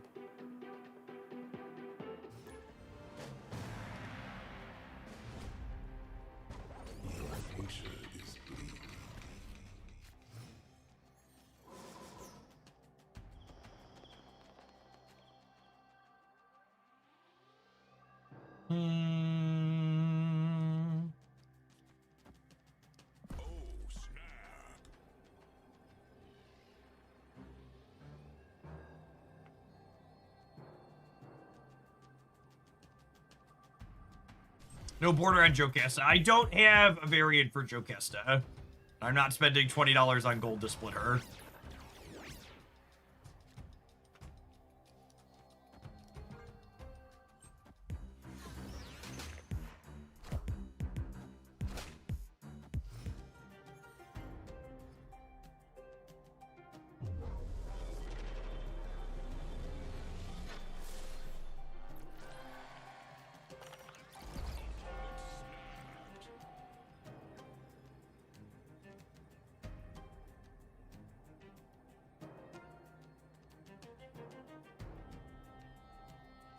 Hmm.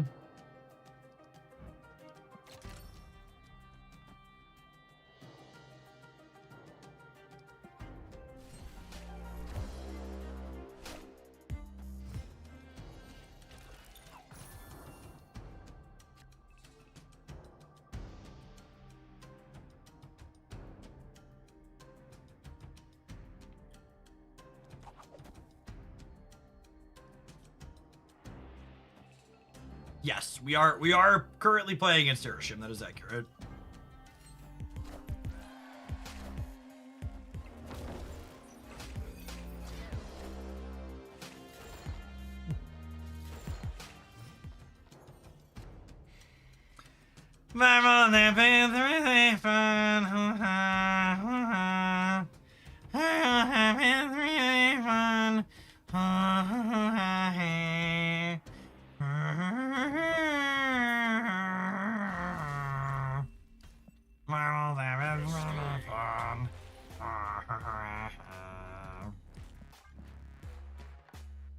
Oh, I accidentally hit ReQ, chat. I accidentally hit the ReQ button. I've made a terrible mistake. Please make it stop. Please make it stop.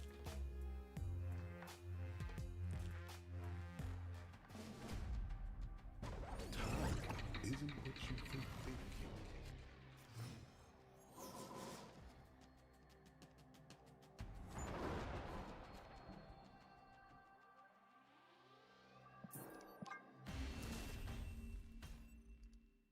Escaped.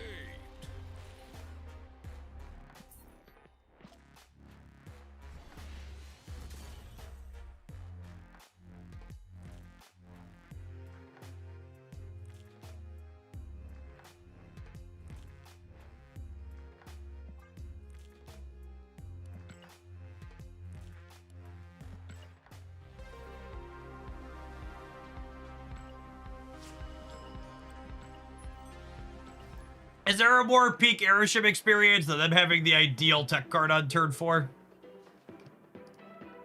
Unlucky.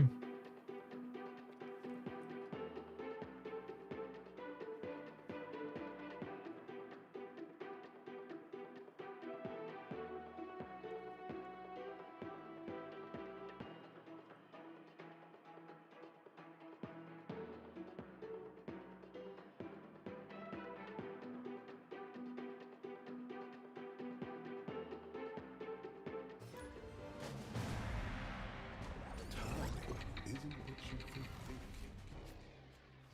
Anderson. Snap. Yeah, that's true. They had the Galacta in turn 3 as well. Opponent snapped.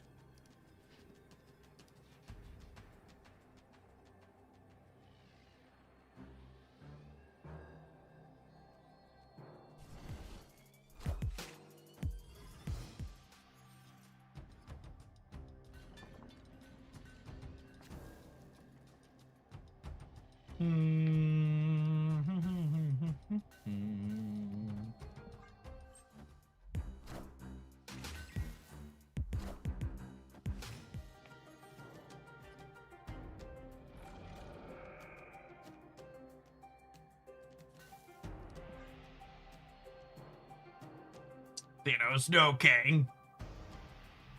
So Kang's animation at the start of the game. He adds 3 cards to your deck.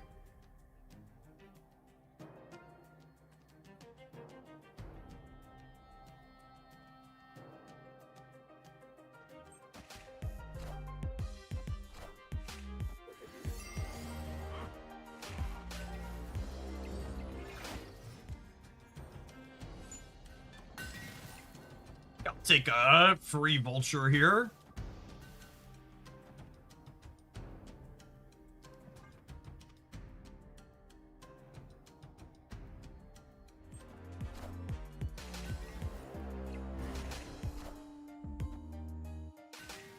At least we didn't get a 0 power giant. It's true.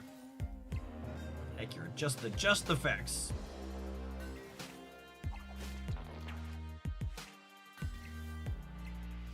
Ooh, them getting locked in the center seems good for us.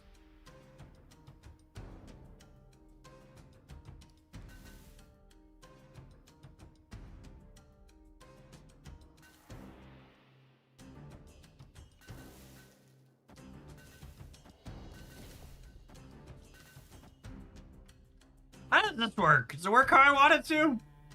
Actually, I don't actually know.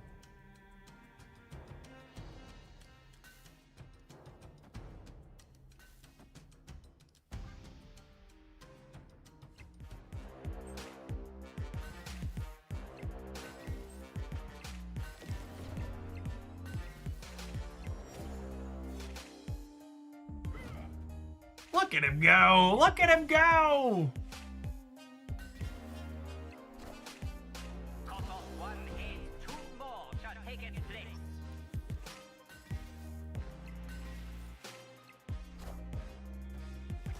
How can our opponent predict where our power is going to be if even we don't know? Truth. Truth! They just Zola a 0 power null. They did.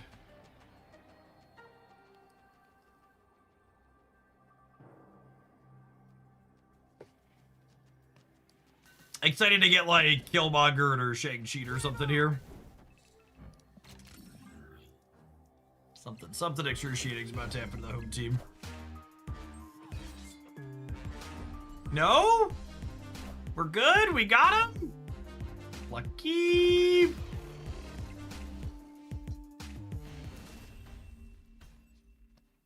Victory.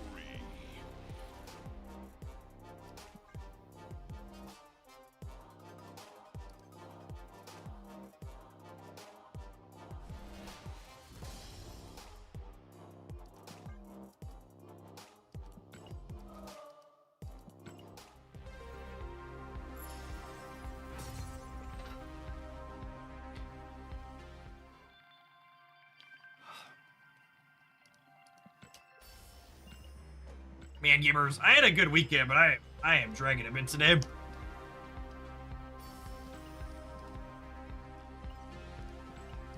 Lot to do. Oh, are we done with the alliance missions? Look at these gamers, chat. They hit 120k points. Look at them go. Look at them go. Super Retroid, speaking of people going. Thanks for sticking around in Hoaglandia for forever and getting Shillionaire. Appreciate you watching so much over the last year and more. Sure, our trickle-down economy stays in action. At almost 300 Shillionaires redeemed, chat. It's so affordable. 999,703 shillings. Oh, snap. You all should thank Super Retroid for trickling on you.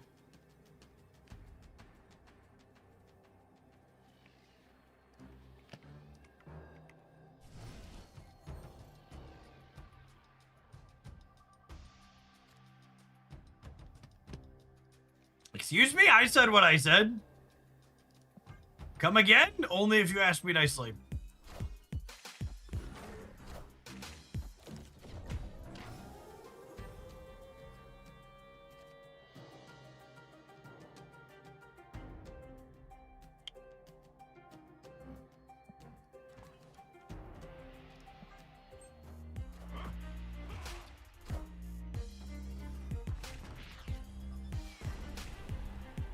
May I introduce you to Ghost Rider? I understood that reference.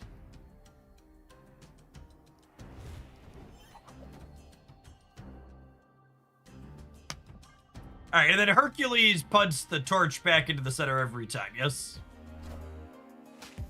Without fail?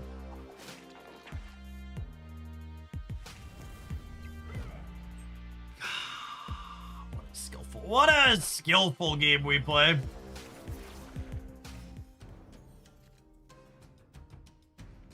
You wish you were half as good at Marvel Snap as I am, gamers.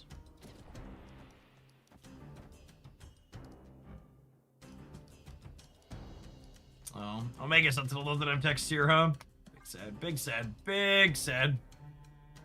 How was the campaign? Yeah, it was excellent, Chris. It was our largest group camp out we've ever had with the pack. We had like 80 people there Saturday night. 24 families or so. Kids had a ton of fun.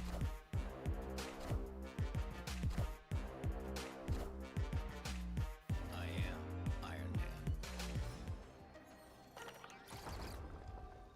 I got a rock!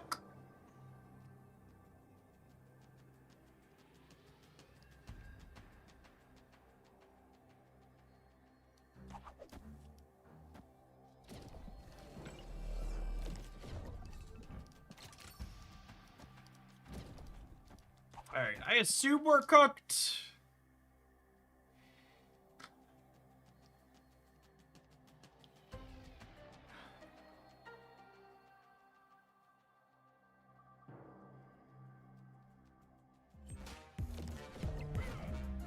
Oh! Oh, I forgot that was gonna work that way. That's fine. Are we just getting tech card on the left? Oh, yeah. Oh, yeah. Tech card me, daddy. Tech card me, daddy.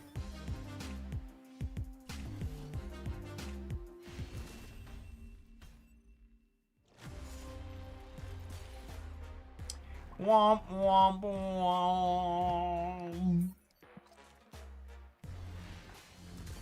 I can never play movement decks, chat. Outside of the Tribunal combo one, I just always feel like this ends up as my fate. I don't enjoy flipping the coins every turn.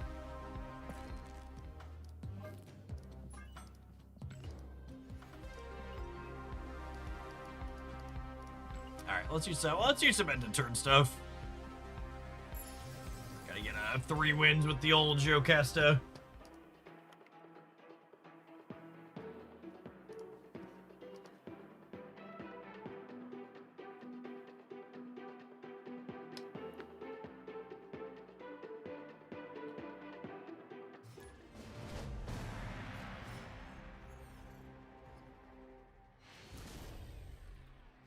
Victory. He's so good at it, chat. He's so good. No, wait, Jace, come back. I needed 2 more.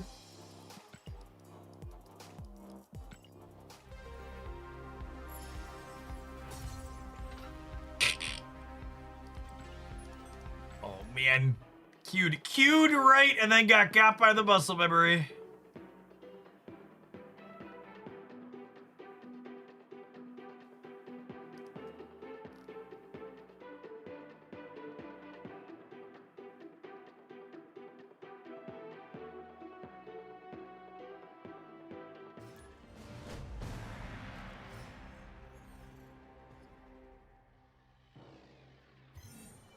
Opponent snapped.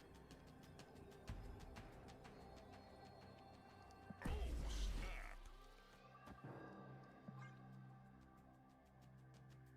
You spent 200 gold for that ticket, Chase? Oh my. Oh me, oh my. That's some dedicated Q sniping right there.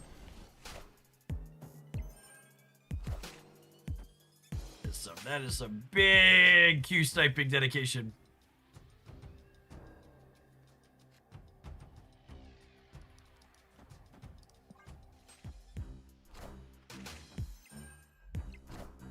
Wolverine!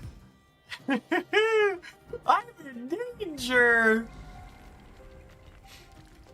I'm in danger.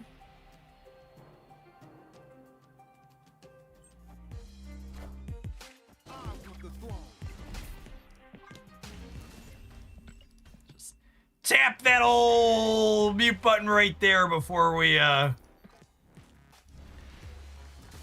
leave.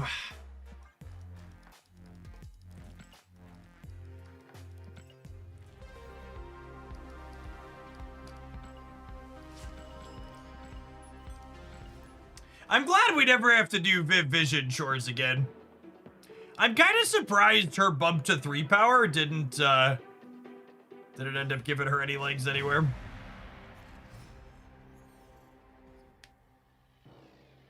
Killmonger was hired to get Jace's gold back. LOL.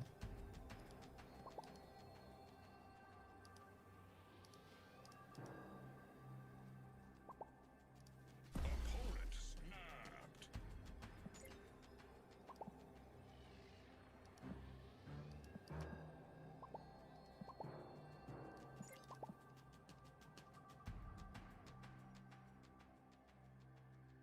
Does Conquest queue you into somebody at the same round as you? So the last round of Conquest is always against someone also in the last round.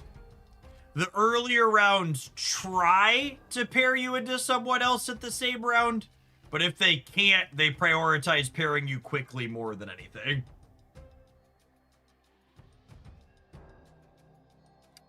Steric, I'm pretty sure all the final rounds of Conquest are strict about pairing you into someone else in the final round. That's why Gold, the last round of Gold can take a little bit sometimes because of that too.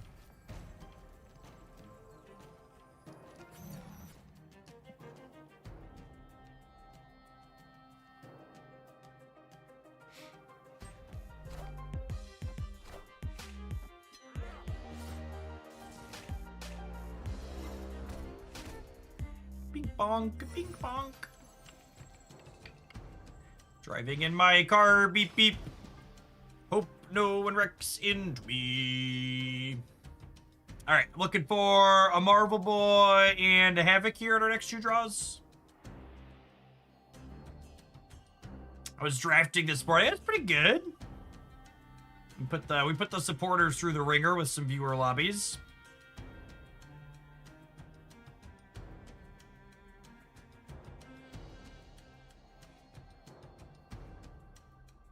We have Karmar, Taj, and Onslaught Citadel. When are we getting a double activate and double end of turn location? It's a good question, honestly. Man, our opponent's gonna have so many Decans.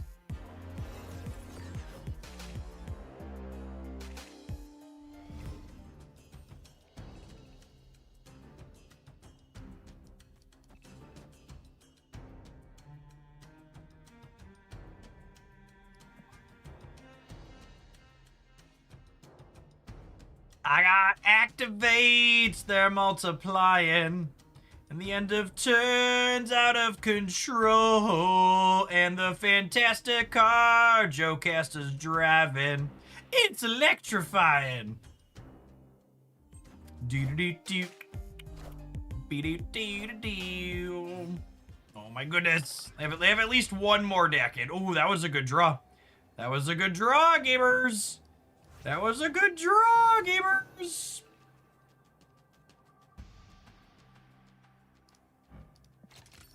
I don't actually know that it's enough. But this is a fun last turn. Yeah, they have 2 shards in hand already, so the Decans are what, like 32?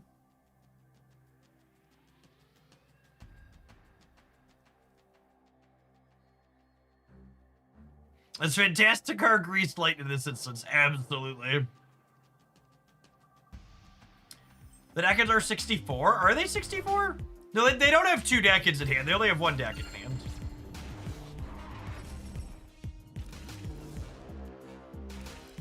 They forget it twice, so I'm pretty sure they only forget it once. Oh, no, they forget Frigga. Frigga was their last played card when they did the other one. Yeah, Frigga copied Frigga on the Valhalla.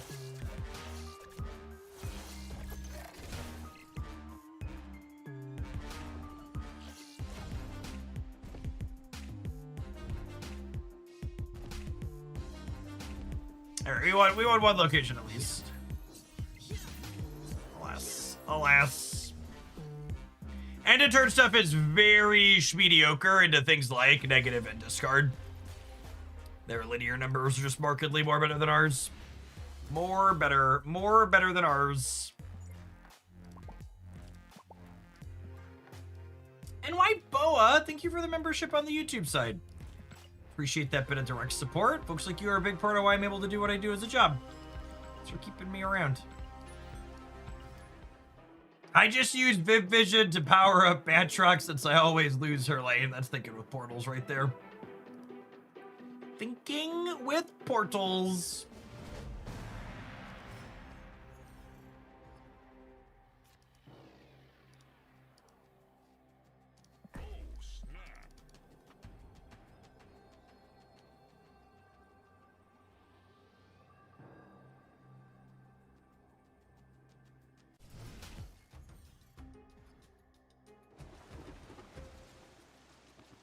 Oh, snap.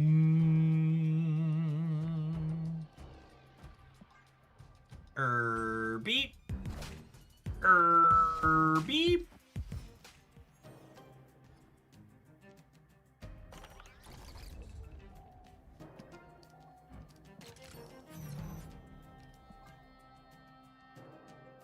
Are you ready, gamers? Did Joe cast a full path again? It worked so well last game. Schmear, schmear on the wall. Who's the fantasticariest of them all?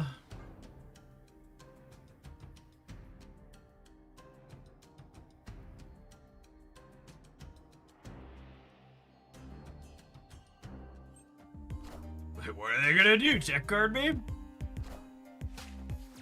Awesome, Andy! Boy, golly.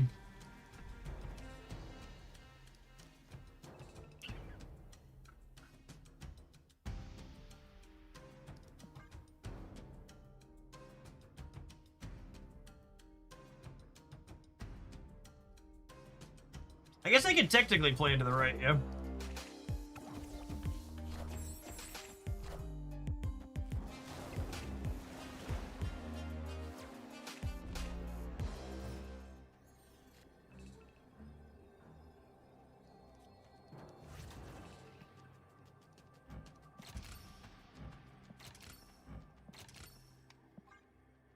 Activate it all!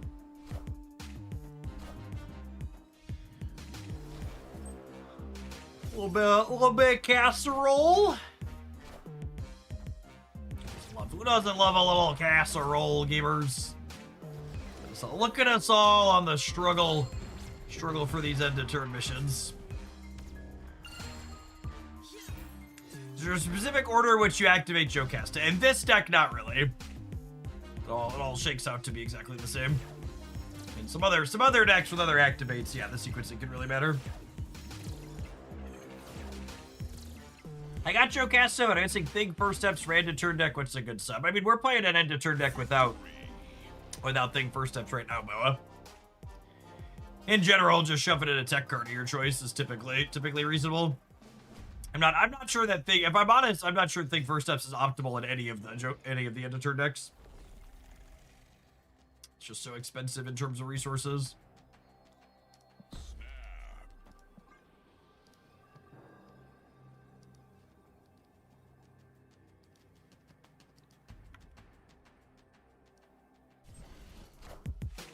Jocasta does win the mirror match 100% of the time. Hopefully Second Dinner will consider no longer releasing pay to win cards sometime soon.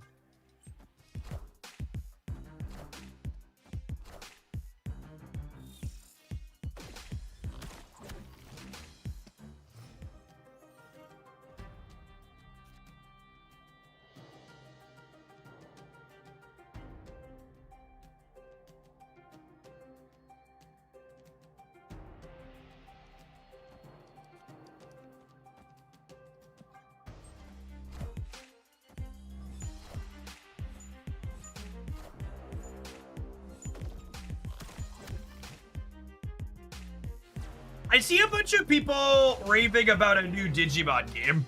What type of game is it?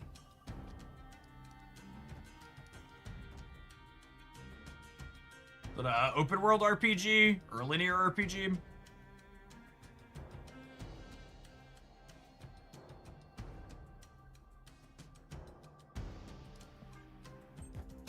Open world. Okay.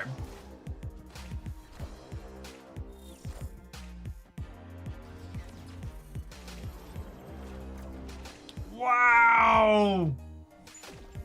my friend, chat. They murdered my friend!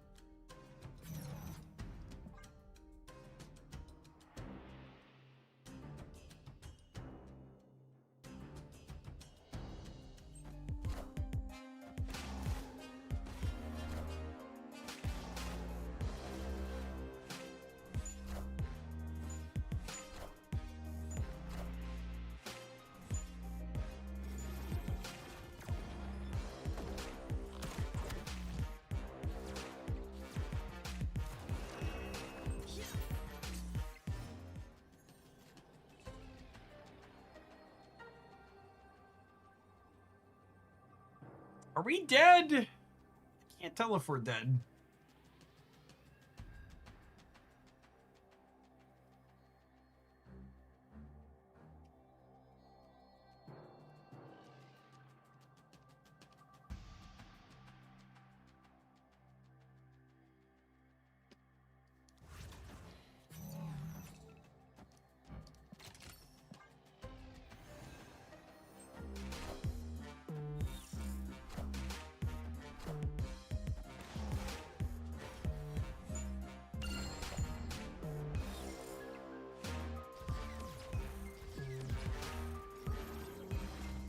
Oh, there are danger kills both my things here. Oh, that's interesting. I guess I should have played, I should have played the Invisible Woman off the path then. So if I would have played the Invisible Woman off the path, it would have been 66% to pull an Invisible Woman here and leave Havoc in the middle, and then we end up winning.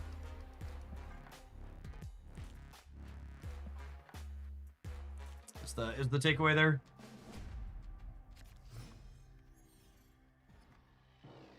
Oh, we could have tossed Sunspot out too. Yeah, that's true. Oh, snap.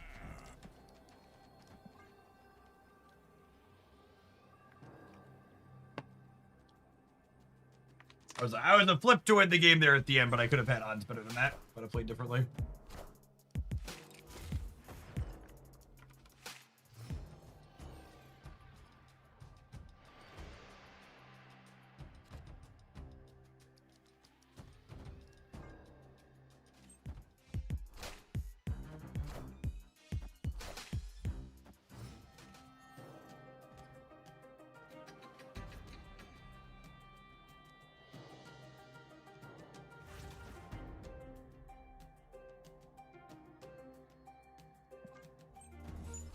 I was gonna play Havoc out, then it leaves me at 6 energy, right?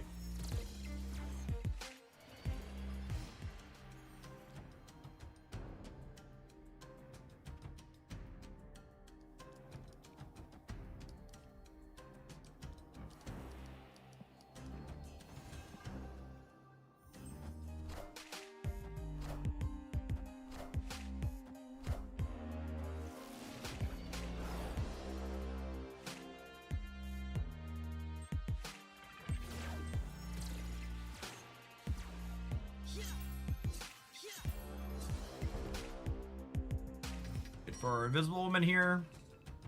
Herbie.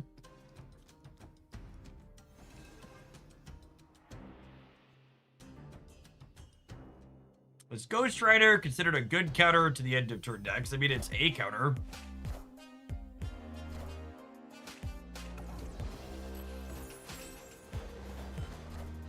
I don't know about good.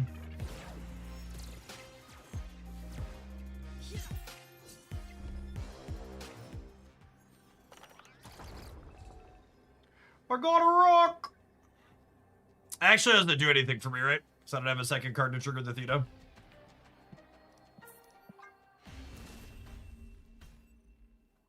Escaped.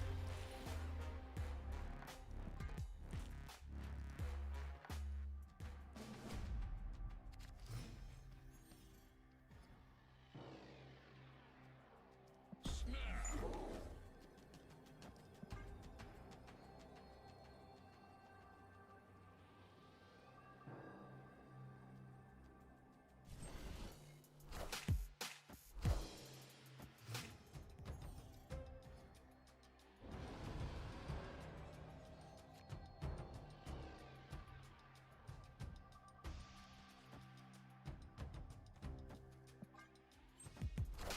Sad if they have a 2-drop, but I don't want to lose Black Swan here. Or Black Cap. Whatever her name is.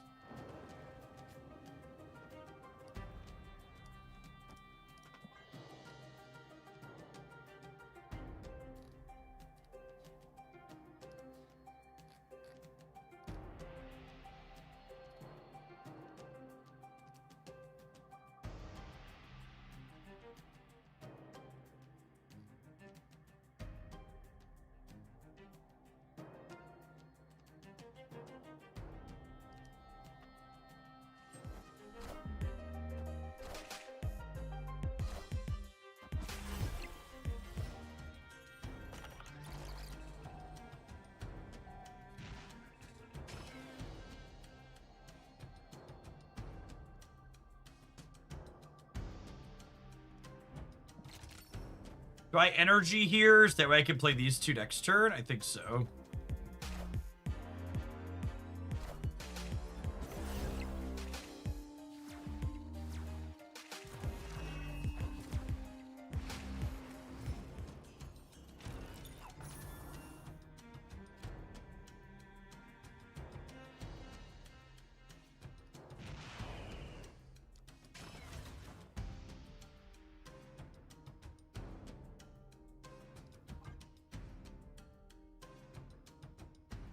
Do this.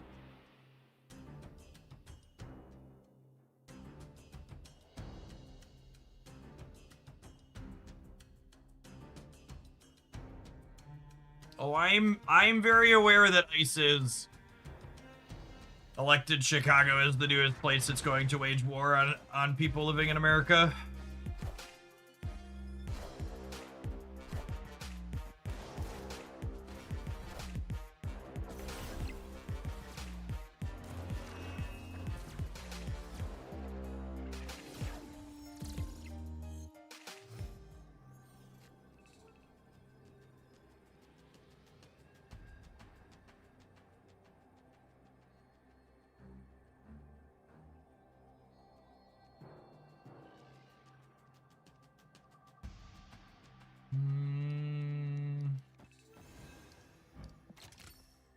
I think it's just this.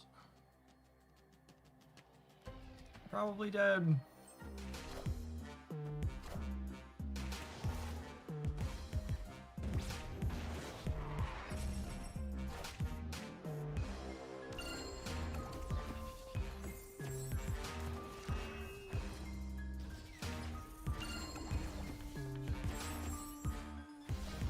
Yeah, they're getting 20 from Sunspot alone.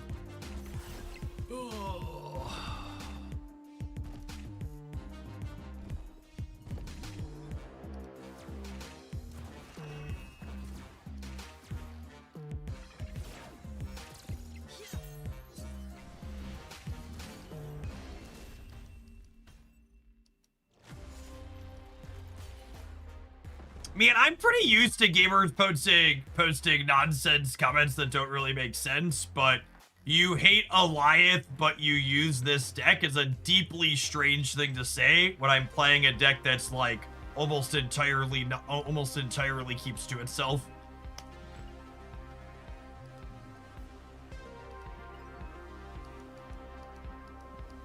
Gamers are strange. Also, like, just like the ignoring the obvious, like, key context of it's okay to play cards or things that are so, even though I was like literally playing Alioth, like it's okay to like play things that you aren't a fan of the designs of because you understand how games work.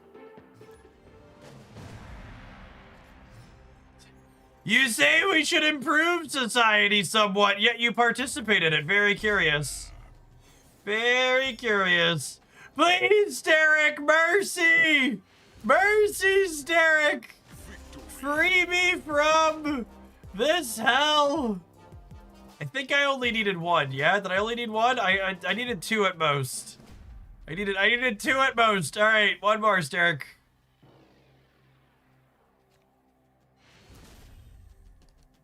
Victory.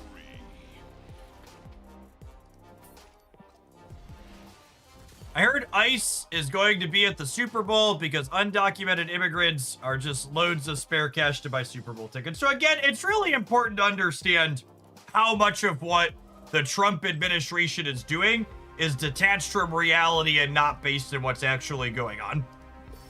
There is a reason why Donald Trump is doing things like deploying the National Guard and ICE to cities that are run by Democrats and not deploying them to places that actually have high crime statistics.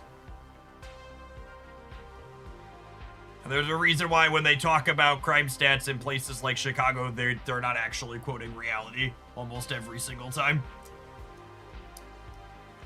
Like when you look at the list of cities in the United States that are like per capita having the highest rates of crime, they aren't places like Chicago.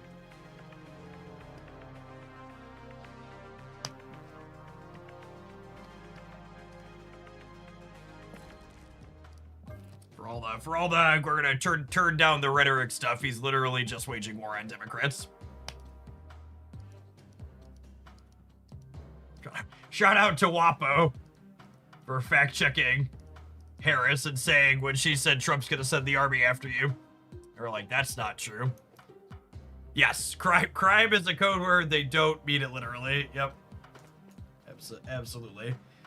This a liars love data thing? No, it's actually just wrong. Like there was, I forget which part of the Trump administration they were in, but one of their talking heads was on one of the news stations and made the claim that like 50 murders a weekend happened in what happened in Portland, I think it was, when like the total for the year in 10 months was like, I think it was like 52 or something like that, which like obviously 52 people dying is like a travesty, but like it's very different than like 50 people dying in a weekend, right?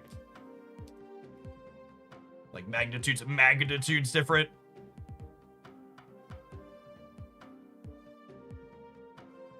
Yeah, they're just making shit up.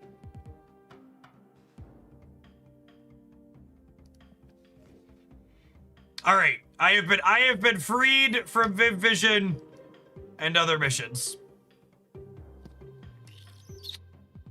What do I want to play when we return? I might do this when we get back.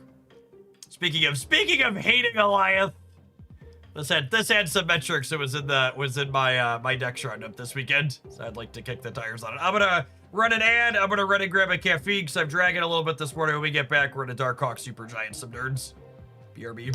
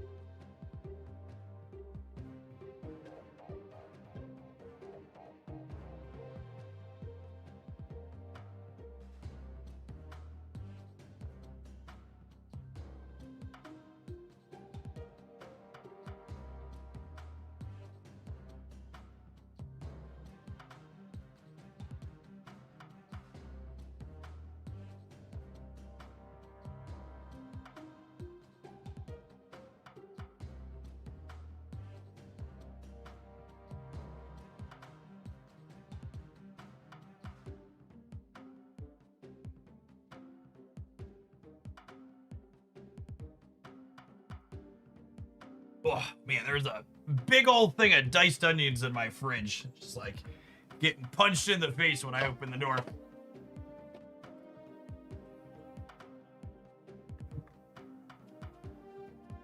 Very, very potent.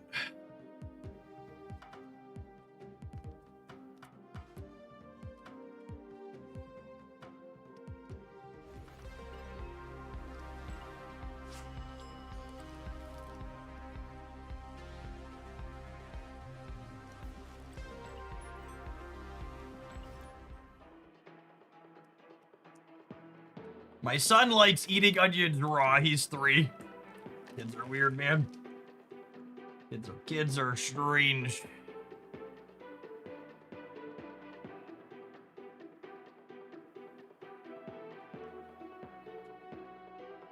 Diva Charlie, thank you for the 29 months. I appreciate that. Welcome back.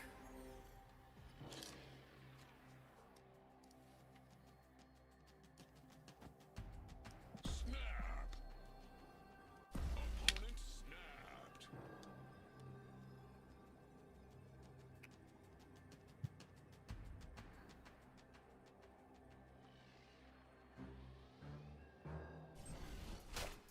For folks asking about the new season that kicks off tomorrow, I'll have a full review of all 10 cards that are coming out tomorrow up on my YouTube channel tomorrow morning is the plan.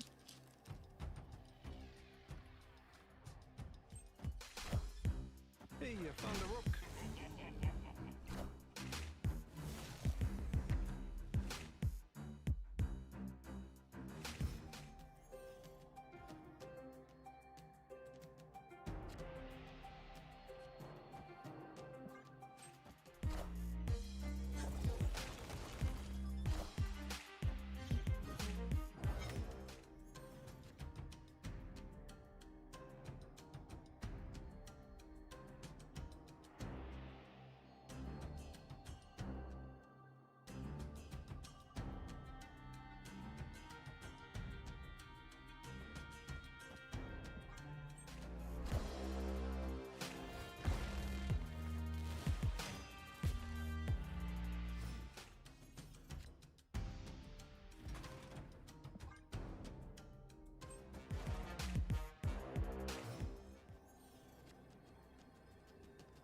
'Chat, call me Brittany, baby, because I am toxic.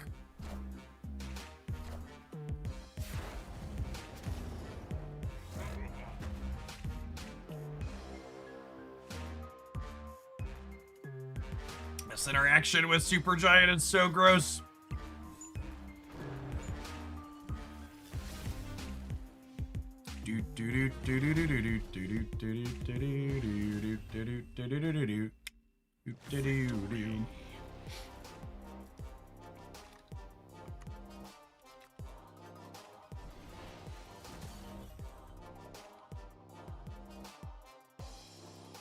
Ten more cards! OMG! I always think OMG when I see how many new cards Marvel Snap is releasing too. It's always really surprising to me how few cards Marvel Snap releases in a month. As someone who's played a lot of card games, I look at Marvel Snap and I think, man, they're only releasing 10 cards this month. It's incredible.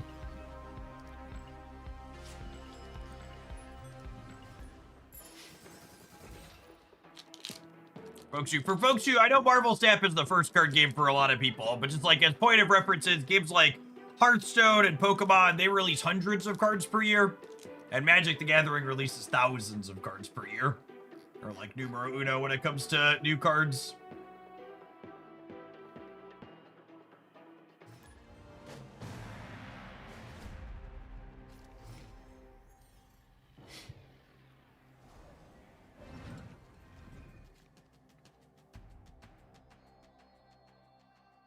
It's the same amount of playable cards, though. I don't actually think that's true. I think even if you make what I think is the unrealistic assumption that 90% of Magic cards are unplayable, I would think it's less than that. But even if you said 90%, if you said 90% of Magic cards are useless, 10% of the new Magic cards released in a year is still more than the 150 or so Marvel Snap releases.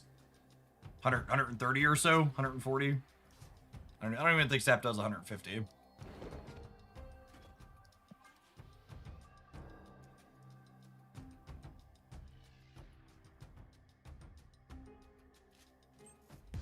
Yeah, that's the other part of it too. I think that's a big part of the equation that a lot of people don't account for often enough when they talk about like Marvel Snap and the economy versus other card games. Is Marvel Snap, all of the cards are singleton in your games, right? Like in Magic the Gathering, let's say I agree with the assumption that 90% of the cards are useless, so it's maybe close to similar. Well, in Magic, I need 4 copies of a lot of the cards they're releasing.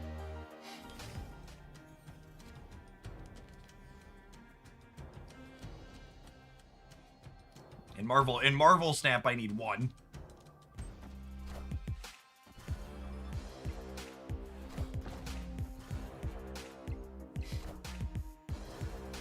Not having priority here is really unfortunate.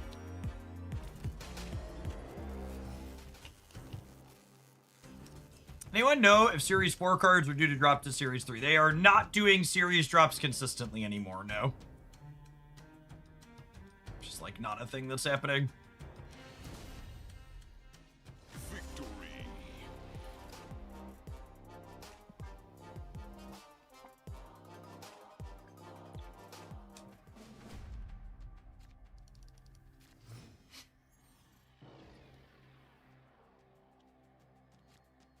Oh, snap.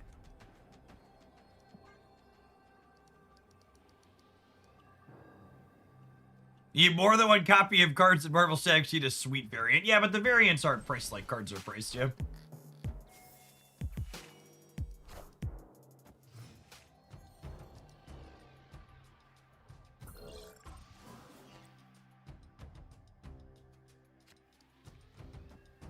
Sample also doesn't have things like reprints. I want to make it clear when I say Magic the Gathering is releasing thousands of cards per year, I mean new cards.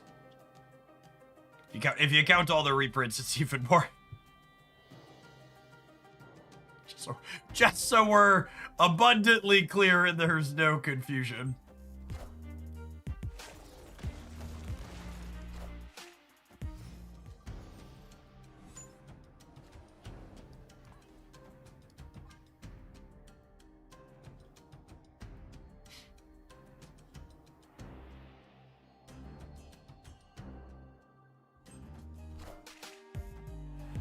Functional reprints. Magic doesn't do that many functional reprints.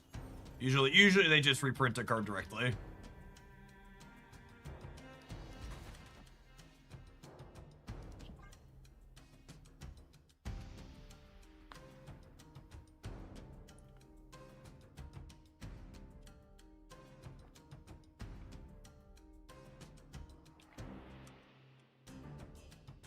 All systems go.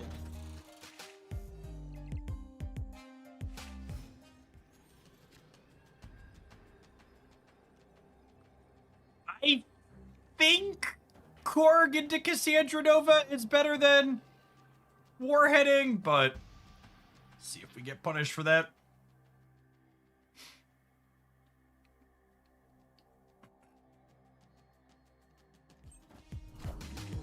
Hey man, I'm cool.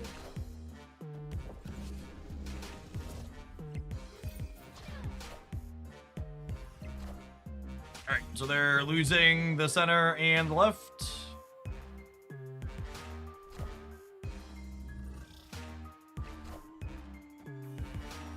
You ever seen a hawk that big before, chat? Huge. It's huge.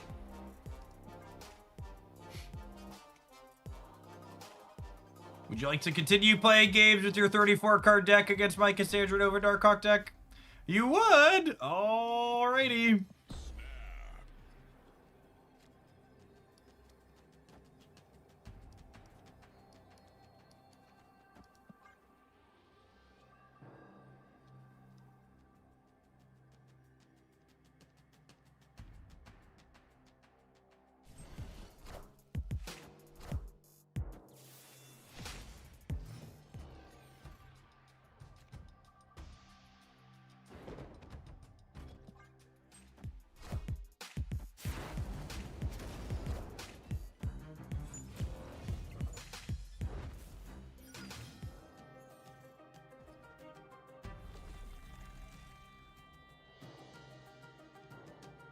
Well, I don't really need to Terrax them, right?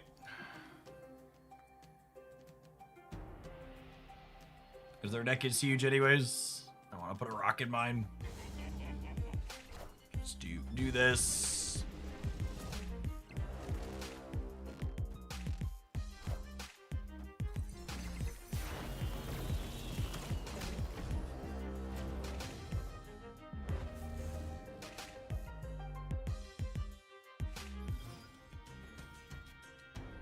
They've self-Terraxed effectively. I don't think they can do that on stream. I'm gonna get in trouble. I found a rock.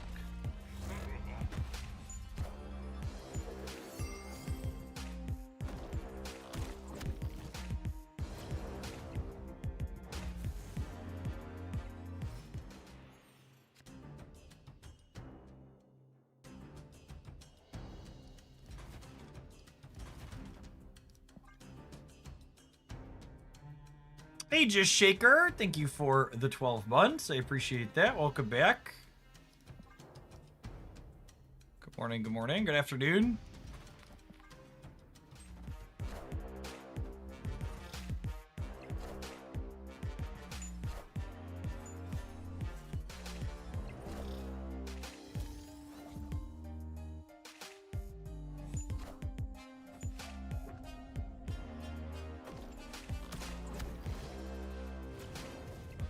Well, that works out really well for us, yeah.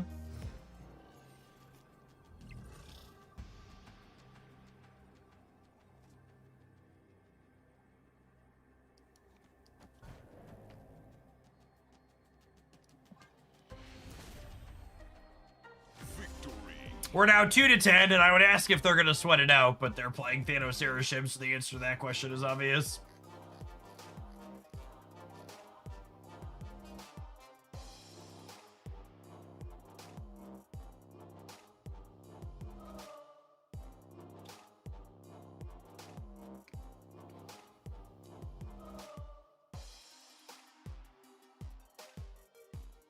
The Republican mayoral candidate for New York City, Curtis Silwa, says he'll cut $10 billion from the city's education budget if he wins.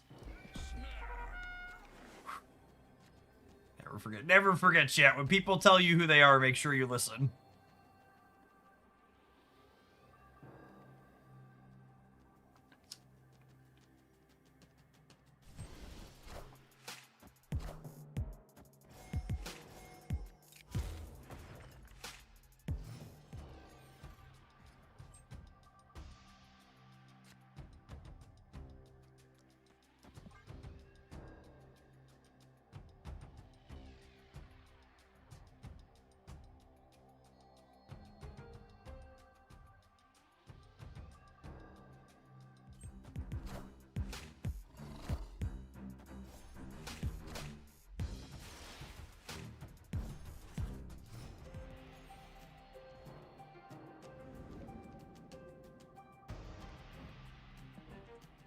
Oh, Camelot.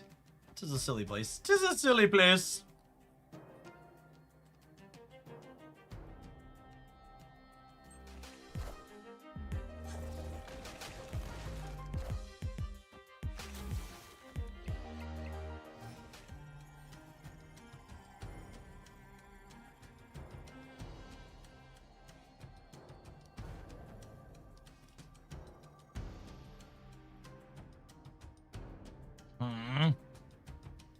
We're definitely quaking next turn.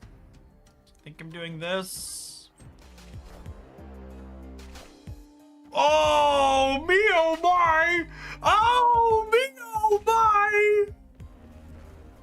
Could not have happened to a nicer person. Really, really, truly, wholly, entirely.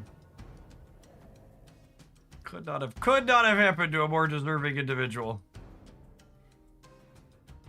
Palms are sweaty, knees weak, arms are heavy, there's cubes spilling out on the game board already. But you keep on forgetting what you wrote down. They tried to Mockingbird the center. And then they tried to Frigga the Mockingbird. I really hope they played a big card in the center here in Camelot. Has them eat shit. Oh! Oh! Can we get a mercy roll, chat? Mercy!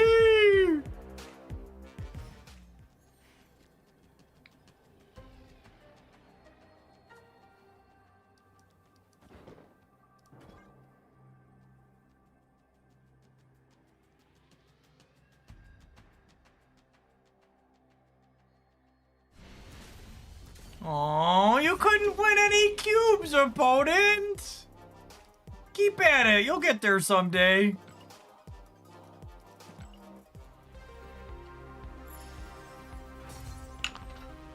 Bye, Felicia.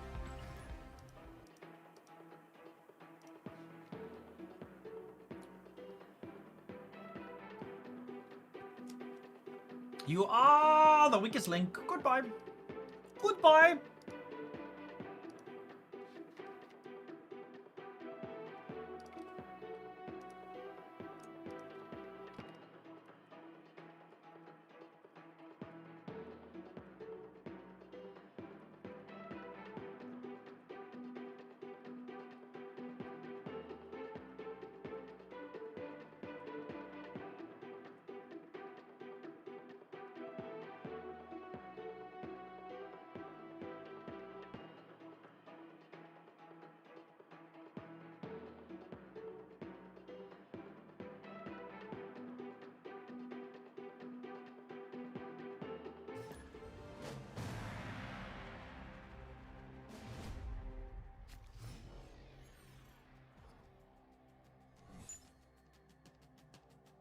Rocks! In my Marvel Snap decks, it's more likely than you think.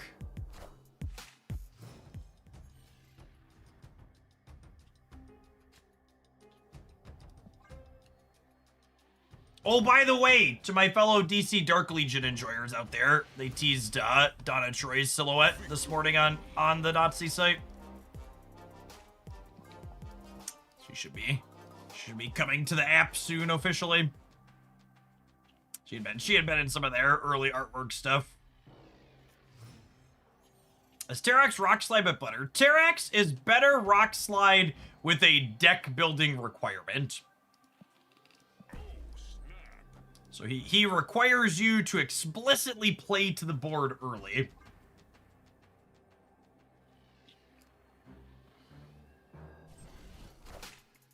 I think Terrax makes Darkhawk pretty markedly better.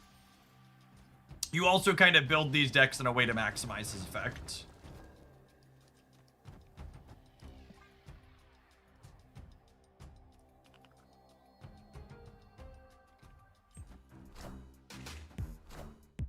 Hey, you found a rook. Found a rock. Alright, we're gonna give Mr. Negative some wasps in his deck here. Oh my goodness, and then we get to Super Giant to lock their Jane Foster out too. Oh baby. Ow baby.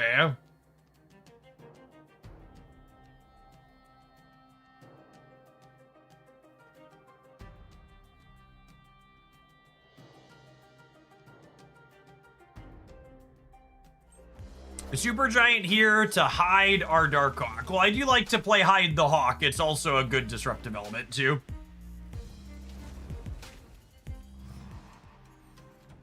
Like I was just talking about, it could stop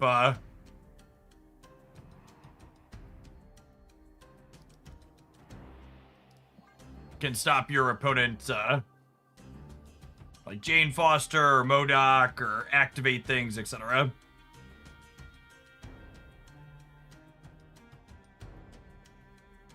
Terrax is great because he's a tactical upside / downside, not just a penalty. Yeah, he has deck building and play pattern considerations.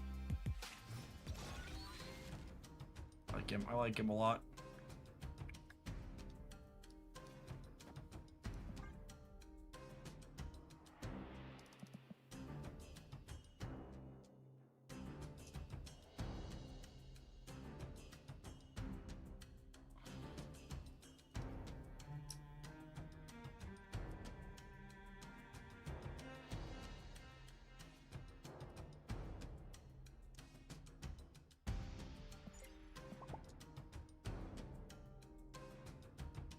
Run this whole timer down just so they can play a single card out. Is Bob still Series 5? That sounds right. We've not dropped Series in a long while.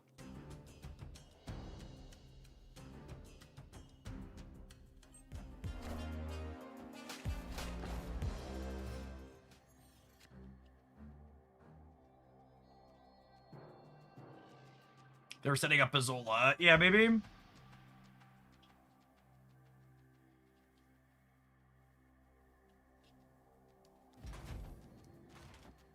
Means I need Top Kek Goliath here.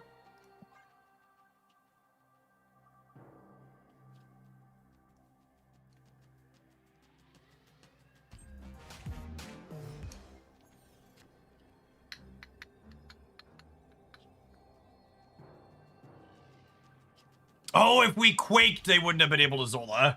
Yeah, that's a good call. No, I super gianted, chat. We super gianted. Calm down. Calm down.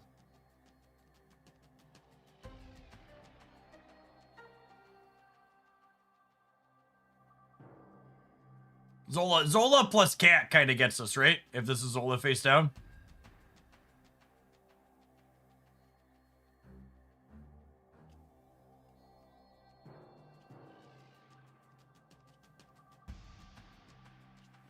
So the problem with quaking on 4 is that they could snap my Bob out of the negative zone.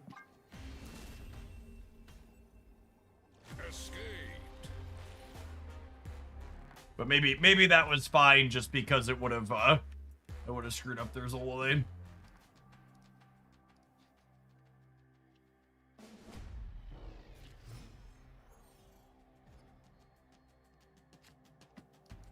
But yeah, the inclusion of Null means they're definitely a Zola build.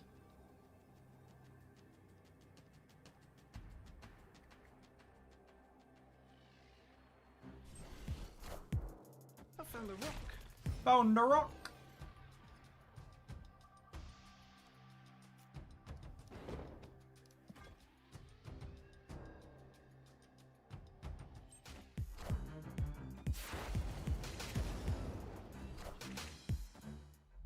I accept, humbly and graciously. Rigged.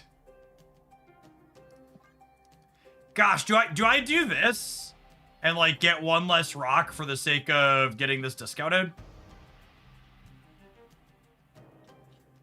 They have a couple of 3s they could play. And I'm gonna do that.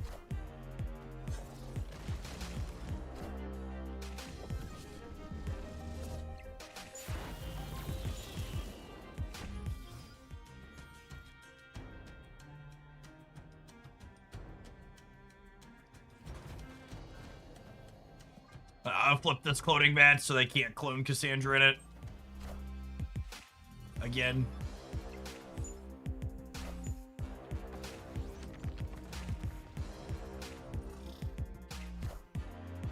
I am Iron Man.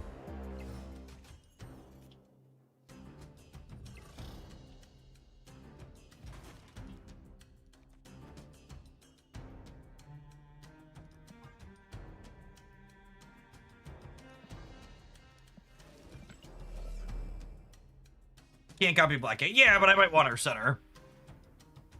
I'm aware the clone. Stop, chat. Instead of telling me the cloned Black Cat discards, tell me why I want her somewhere other than center if I'm playing her. For the love of God. Gotta run, huh?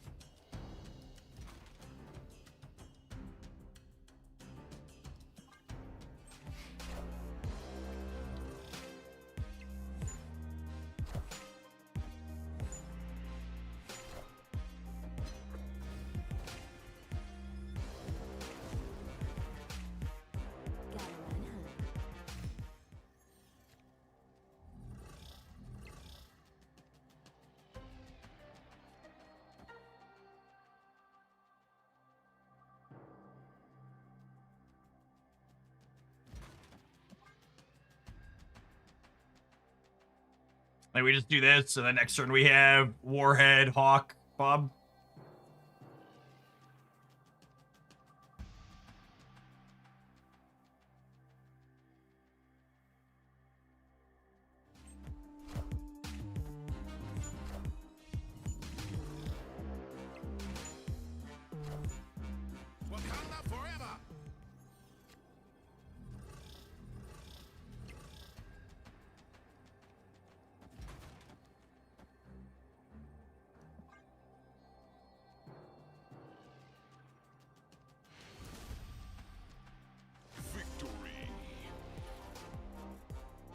How much energy do you save with the Iron Patriot Club in this game? 3 times 4, yeah, 12.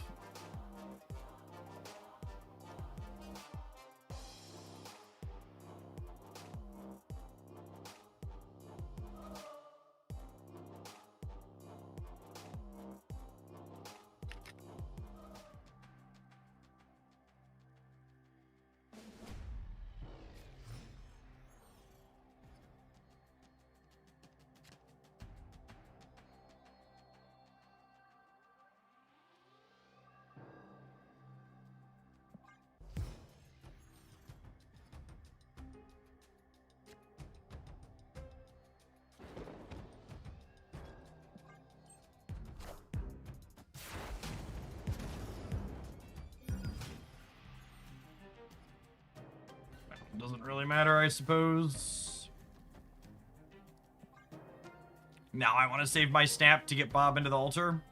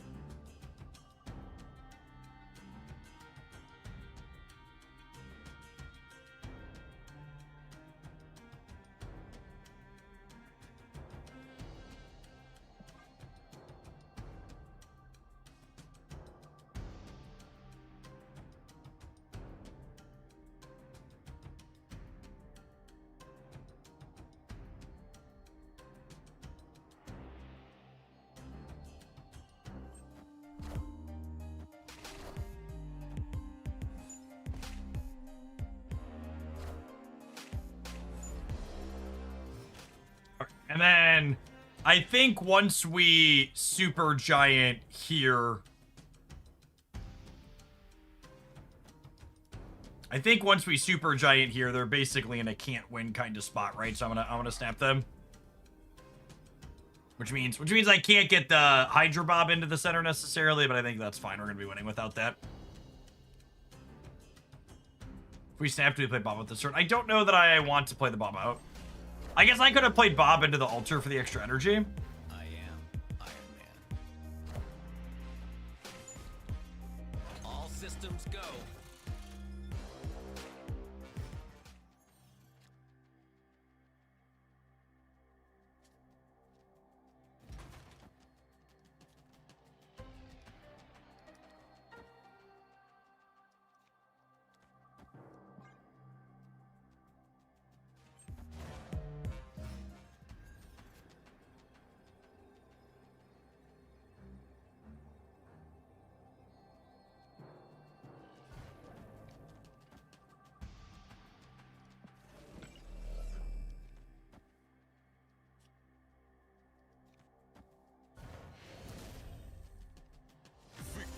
Quake is so dumb. Quake is so dumb. I will say it feels really good to be beating up Arishem into beating up negative playing Shang-Chi. Take all your silly toxic cards and get shoved by our silly toxic cards. I mean, look at me. I'm the toxic gamer.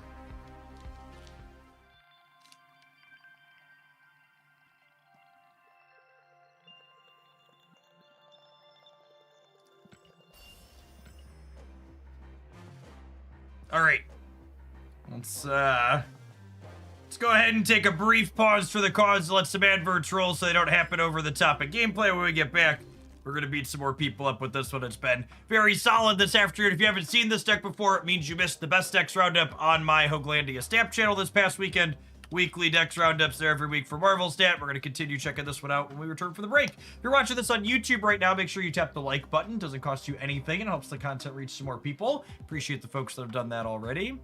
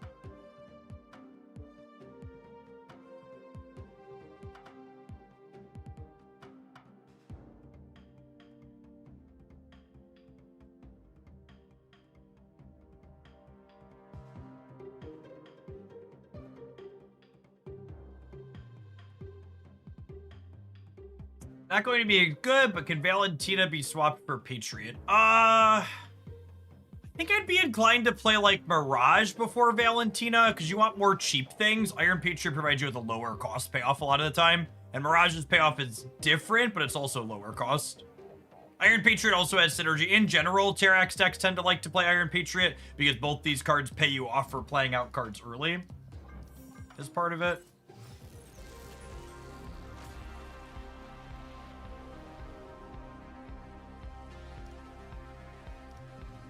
Oh, I went to split it. I had already claimed my credits.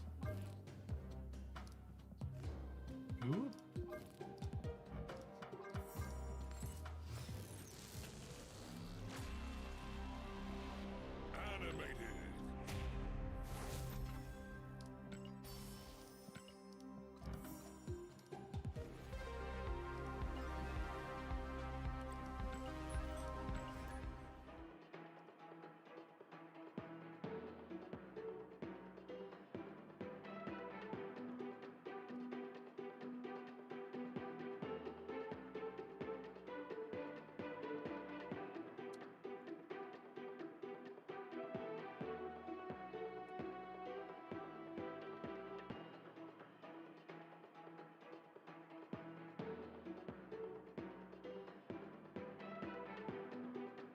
I don't think Merlin is likely very good in this deck. I think this deck's been pretty good at consistently spending its energy every turn.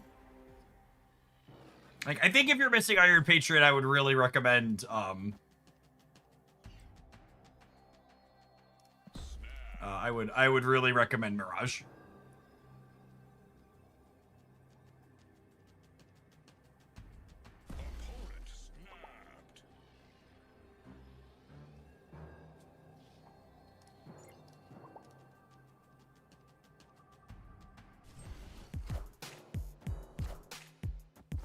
How much worse is the deck if you don't have Terrax? I think Terrax is part of what makes Darkhawk really good right now, especially these tempo builds. No, you absolutely should not play Martyr in this deck. Martyr's okay for early tempo stuff, but it's really bad into it's really bad at the end of the game. It's never actual points then.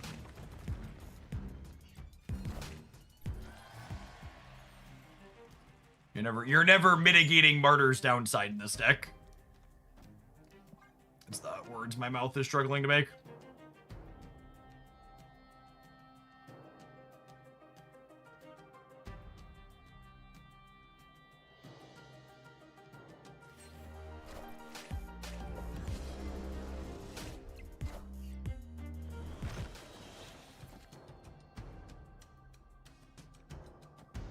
Clog stuff.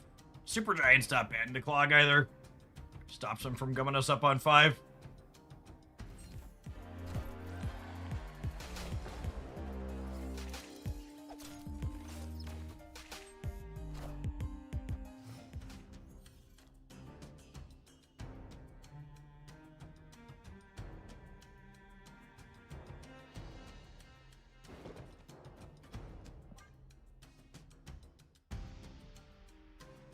I'm gonna fill Mojo World, and then we'll just pull the trigger on Alioth on the last turn here is the plan.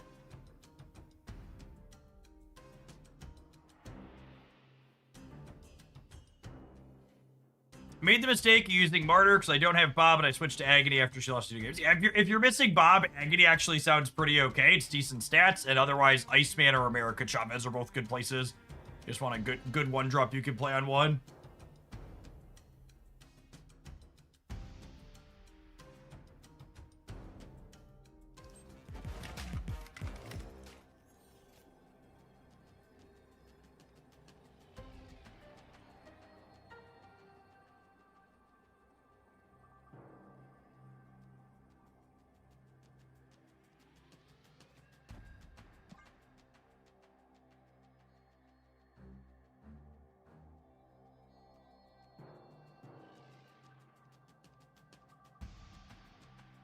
It's gonna Alioth on the left because it plays for all 3 here.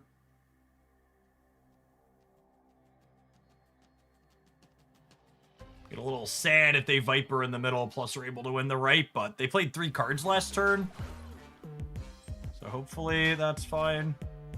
Smooches. We're still winning mid? Assuredly we're winning left or right, yes. Hey man, I'm cool. Call me Brittany, baby, because I am toxic. Alliance versus Shadow King chat is not really a good guy versus bad guy situation. It's more of a Batman scenario. Nobody's really truly the good guy, but there's a billionaire in spandex who beats up the mentally unwell that you could root for if you're into that sort of thing.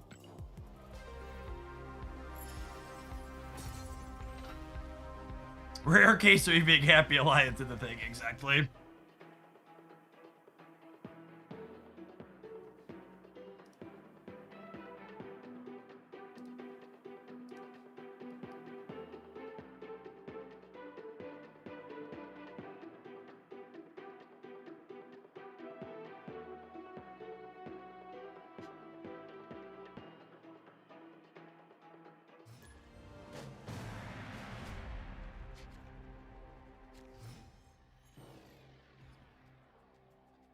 Kitty, kitty, kitty, kitty, kitty, kitty, kitty, kitty.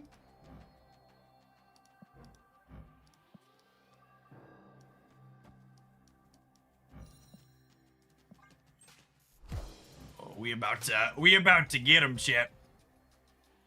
We about to get him. Am I? Nah, with the Terra Extra, I'm just spread out.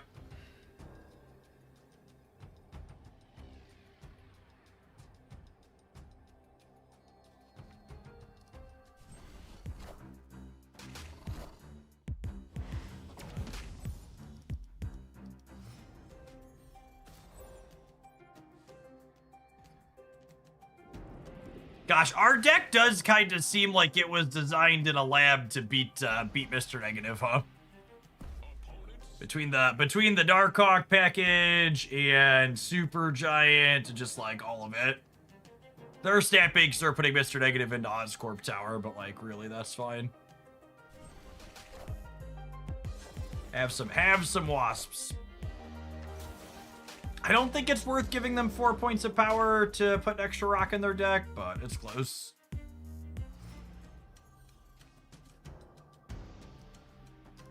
If they magic this turn, I'm a little sad that I Super Gianted, but if they don't magic this turn, Super Giant cuts them off.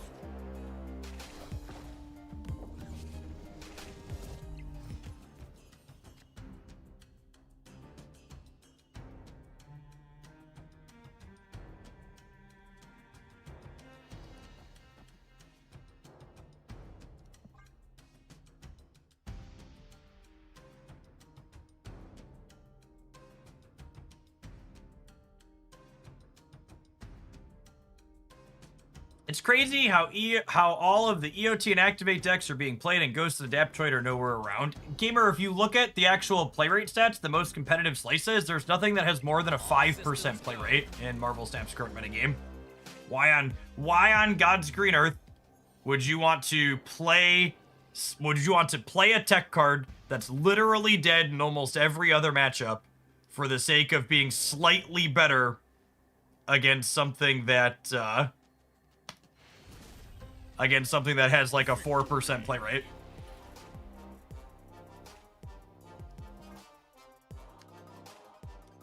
Maybe if Marvel Snap and Conquest or whatever was a game with sideboards, that would be worthwhile. But there's just like those types of tech cards. They're a lot like a Super Scroll, where it's just like in the meta games where they're good, the meta game is so narrow and terrible you probably don't want to play anyways.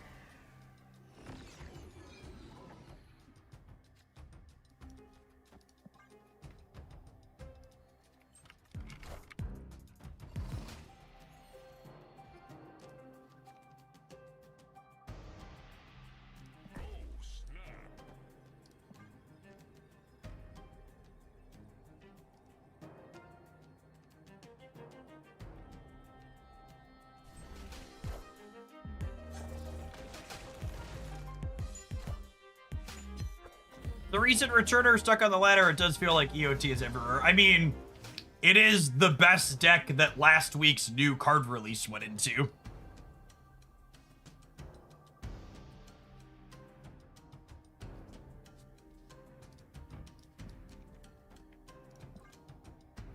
So from a recency bias, it has some of that. I'm surprised Conquest didn't have sideboards off the bat. I'm not remotely surprised Conquest doesn't have sideboards. Sideboards are incredibly intimidating and difficult for most people to navigate.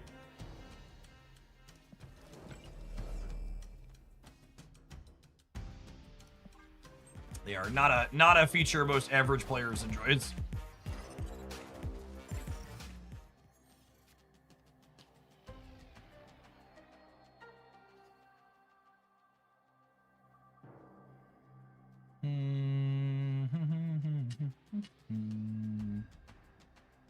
Wouldn't most sideboards and Snap look the same? Absolutely not. It's a real weird take. Wouldn't they all look the same? No. Not even a little bit.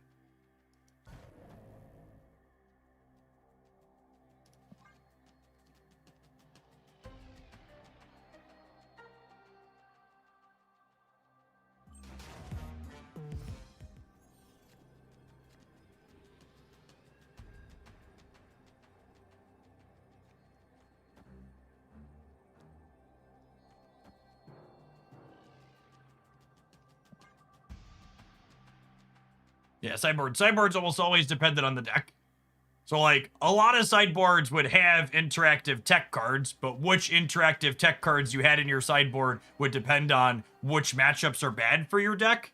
And then to go one step further past that, decks that get hosed by certain interactive tech cards would often want to play cards on a sideboard that, like, help them against particular tech cards.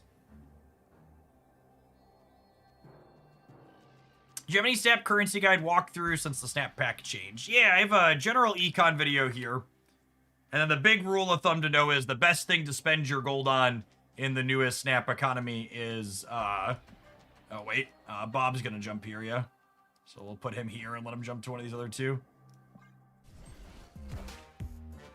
The best thing to be aware of is that, you want to typically spend your resources on packs of cards that, resources plus tokens in them. Oh my goodness, that's really funny.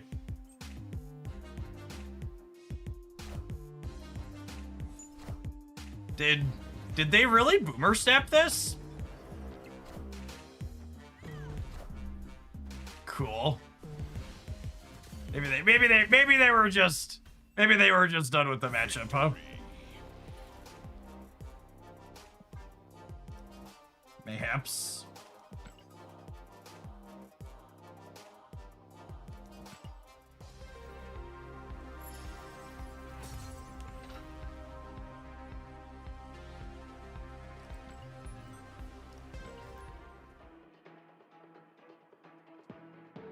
That felt like a win or lose. I kind of want out. Yeah, definitely.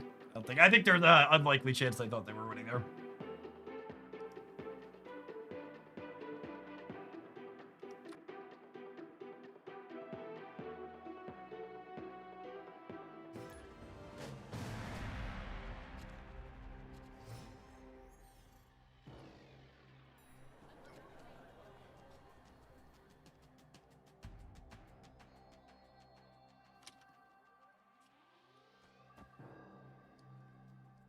Actually, I probably don't want to give extra energy here, yeah? Probably more beneficial for them than us.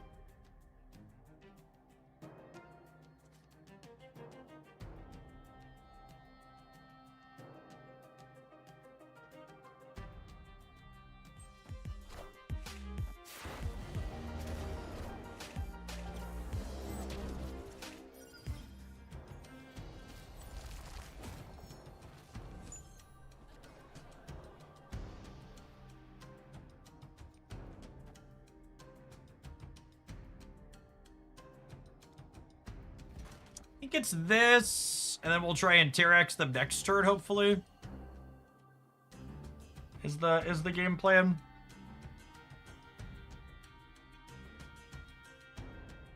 Hopefully we'll be winning the center. And then we'll go Namor here, Terrax here, probably Snap Bob out.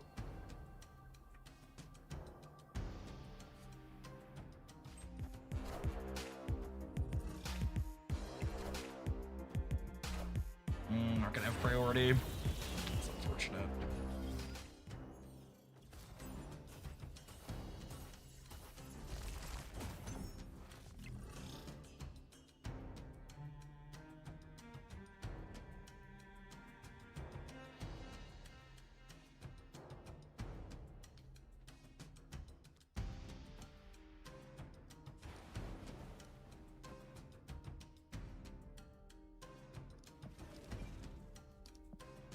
Fenrir speed Shang is possible. I mean, Shang is always a possibility. It's just we're playing Marvel Snap.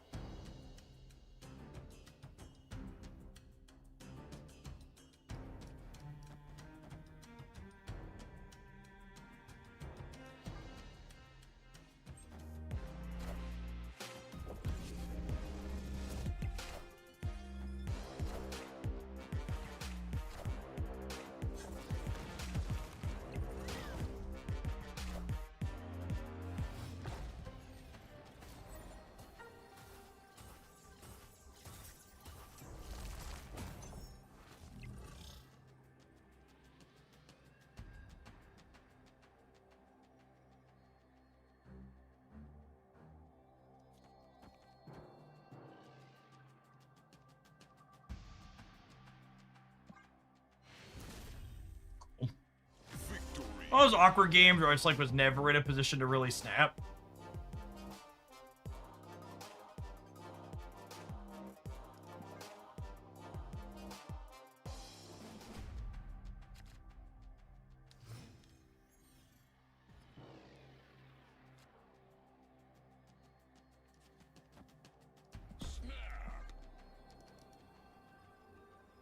Imagine putting Ghost in your deck. Well, I mean, they are playing Wicked Tech cards, yeah.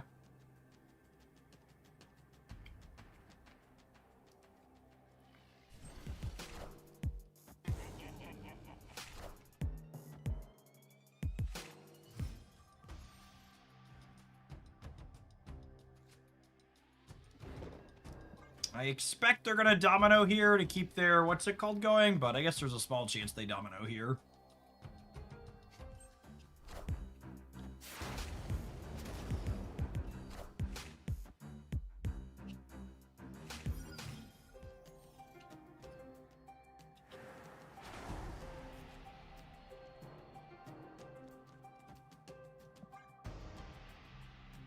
We do, that was the best draw in our deck, not close. It lets us make them contest the what's it called, and it means we get to put the maximum amount of rocks in their deck.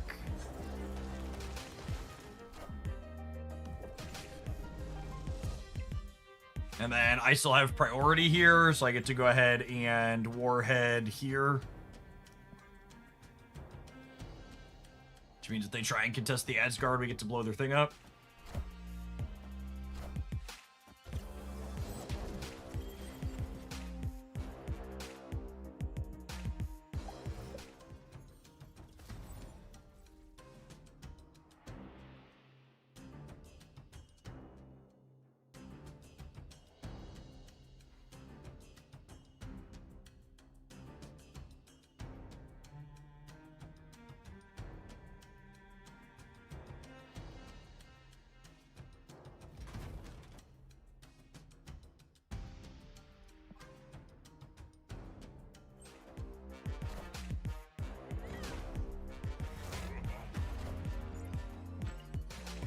Turd buncher.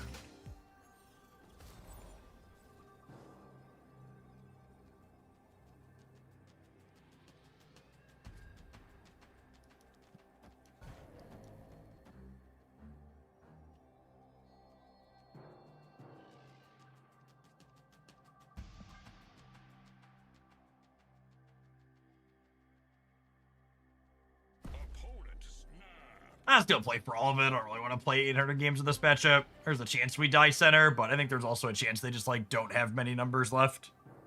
We get Alliance out of the center, I suppose.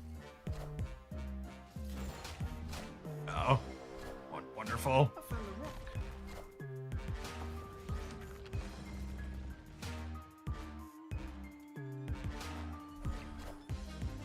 Yeah, I suppose that makes sense. I'm gonna chalk that up to both me being too cute and letting chat talk me into a bad play. So people in chat all lost their mind about Shang-Chi because they have Fenris Wolf in their deck, and for reference, the most common builds of the opponent's deck do not play Shang-Chi. They lean on Gladiator typically, and then Warhead like we saw to enable the Fenris Wolf, with Cosmic Ghost Rider being a much more likely play. So I played this out here to play around Shang, but in reality, I should have been playing around this card. So I positioned myself in a way to get hyper-focused on a card that was unlikely. The dangers of focusing on the peanut gallery. I mean, if you have limited money to spend in Once Upon a Galaxy, you should make sure to buy their Galaxy Pass. Other than that, whichever captain you think will be most interesting for you. Each one of their pre-orders unlocks a different captain, I believe it is, if I recall correctly.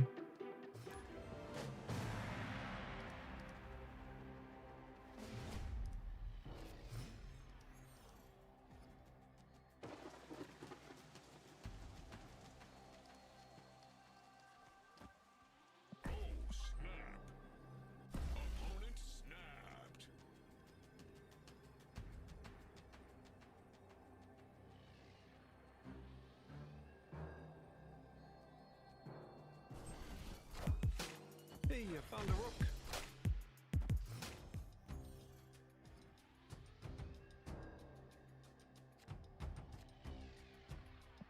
Two drop here sucks.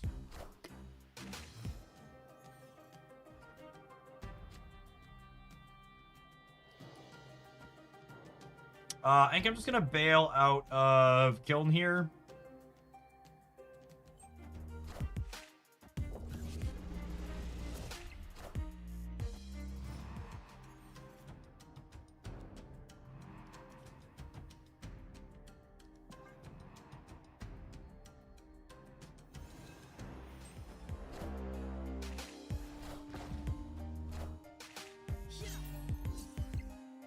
Gotta run, hun.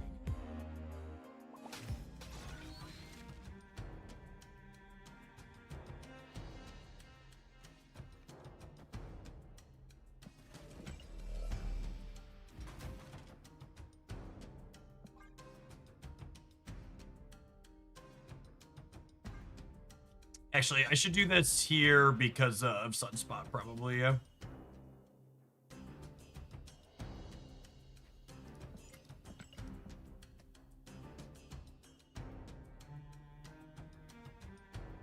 Should we save Supergiant for turn 5? Oh, does Supergiant on turn 5 stop the end of turn effects of things they play on the last turn of the game? I think it does, yeah? Yeah, that's a good call. Yeah, absolutely should have done that.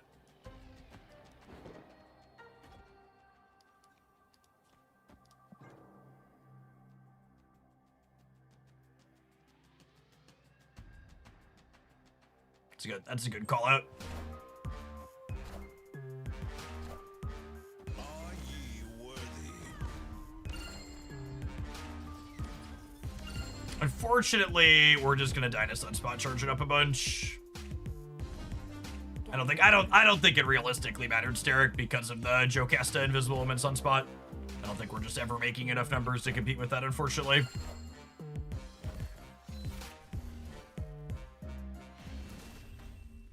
That plus Kiln was just not very tenable for us.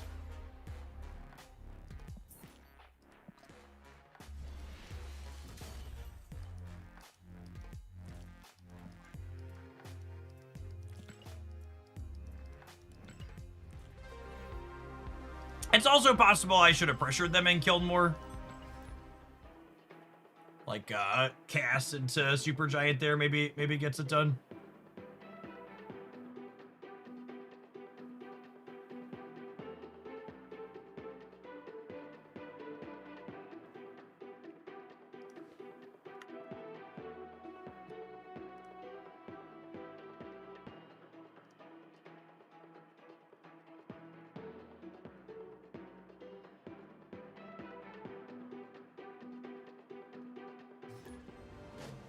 Hey, Billy, thank you for the 113 months. Appreciate the eternity.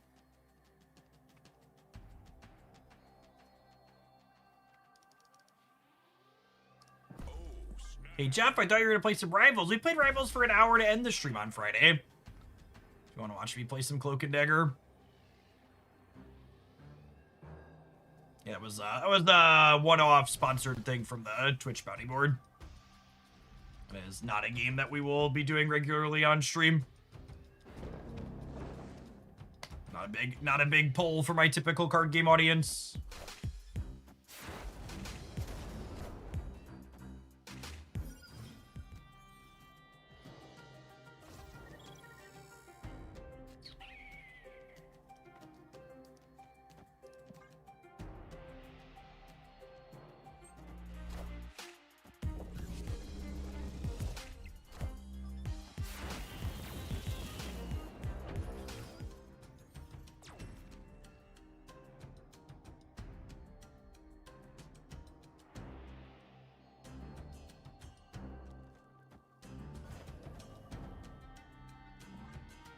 Think they can play 2 cards left this turn?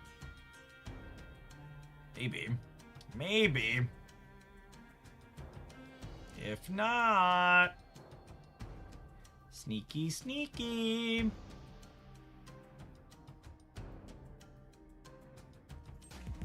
Rip. Hey man, I'm cool. Is Ares a good card? Should I spend my 6,000 tokens on it? You should. Make sure to check out my tier list if you want my thoughts on all the Series 4 or 5 cards in general. Check that out on the YouTube video here.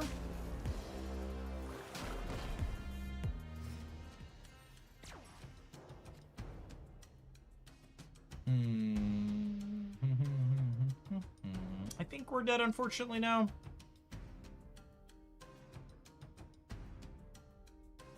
Just have so much energy. I've triggered this Viv Vision a whole bunch, too.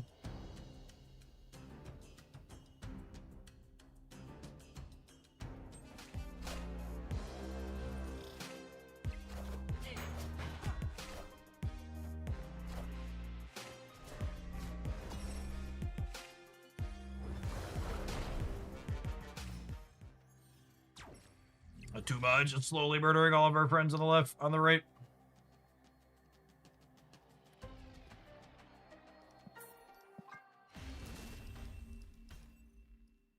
Escaped.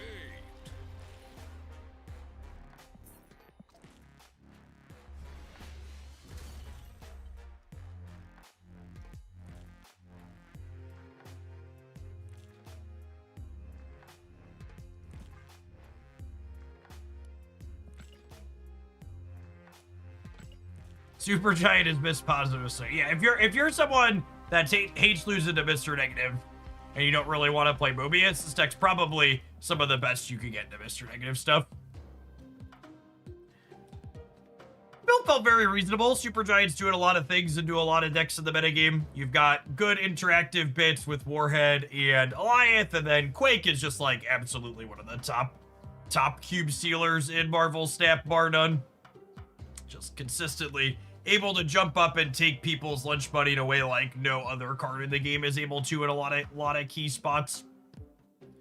Terrax, if you're someone who wants to play Darkhawk in 2025, I think investing resources in this card is a pretty must-have thing at this point. It's just so efficient at what you do, and a big part of why this deck has so many of these cheap cards is to enable priority to get this card down on 3 to get a lot of disruption going.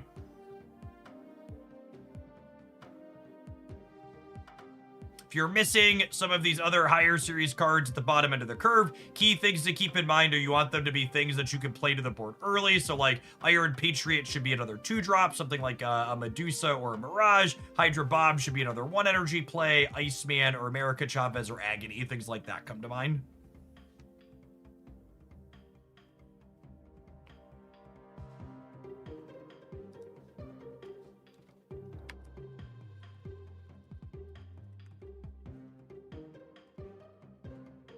Rock Slide. I feel like with Terrax being at 3, they can't feasibly move Rock Slide to 3, but he could probably put more rocks into the deck. Or at the very least, get more points. 4-5. 4-5 ain't what it used to be. It was a 4-6 once upon a time, yeah? Feels like, yeah, I was just about to say, Sterk. I think even 6 is probably a little bit small, and he can get as high as a 7, I think.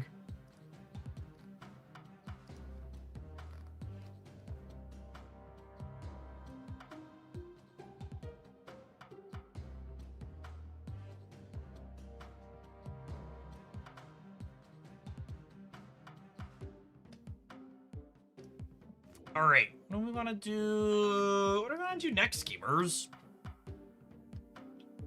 If I hit all the other stuff in my thing, I've not. We could play a little bit of this. It's another thing that was in the Dex roundup. A lot of break-in stuff here.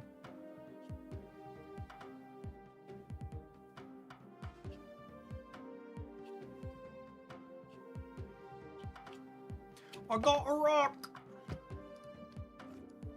I'll just like chill and play a combo deck or something else. We have the new season starting soon, so I don't even know that I really want to record anything in particular, because we're gonna want content from the new cards once they happen. But I missed the October season card review. Yeah, we did that at the start of the staff segment earlier today. It'll be up on the YouTube channel tomorrow morning is the plan. Once the new season goes live tomorrow.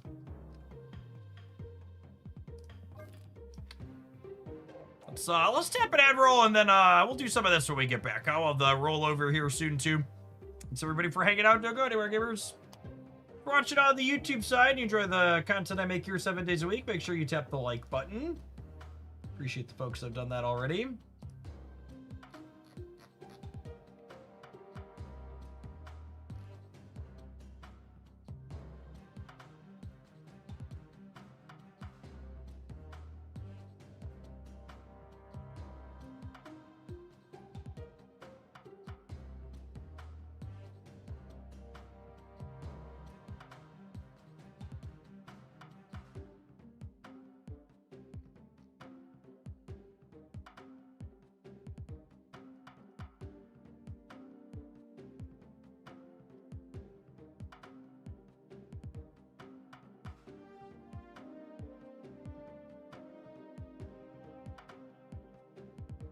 What about making Rock Slide's ability Collapse Mine? That sounds deeply toxic. It's also just a completely different card. So that would be more of a, what about redesign Rock Slide as opposed to making it be a specific thing?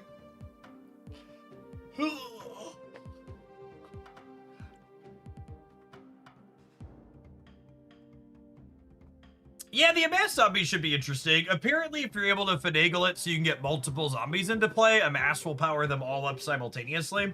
I don't know how feasible that's going to be, but that'll be a fun angle to try and build a deck build around.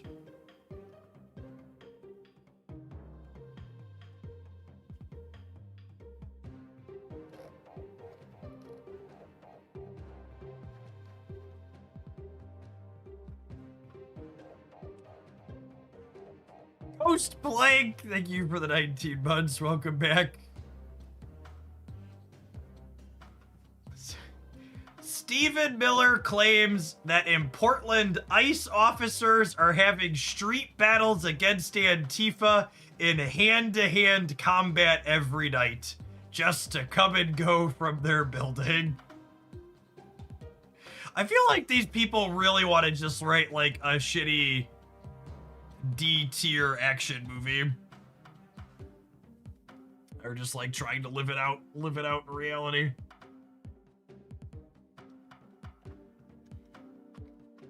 The old hand-to-hand combat to get to and from the building. Yeah, the zombies having 0 cost means you can bounce them, which is interesting.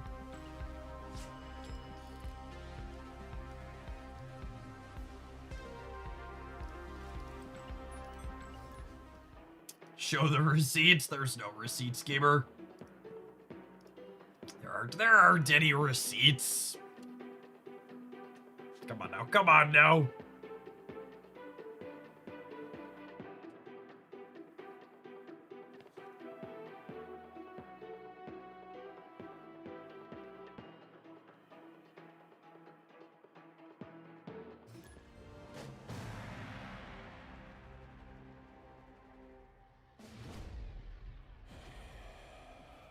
Headpool Morgan Le Fay. Why would Headpool be good with Morgan Le Fay? Morgan Le Fay doesn't return things that aren't actually in the destroy zone, for reference.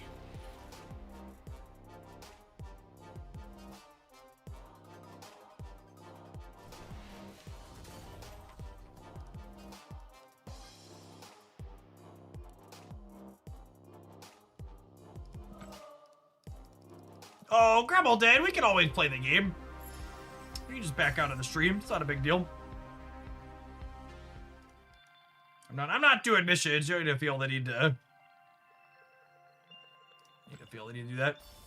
Oh, you were playing Airship, in which case I humbly and graciously accept your concession. I lied. You queue into me on Airship, you turn tail, and you fucking leave.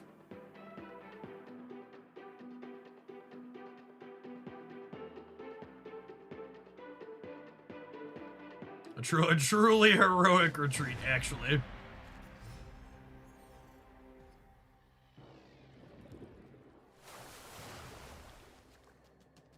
I can't believe all these grandpas are Antifa. I mean, to be fair, the last time we had official anti-fascists in the United States was when we were fighting World War II, yeah?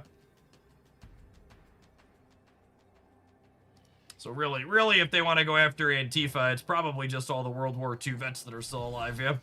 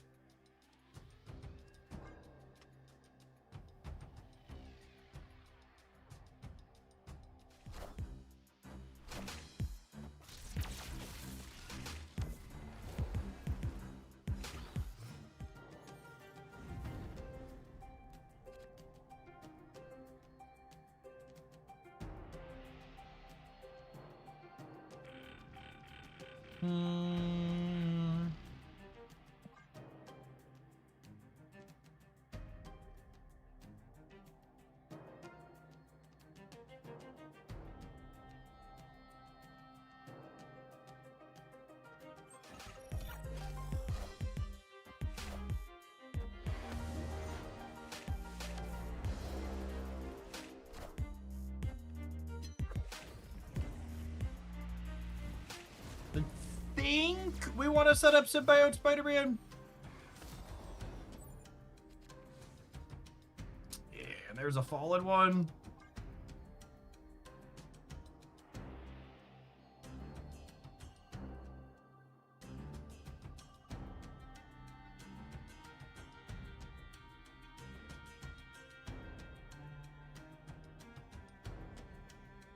What if we go Jim Hammond Human Torch into Shuri next turn? Wakanda forever.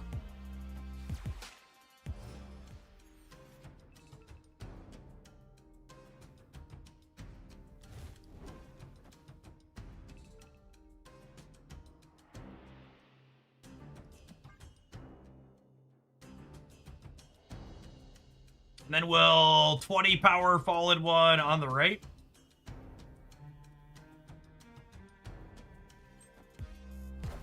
Old Jimmy Boy will be nice and large.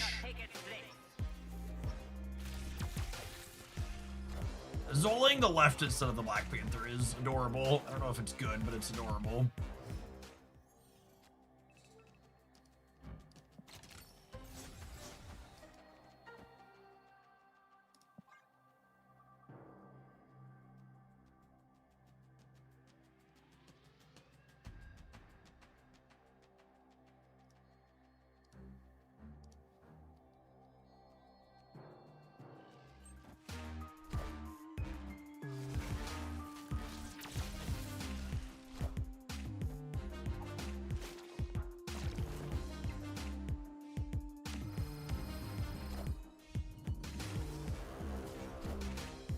We have the power. Ooh.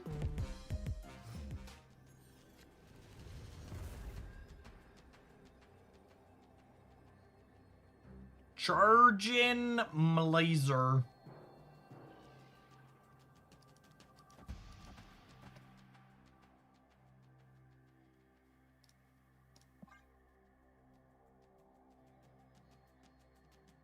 Settle down, Jim. He's just excited to be here, Chip.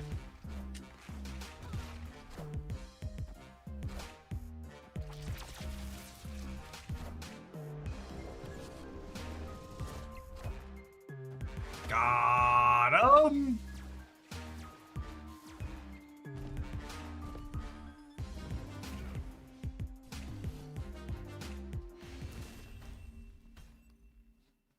Victory.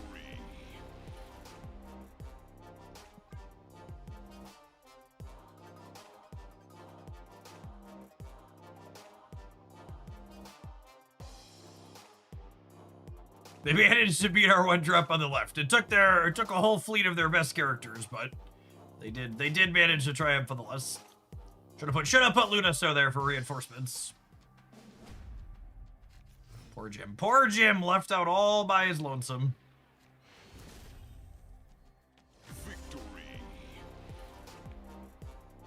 I think this deck has really solid staying power, by the way. Was in the best deck roundup again for another week. Really feels like Jim was the extra piece of the puzzle for a level of consistency here.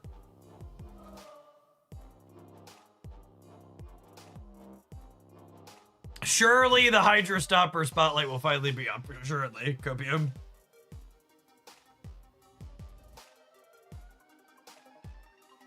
Yeah, I agree, Pack. This is my favorite, like, new archetype that's got a little bit. Come on, opponent, what are you doing? Did you swipe up?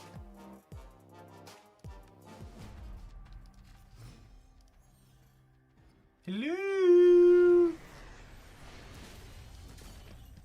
Victory.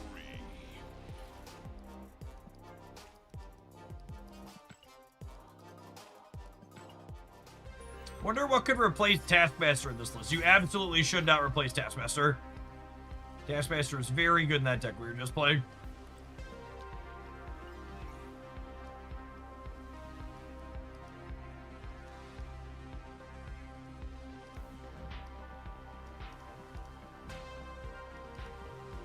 Action figure variants are weird. Weird. They're not quite pixel variants, but they're definitely some 700 gold filler tier. I'm uncomfortable looking at them. That's a good way to put it. I don't think they're bad, but they make me uncomfortable.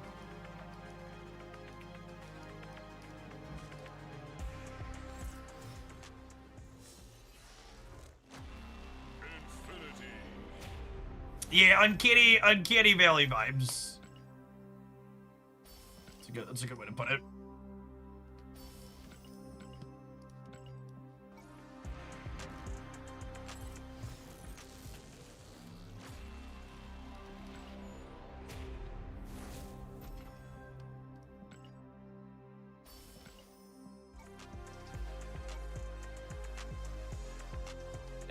Never a Hydro Stomper, chat. Never the Hydro Stomper I'm missing. I am less sad. I have gained collection level. Whoo, 97. We're cruising, gamers. We're 100 gold. 100 credits. 50 credits. 50 gold! Variant? Oh, man. Oh, man, look at that. We're almost to 100. Do we run out at 100, chat? Did they make it so you can't farm past 100?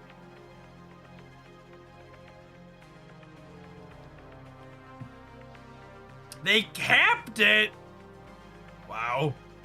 So unlucky.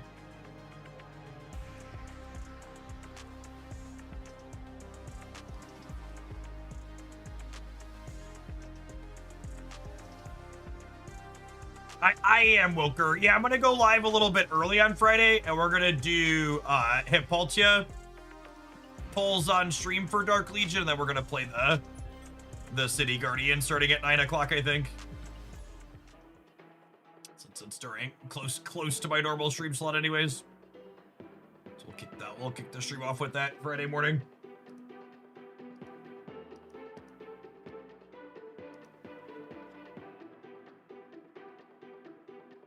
It's because of people farming with Agatha, those assholes.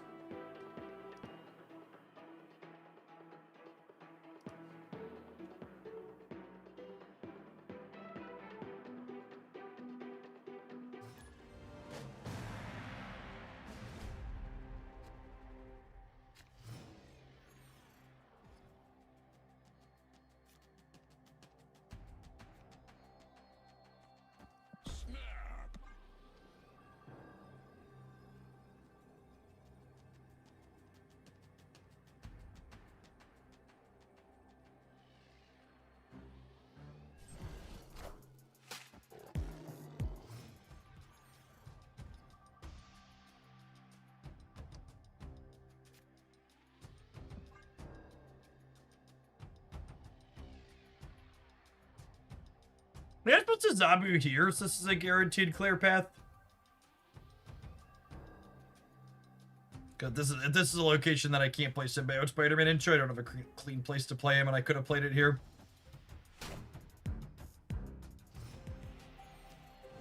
Oh, I forgot to actually do the fire hair split. Good call.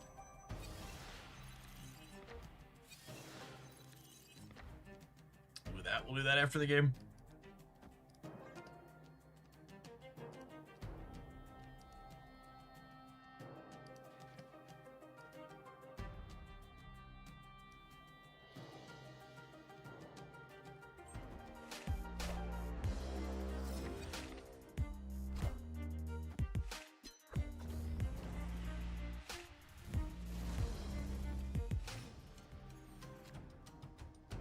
Ooh. Piece of candy. Nummy fallen one candy.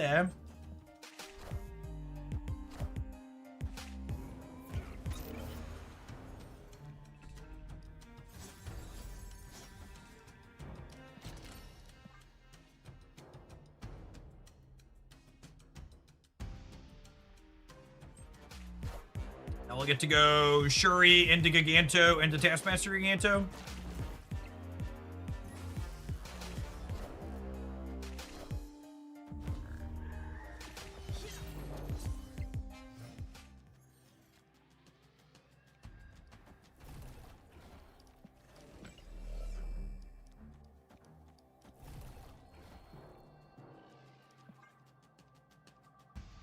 Jocasta plus 2 invisible and first step spike over the top of us. Could be. I'll say I would if they could prodigy the Jocasta here too potentially.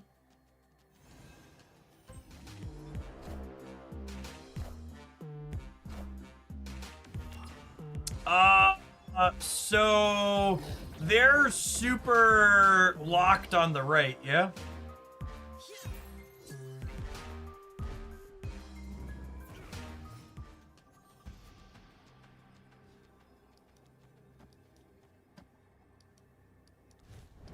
So we just do this and hope that 68 over here is enough.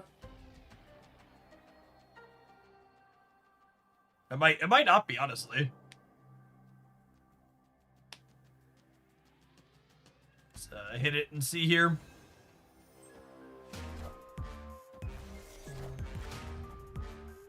Actually, don't know how big Havoc gets. We're gonna wait for Marvel Step to take an hour and then we'll find out. Yeah, I think they needed to put Sunspot on the left. Oh, Havoc caps at 22. Oh, yeah, they totally forgot about his cap. Because he needs an energy to get bigger. Thena's gonna get really big, though.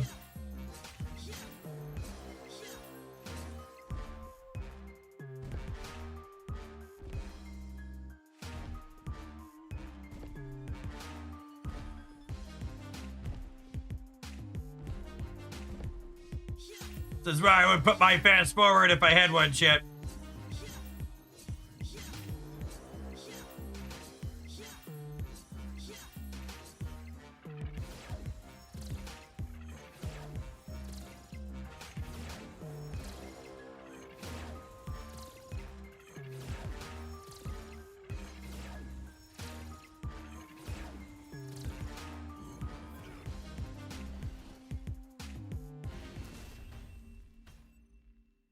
Victory. Fast forward only exists to hide Bullseye's discarded cards. Yep. It's an upside. It's an upside for the discard decks for sure.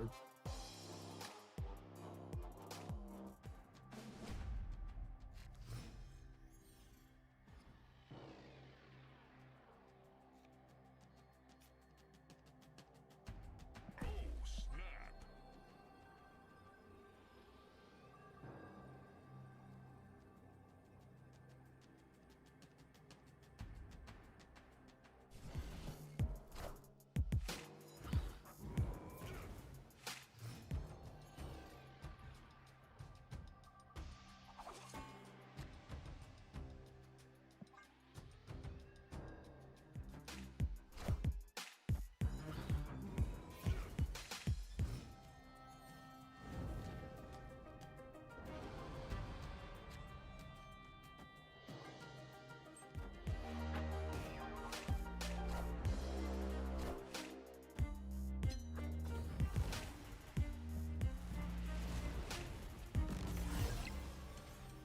Oh wow, Newham is so much better against She-Hulk. That's kind of crazy.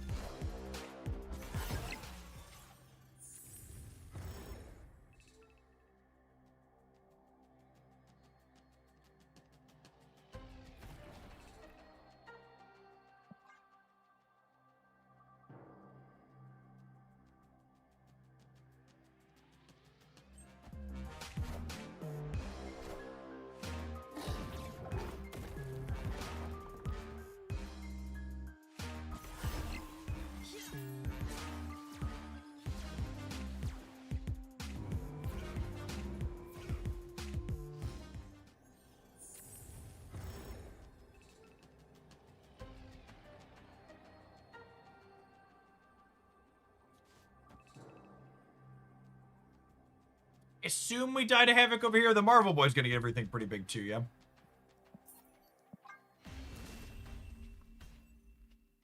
Escaped.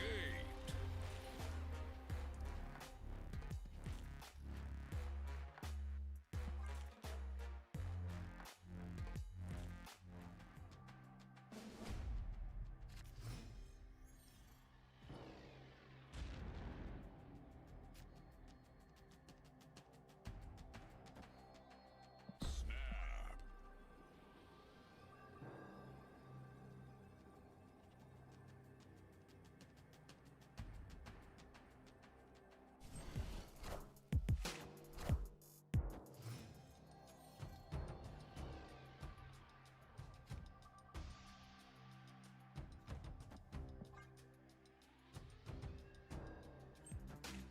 Yeah, I could have Red Hulked into the Spider lane in that last game, but I think we end up coming up short regardless.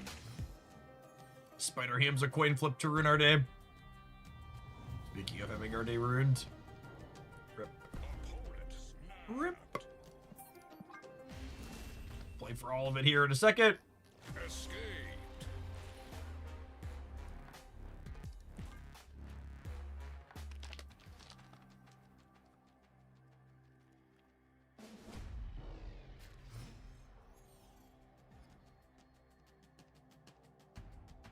Oh, snap.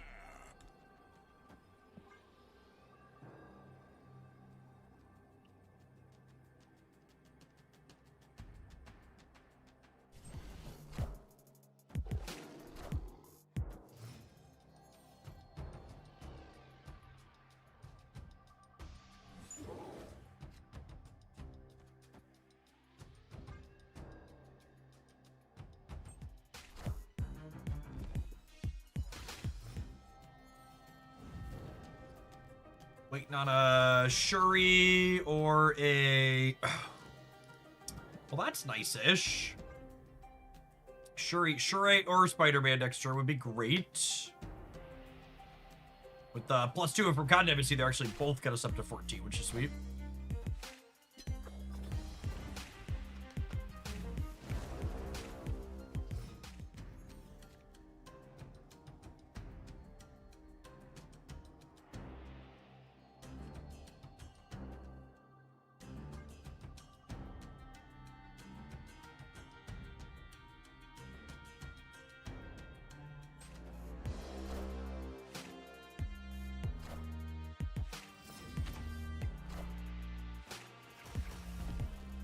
Small sequencing mistake here from the opponent.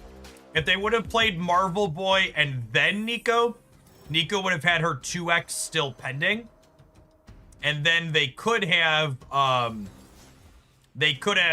gotten her to 5 with the Marvel Boy, and then she would have doubled to 10 this turn and then gone up to 11. So they missed a point there.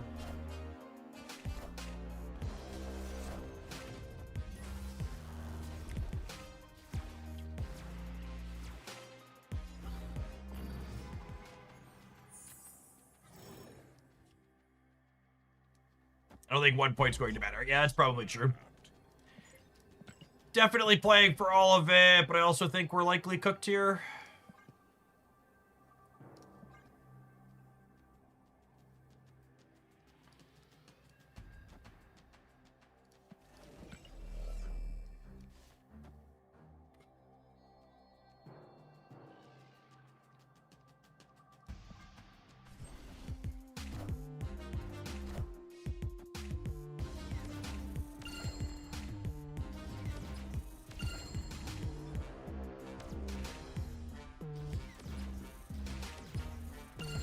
Wait, there's one more turn, gamer.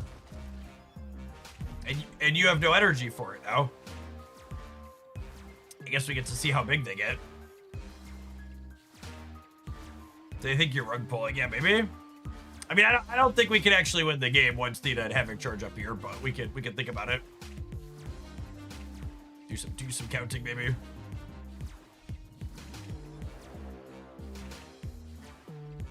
In a minute, you know, when they're done. We get there when we get there. Stop asking. Oh, their ice cube's gonna die on the left. That's true. I don't think that matters, but it is going to die.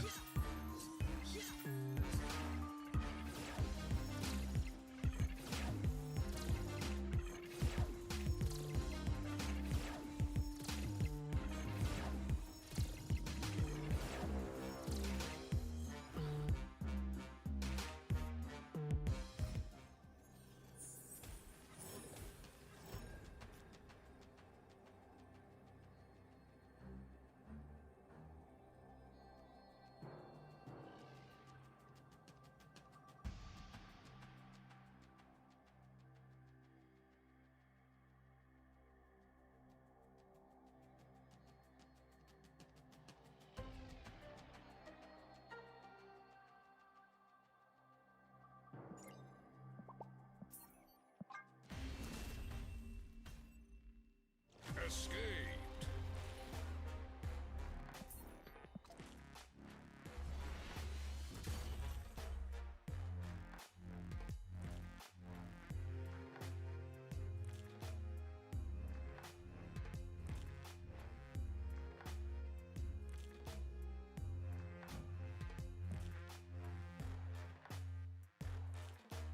Oh, I'm muted. Yeah, sorry. Explaining why chat's dumb. We can gain 28 over here up to 38, but they're getting 3 more on Havoc, so we're done. How do they win mid? They probably can't win mid, but we can't win the right. Winning the mid's not the question. It's how do we win the right and left? The answer is we don't. They were definitely a bigger turn 7 combo deck than we were. By a lot. By a lot.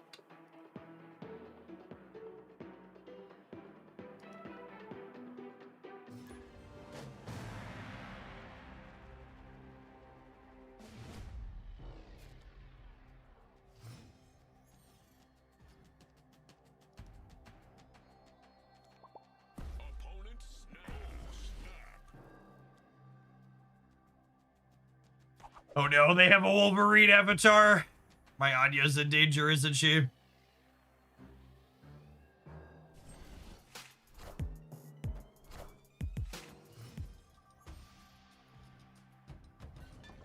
You had 10 energy with both cards. You would have had +4 to Sunspot.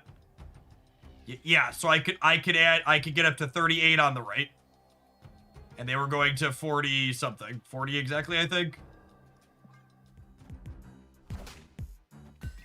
You would add 32. No?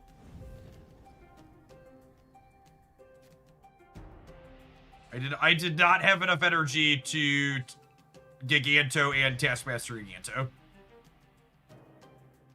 I could She-Hulk for 24, and then Taskmaster the She-Hulk, and then Soak 4.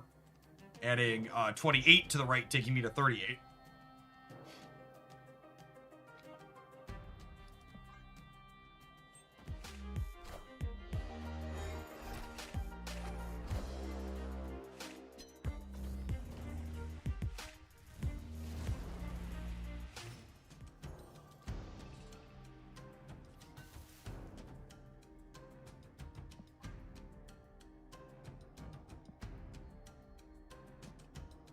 Sparky's such a good doggo.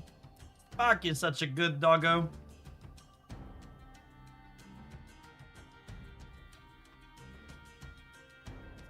Imagine debating the math major. I'm not a math major, chat. I haven't been in college in a long time. I have a math degree. Degrees, plural. One of them's even a science degree. I think actually one of the most amusing things about my educational background is that I have 2 degrees in math, and one is a Bachelor of Arts, and one is a Master's of Science.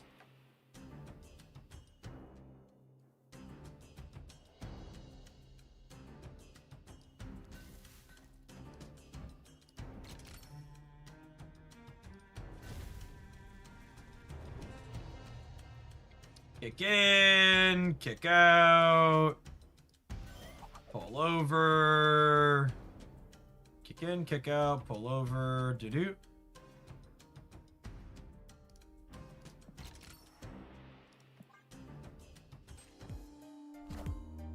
Why did you want to remove the asteroid M? Yeah, I guess I would have given us one more Human Torch. I don't think it really matters. One go round on the Human Torch here is not going to be the make or break. Just so we're clear.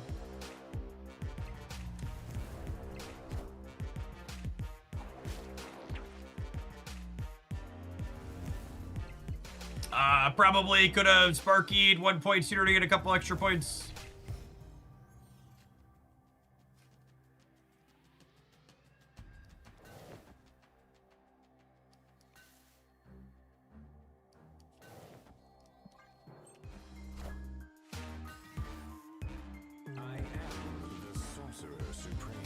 The Sorcerer Supreme.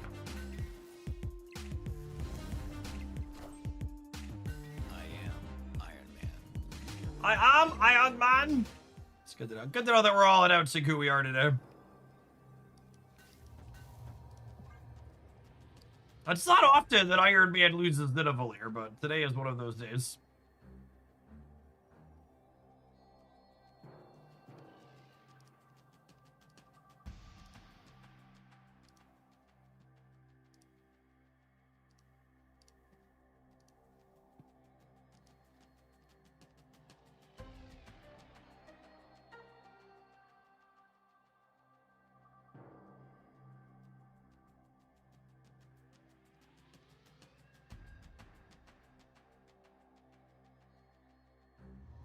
Yeah, we might lose this because we're missing Tribunal, absolutely. Cooked. Cooked!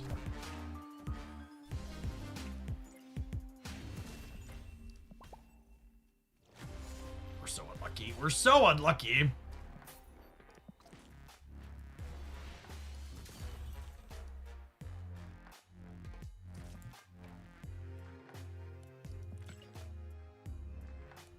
Hercules left would have also won the game, yep.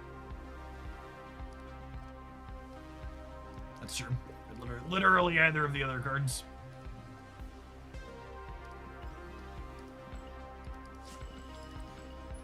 Clearly we need to change to the crystal build. It's the only solution.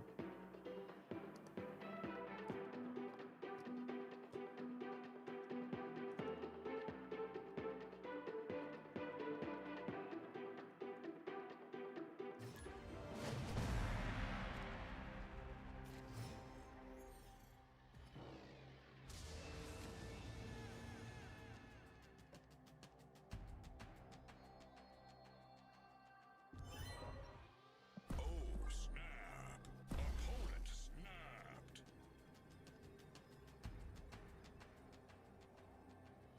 Oh, the fire hair split. Good call. My brain is so bad, Jace. Well, that one doesn't bother us, at least.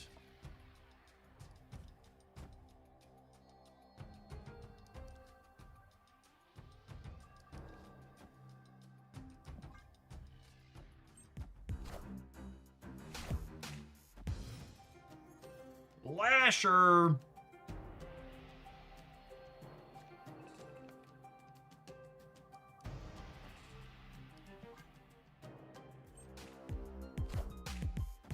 Wind, aid my hand.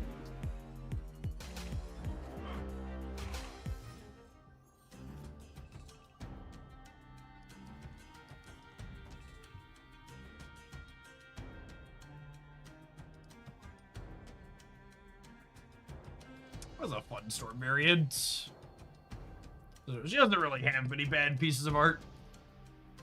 A lot of good ones. A lot of good ones in the game.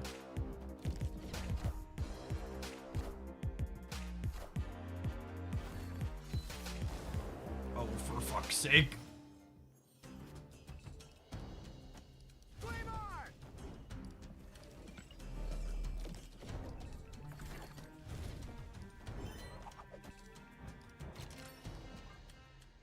I assume Mercury moves and then we're done here. Cool.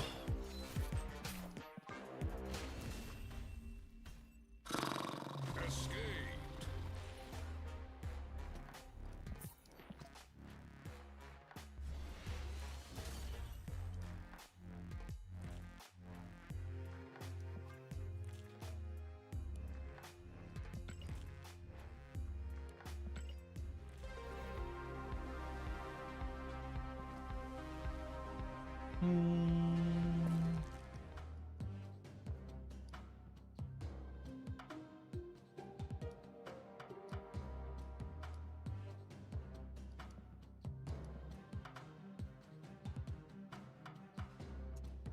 I'm gonna call it an afternoon, gamers. We're gonna do a longer stream tomorrow because we've got the new season rolling out to cap things off. So I'm gonna take it easy. Let's put the fire here. Let's put the fire here. And we're gonna call it an afternoon. Assuredly, this is my gold crackle fire here. Yes. Mastery. Always a bridesmaid, never a bride. All right, gamers. I'm gonna be back tomorrow morning. We'll be live nice and early. We're gonna do, I think, a little bit of Dark Legion to kick the stream off with the draft over there, and then we'll kick out over to Snap-in. We've got 5 new cards coming out tomorrow, so we'll probably spend that hour or so before the season rolls over at 2 o'clock building new decks, so we can have a bunch of things for that. I'll have to clear out a bunch of space in here so we can build a bunch of things with the new stuff. We'll see you around in the morning, hopefully. Everybody enjoy the rest of your day wherever you're at. Peace, folks.